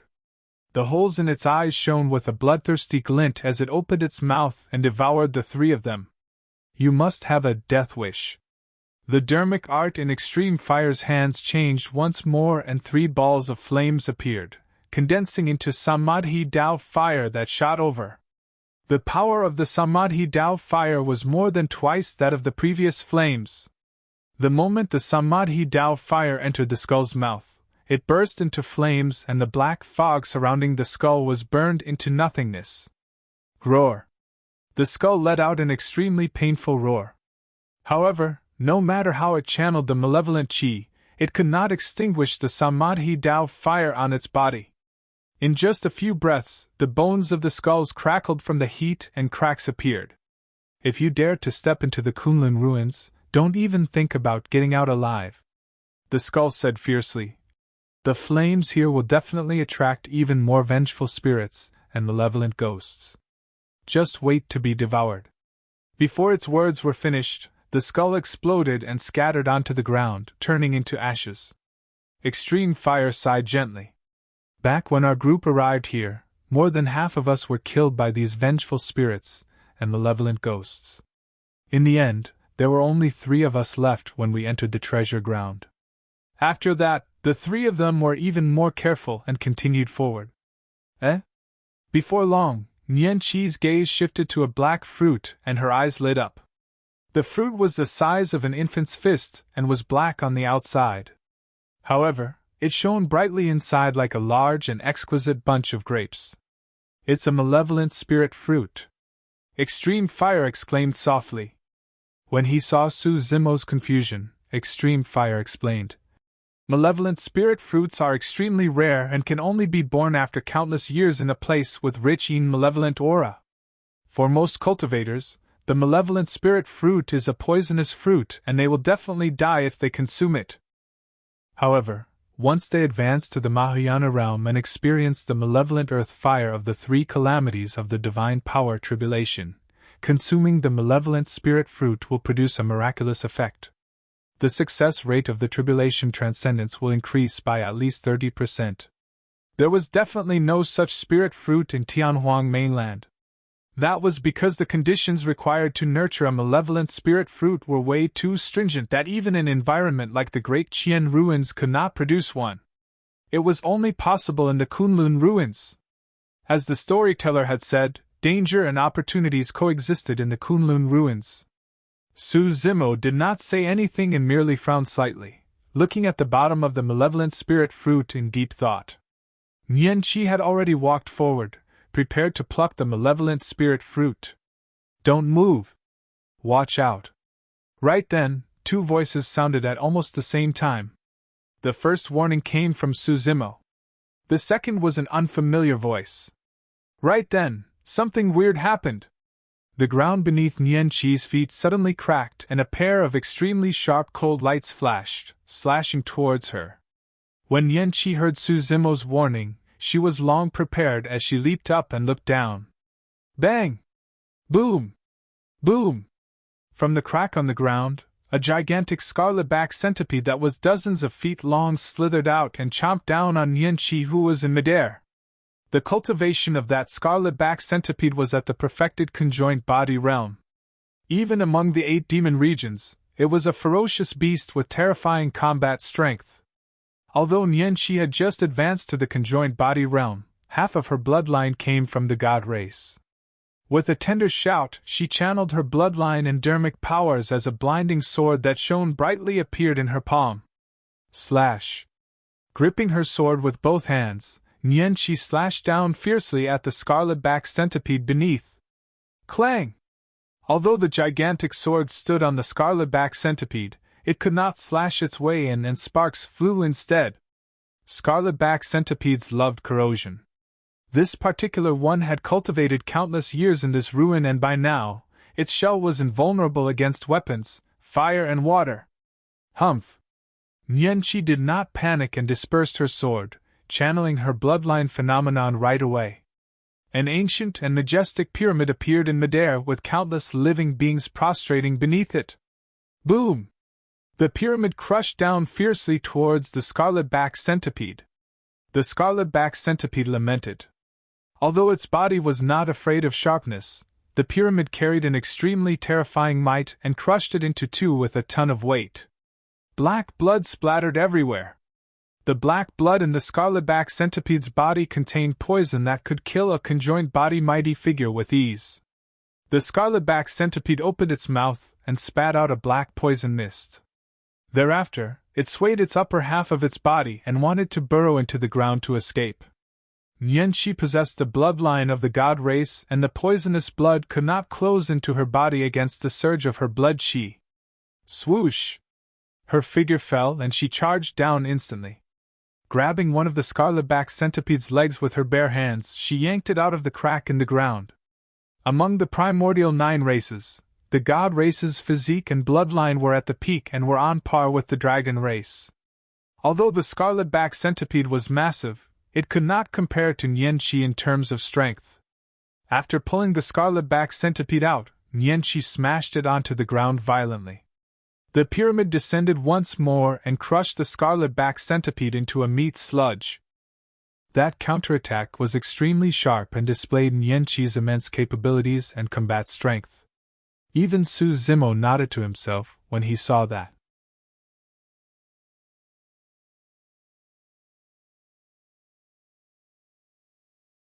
Chapter 1479 Dao Attainment of the Skeleton. Chapter 1479 Dao Attainment of the Skeleton. Apart from countless malevolent ghosts, there were also some terrifying living beings in the Kunlun ruins. After killing the scarlet-backed centipede, Nianqi descended and looked in another direction. On the other side stood a white-robed man at the conjoined body realm.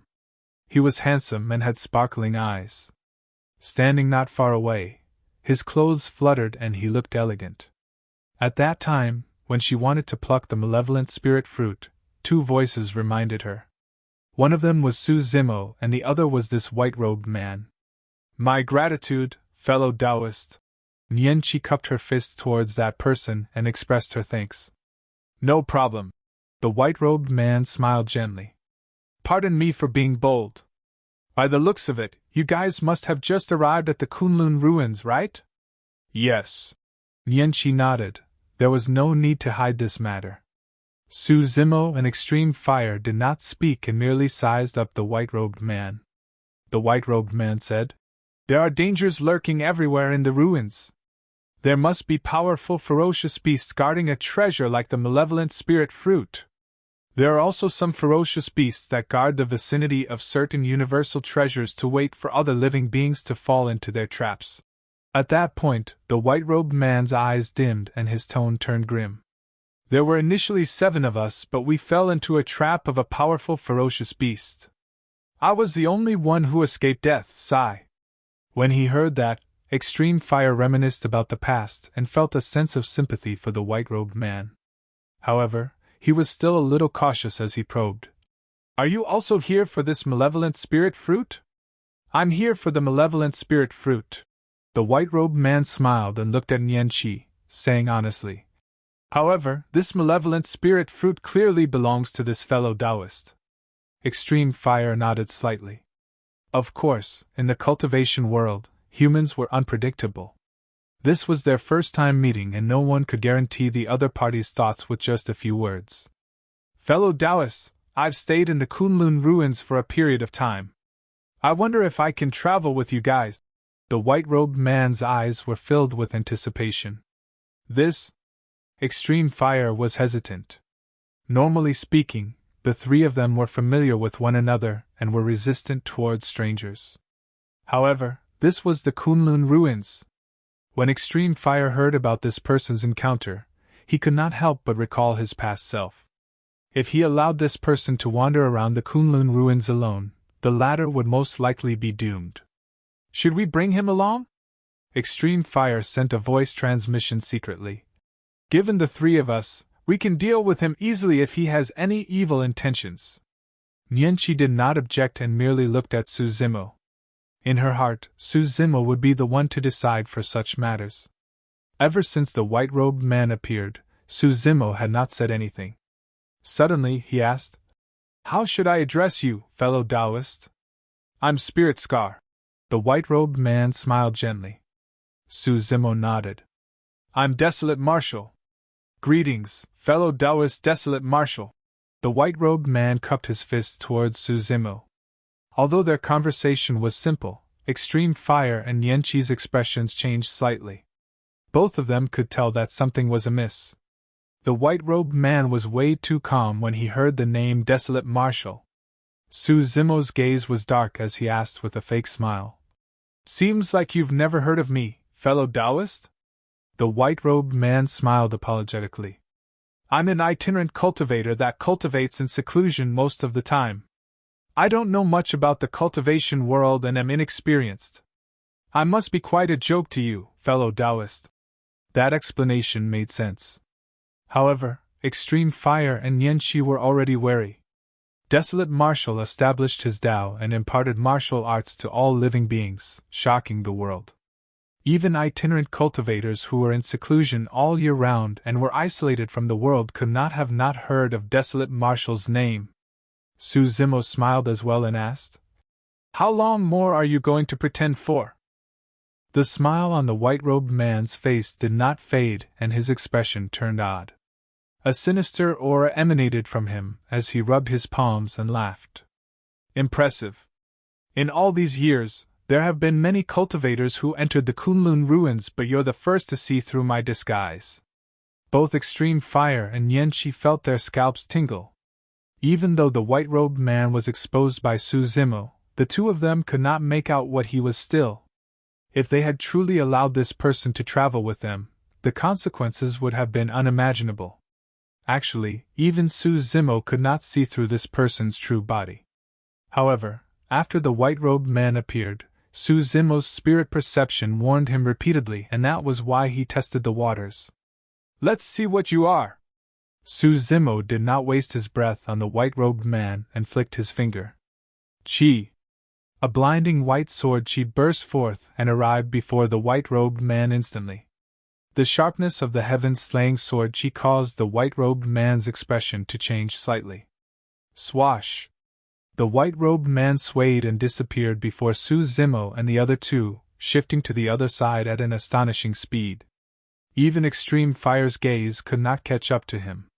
The white-robed man's figure reappeared with a gash on his cheek that was oozing with blood and a nauseating stench. Although the white-robed man dodged extremely quickly, his cheek was still sliced by the heaven-slaying sword chi. "So, a skeleton attained the Tao and even managed to grow flesh and blood." Sneering coldly, Suzimo strode forward and closed two fingers, waving and slashing towards the white-robed man. "TSK! TSK! TSK!" More than 10 heaven-slaying sword chi burst forth and tore in different directions towards the white-robed man. "Ah!" Sensing danger, the white-robed man suddenly shrieked. The flesh on his body suddenly dissipated, turning into streams of thick malevolent chi that condensed into malevolent spears that charged towards the heaven-slaying sword chi. The white-robed man was left with nothing but a skeleton as he stood on the spot. The skeleton was evidently strange, as though it was pieced together from various bones. There were dragon bones, golden crow bones, and even bones of the god race. The skeleton first used the corpses in the Kunlun ruins to piece together a body of bones. After obtaining the Tao, it used malevolent chi to condense the flesh. If the skeleton were to continue cultivating, it would be no different from a true cultivator. Clang! Clang! Clang! The malevolent spears released by the skeleton collided with the heaven-slaying sword chi and were not disadvantaged. An ear-piercing sound of collision could be heard. The skeleton already had the cultivation of a half-martial ancestor. Suzimo's gaze intensified as he strode forward and conjured hand seals with both hands, chanting Sanskrit. Om. Ma. Ni. Pa! Me! Ham! The moment the 6 words of damning mantra were released, 6 damning dharmic seals descended at the same time. Dharmic arts of the Buddhist monasteries were the most lethal for the skeleton. When the Great Vajra Wheel and Great Mount Meru seals descended, the skeleton shuddered and its bones creaked as though they were about to fall apart. Suzimos sat down and clasped his palms together. He lowered his head like an accomplished monk and recited a series of incantations with a dignified expression. The Great Light Mantra, the Auditory Release Mantra, the Sensory Enigma Mantra, the 6 Paths Diamond Mantra. All of those incantations were used to free the dead and purify their grievances. A ball of Ean's spirit struggled endlessly from the glabella of the skeleton. However, it gradually could not withstand the consecutive incantations and was eventually extinguished. Swoosh! The skeleton scattered to the ground, returning to dust.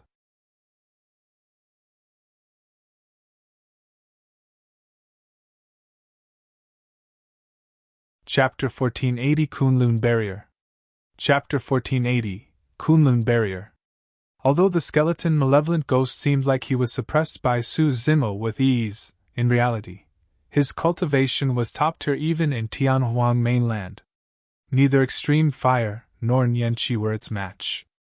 If Su Zimo did not have the support of the cultivation techniques of the Buddhist monasteries, he would have to spend a lot of effort to suppress the skeleton completely. Let's go. Be careful, Su Zimo said, and the 3 of them continued forward. The 3 of them walked through the Kunlun ruins for an entire day and encountered countless battles along the way. Thankfully, they got out unharmed. The existences in the Kunlun ruins did not care what sort of paragons or monster incarnates they were. They did not know Desolate Marshal at all. In their eyes, Su Zimo and the other 2 were nothing but fresh meat that could be consumed and be of great help to their cultivation. Even with Su Zimo's immense stamina, he was tired after battling for an entire day. Extreme Fire and Nianqi were even more exhausted, and their faces turned pale. Where are we now? Su Zimo had just killed a pure-blooded ferocious beast when he stopped in his tracks and asked. Extreme Fire panted slightly. We're still at the outer perimeter of the Kunlun ruins. The Kunlun ruins was way too huge.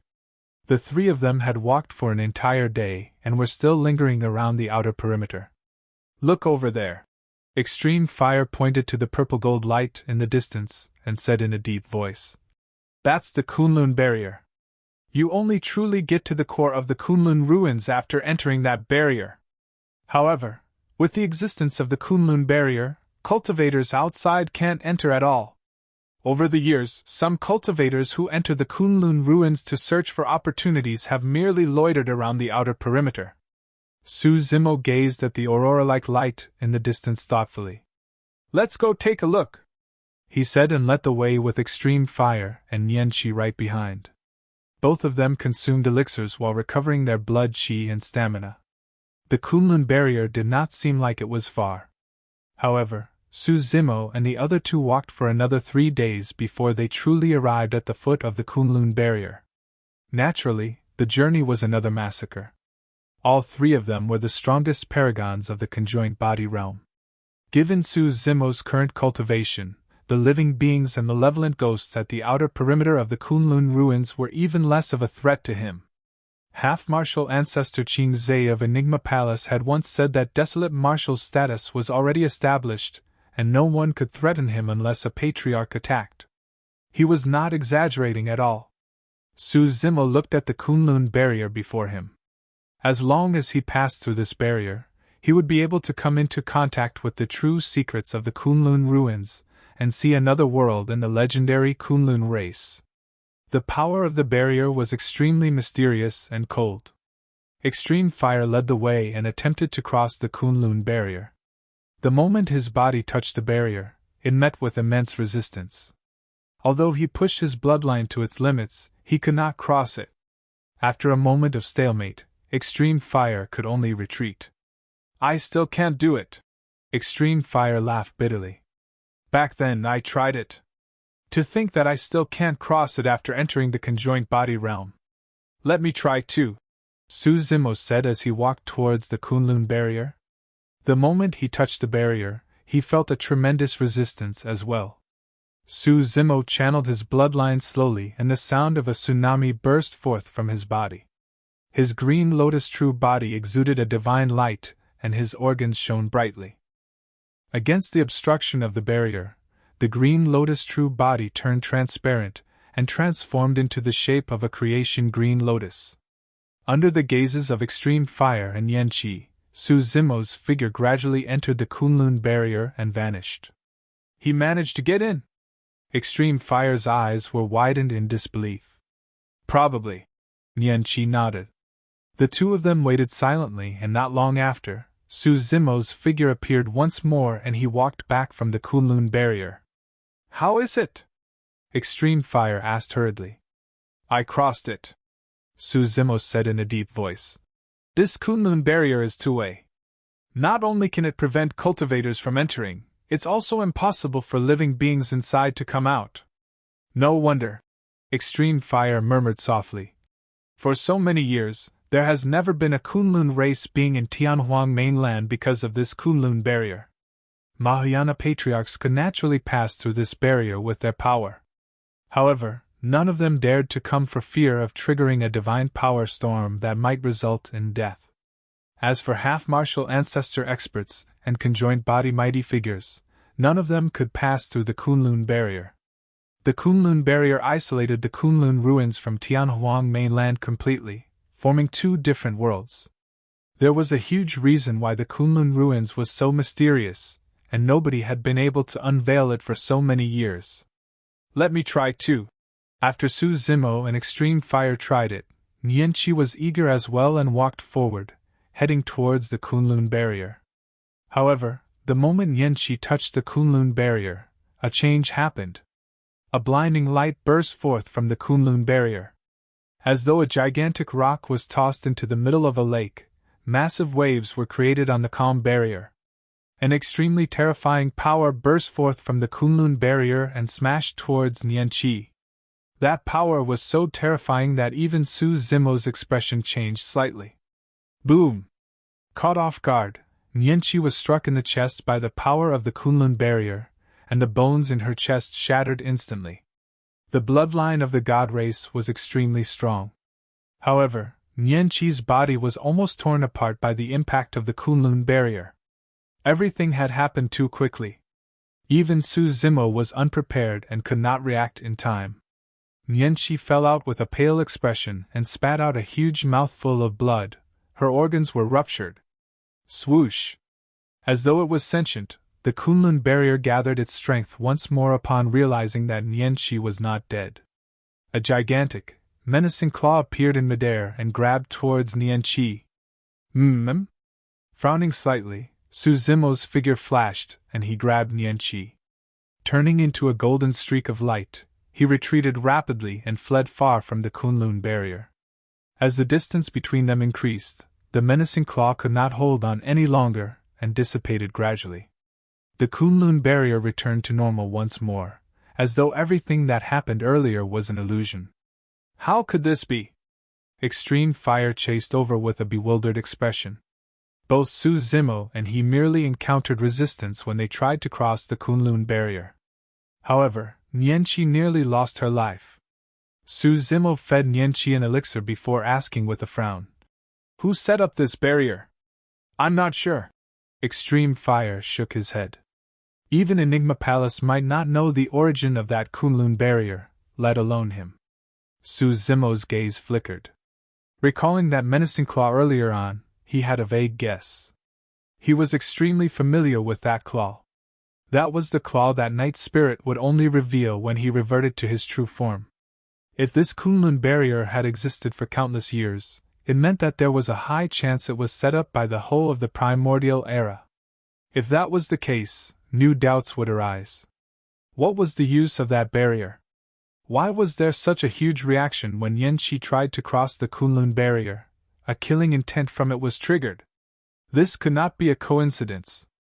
It must be some sort of will left behind by the primordial hold that caused such a change to the Kunlun barrier.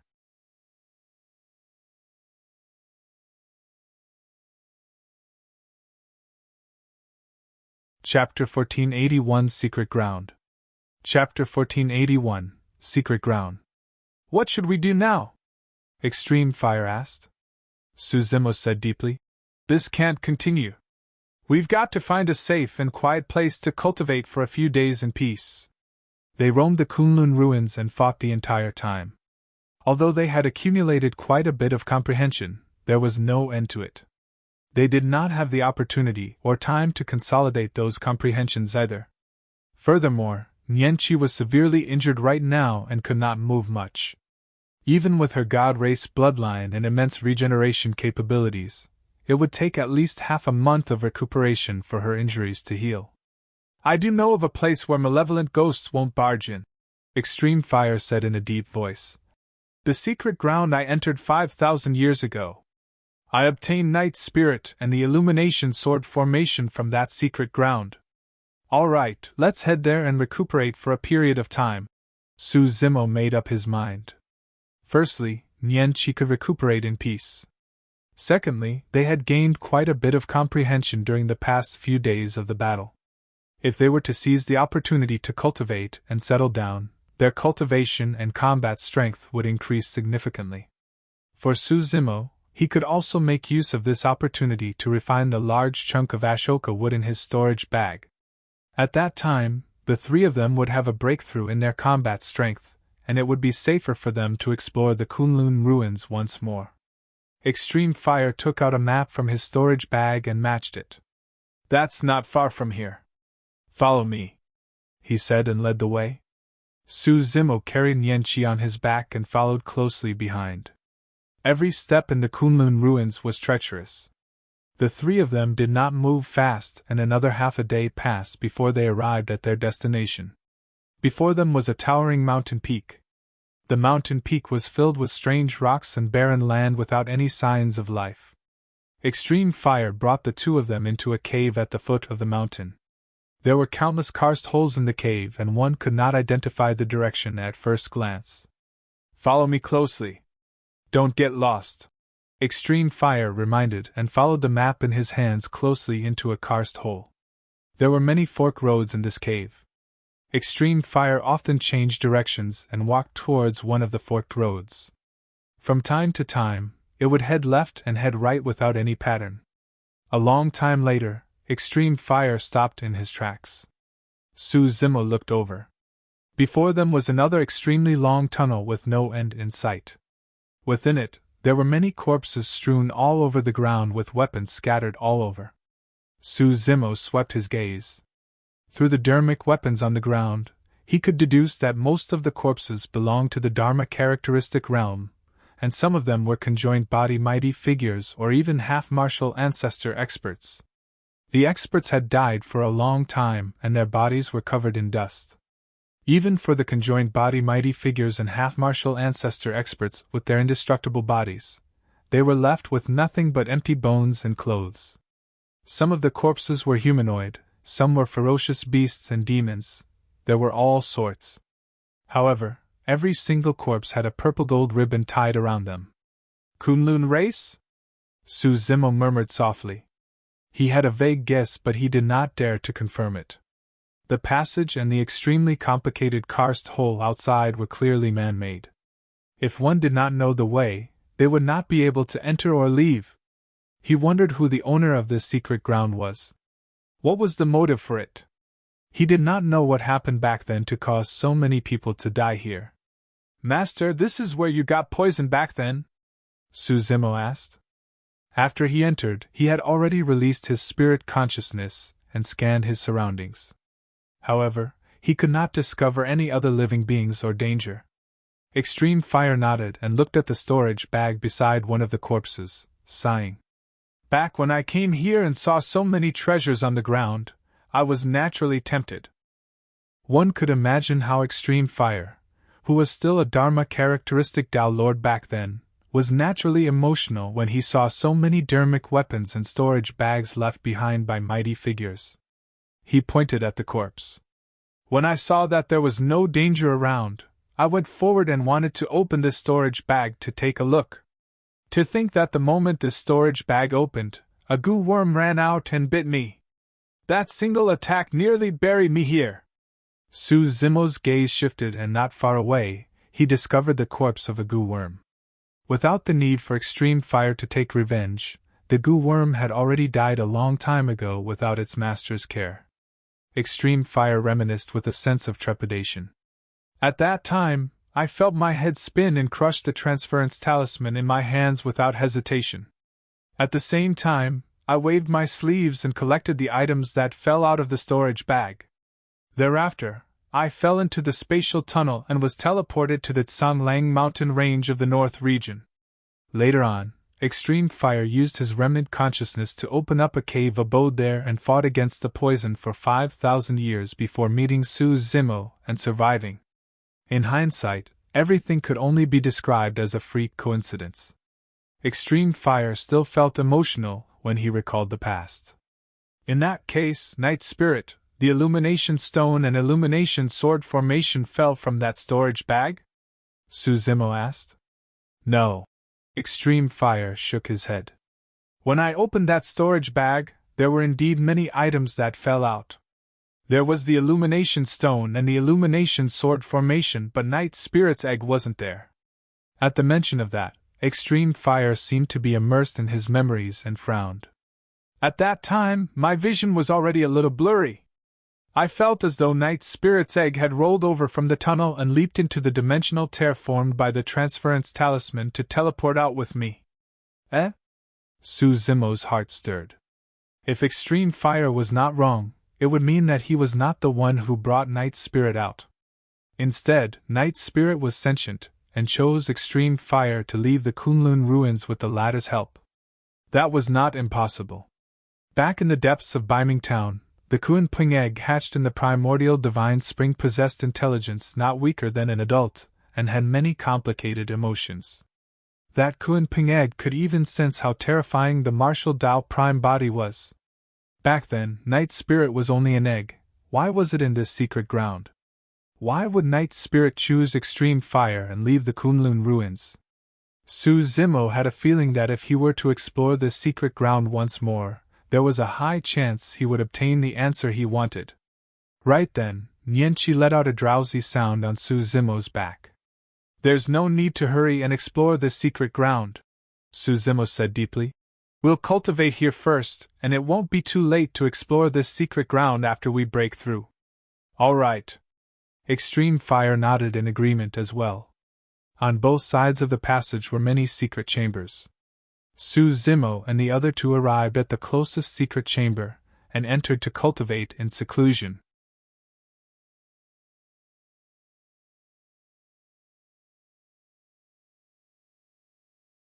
Chapter 1482 Rakshasa Yu. Chapter 1482 Rakshasa Yu.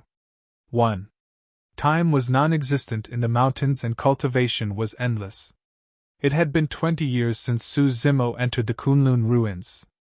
In the past 20 years, there had been many changes in Tianhuang mainland as well. Apart from the dragon, Kun and barbarian races, the movements of the primordial six races became increasingly frequent as more of them appeared on Tianhuang mainland to expand their territories. For the past 20 years, countless small sects and factions had been annexed by the primordial six races. There were even more cultivators that died.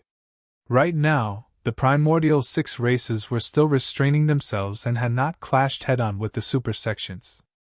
Although there were occasional conflicts, things were left unsettled. For the past 20 years, the primordial six races had not relaxed at all in their search for Su Zimo.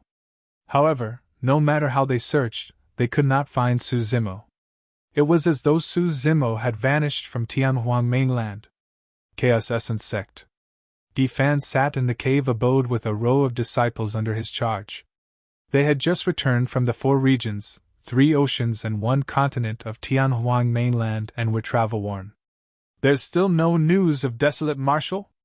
Defan asked with a frown. No, one of the disciples said in a deep voice. Ever since Desolate Marshal appeared outside Enigma Palace, he seemed to have vanished without a trace. In fact, I suspect that Desolate Marshal might have already died. Humph!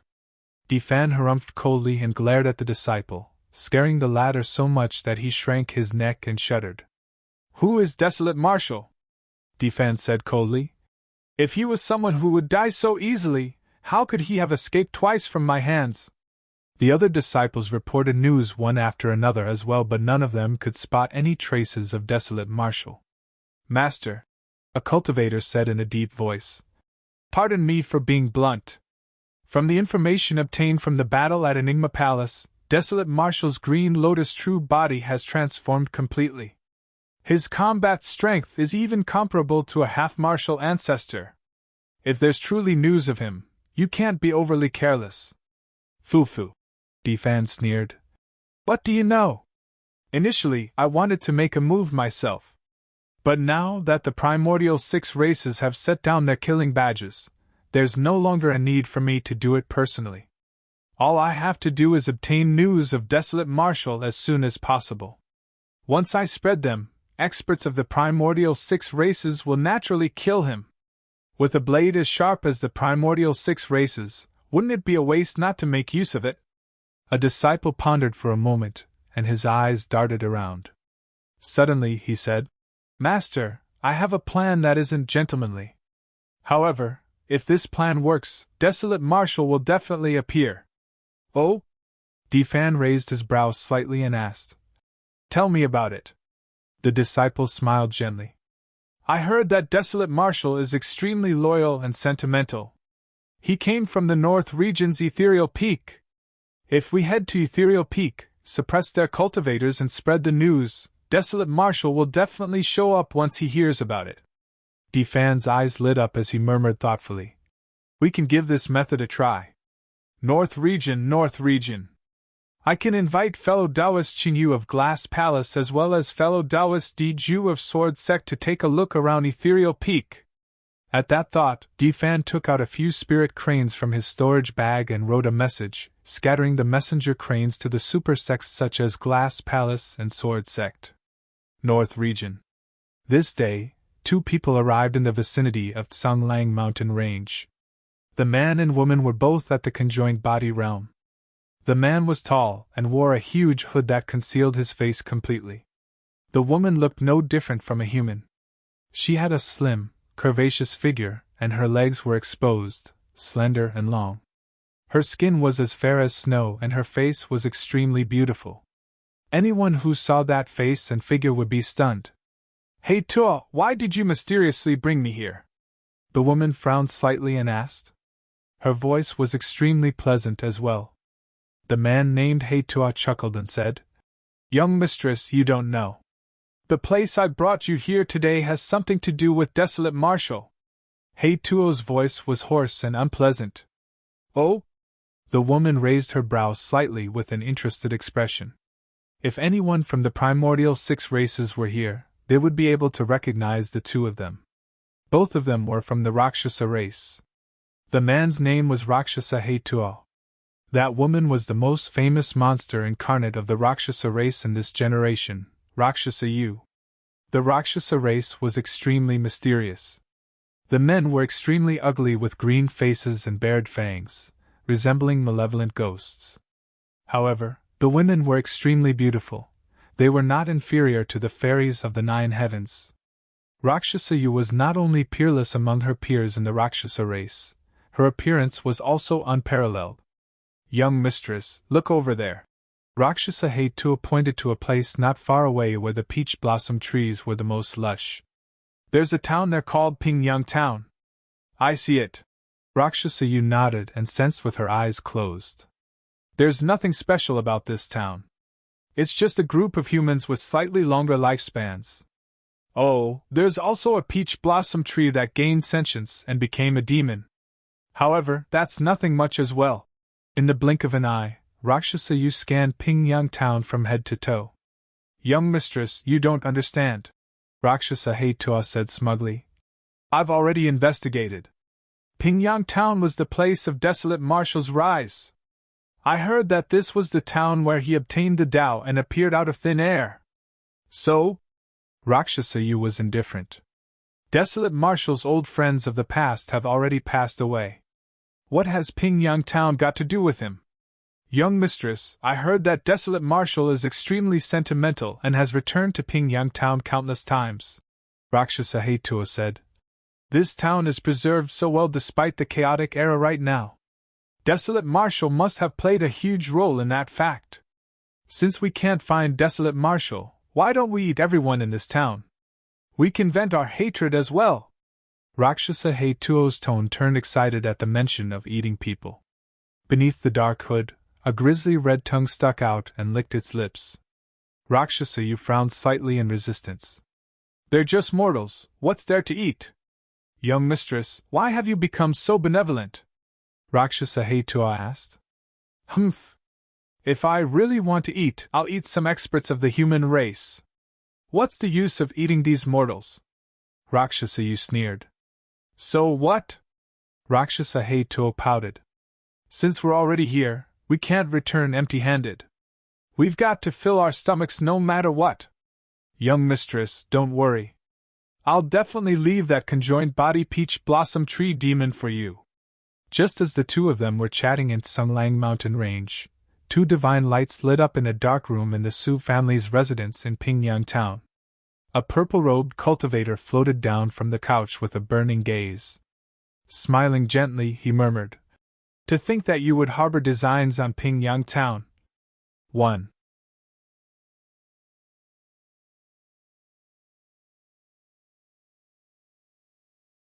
Chapter 1483 Who are you calling an ant? Chapter 1483 Who are you calling an ant? Su residence. The door to the room opened. A tender and naive boy walked in. When he saw the martial Dao prime body, he pouted his lips slightly. Young master, two people have arrived over there. The aura they exude is extremely annoying. Tao Yao had gained sentience through Dai Yu and his cultivation speed was extremely fast. Right now, he was already at the conjoined body realm. The cultivation of the martial Dao prime body was at the perfected Dharma characteristic realm. 1. That cultivation speed was already rather terrifying. 20 years ago, when he headed to the south region, he had only just entered the Dharma characteristic realm. Young master, continue cultivating. I'll chase those two away. Tao Yao raised his fist. Come back. The martial Dao prime body shook his head gently. You're not their match. Ah? Tao Yao was slightly stunned. Actually, Tao Yao was extremely strong. Back when he was at the Dharma characteristic realm, he could even suppress Monkey, the spirit tiger, and the others. However, Tao Yao had a pure heart. Up till this point of his cultivation, he had never killed or injured any living being. He did not wish to kill either. That was Tao Yao's conviction. He did not like the fighting and killing of the cultivation world. What he yearned for the most was the peaceful life in Pingyang town. However, the two people who came today were definitely not kind souls. The Rakshasa race was the most violent and bloodthirsty. If it was just a spar, Tao Yao might be able to defeat the two of them. However, if it was a life and death battle, Tao Yao would definitely die. Young master, what should we do then? Tao Yao turned nervous. No worries. The martial Dao prime body smiled gently. I'll take care of it. Help me brew a pot of tea. All right. Tao Yao agreed crisply and turned to prepare tea. The martial Dao prime body arrived in the courtyard and sat on a stone stool, waiting for the intruders to arrive. Pingyang town. Rakshasa Yu and Rakshasa Yu were extremely fast and arrived above Pingyang town before long. The two of them stood in the air and attracted countless gazes the moment they appeared. Pingyang town seemed to have gone silent instantly. However, in the blink of an eye, the pedestrians on the streets continued forward. The crowd was bustling with activity. The mortals that saw them merely looked surprised but did not have much of a reaction. The clamor and bustle of Pingyang town returned before long. Rakshasa Yu's expression darkened. That feeling made him extremely displeased. As a Rakshasa of the primordial races, even human cultivators were nothing but food for him. In their expedition this time round, they encountered many cultivators. All the cultivators were scared out of their wits by the two of them. However, the mortals before them dared to ignore them. Rakshasa Yu felt as though he had been severely humiliated. Humph! With a cold sneer, he suddenly removed his hood, revealing an extremely ugly and menacing face. He had a green face with bared fangs and his nose faced the skies like a malevolent ghost from hell. There were sharp nails on his fingers and toes. That was not all. Shing! Rakshasa Yu broke free of his black robes and revealed his complete form. A pair of pitch-black meat wings grew from his back with sharp spikes that shone coldly. He flapped his massive meat wings and emanated a sinister and bloody killing intent. As he surveyed the many mortals of Pingyang Town, he stuck out his grisly red tongue and smacked his lips. Ah! True enough! A commotion broke out in the crowd. Many women exclaimed in shock when they saw such a monster. Some of them even fled home and closed their doors. Some of the children were even bawling in fear. In a courtyard, a child around 5 or 6 years old threw himself into the arms of an old man who was sitting on a bench and basking in the sun, not daring to look up. When Rakshasa Yu saw that, he felt slightly better and his eyes shone with excitement.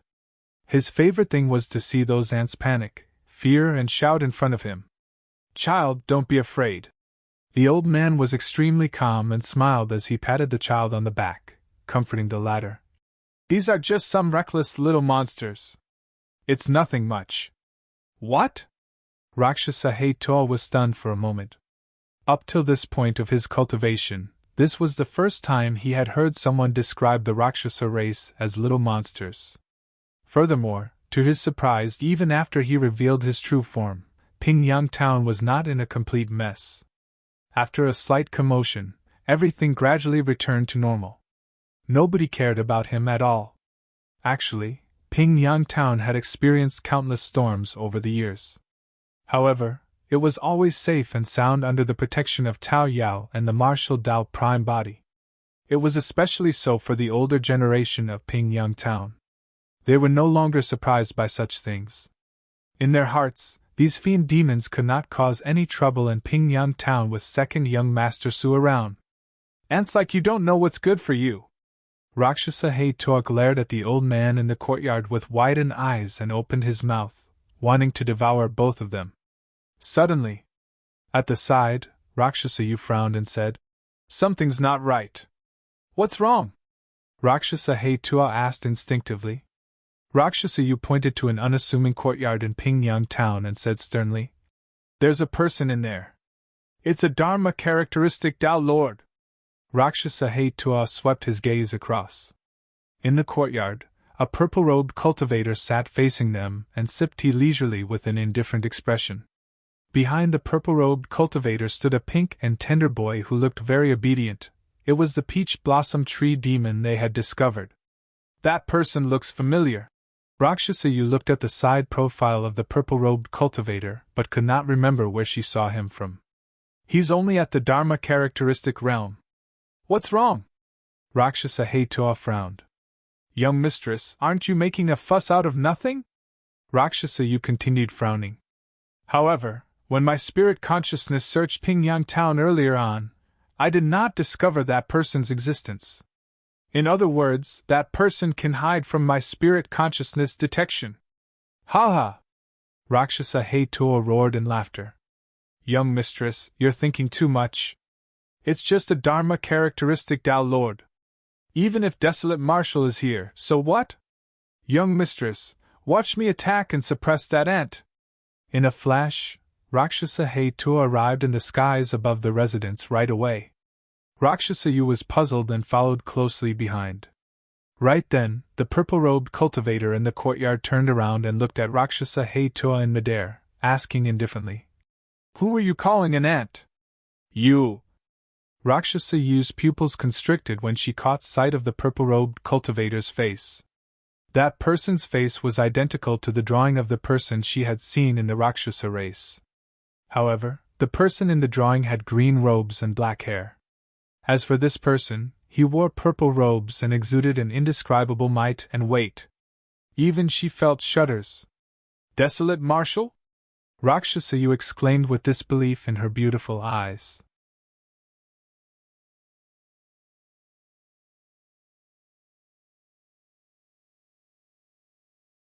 Chapter 1484 800 feet.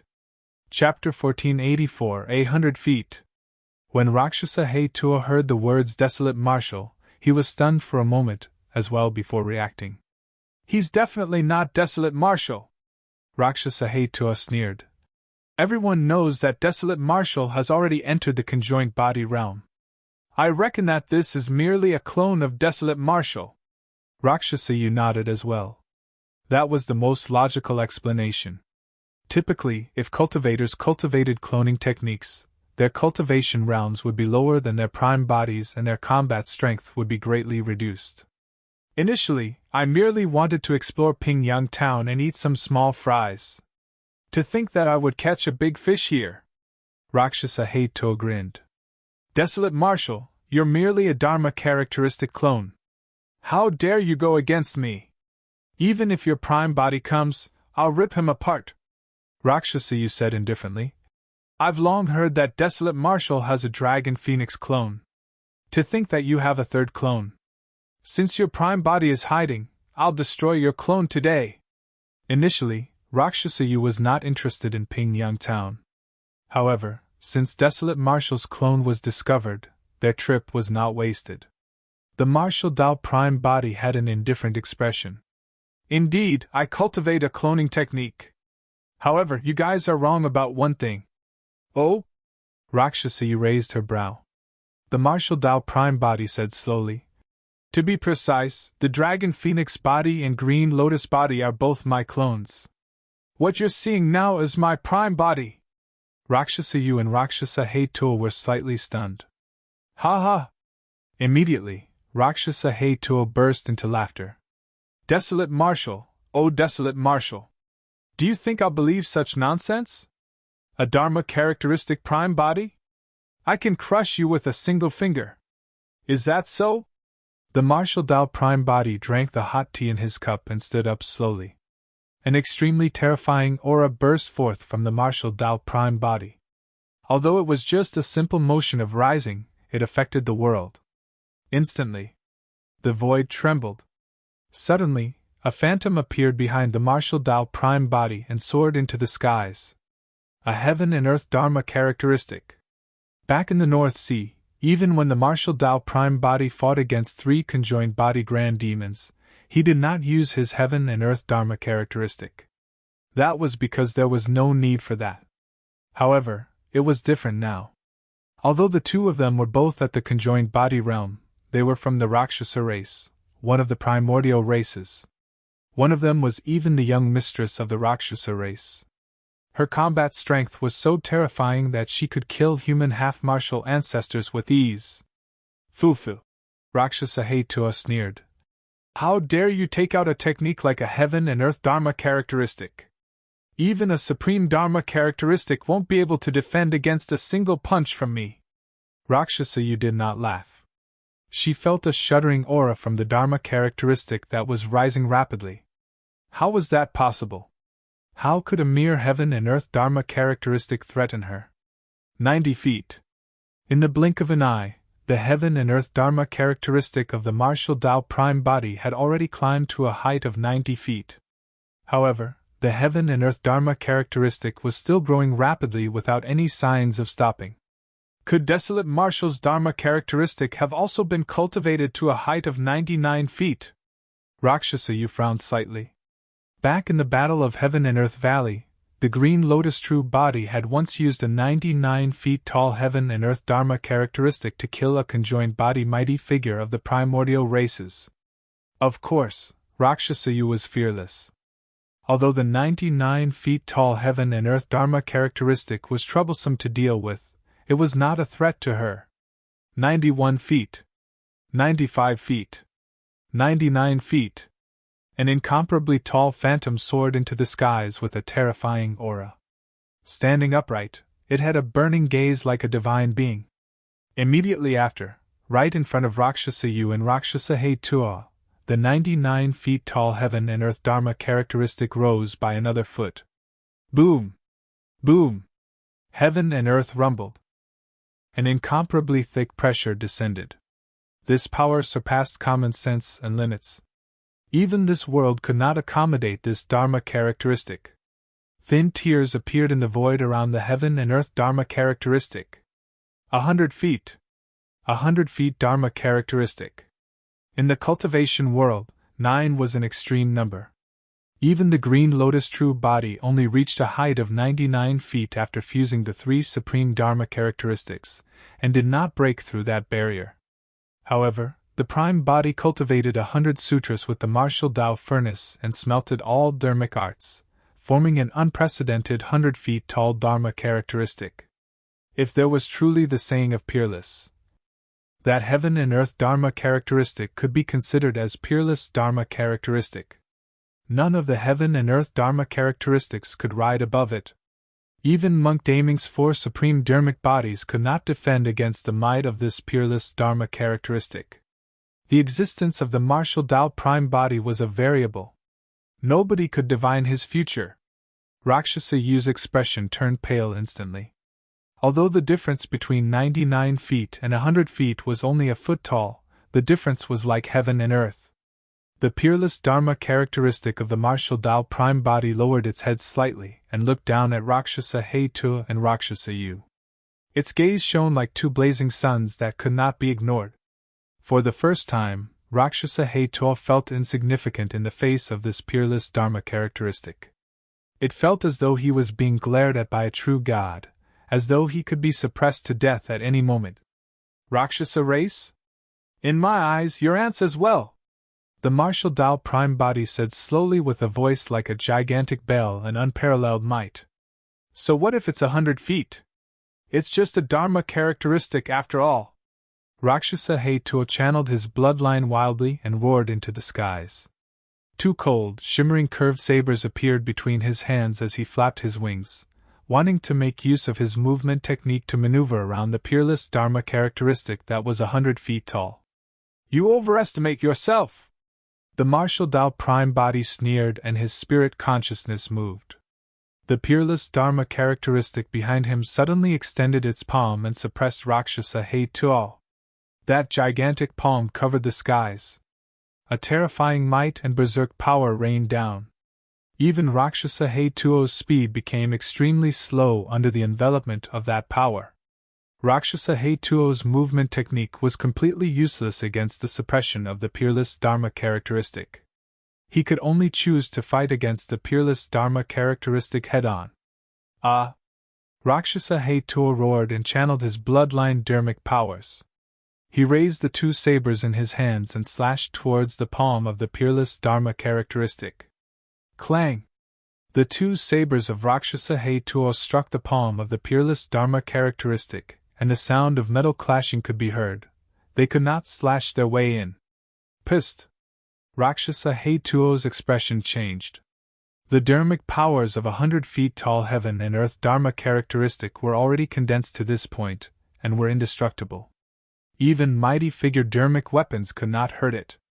A tremendous power surged into Rakshasa Yu's body through the curved saber. Poof! Poof! Poof! Rakshasa Yu's arms exploded into a blood mist.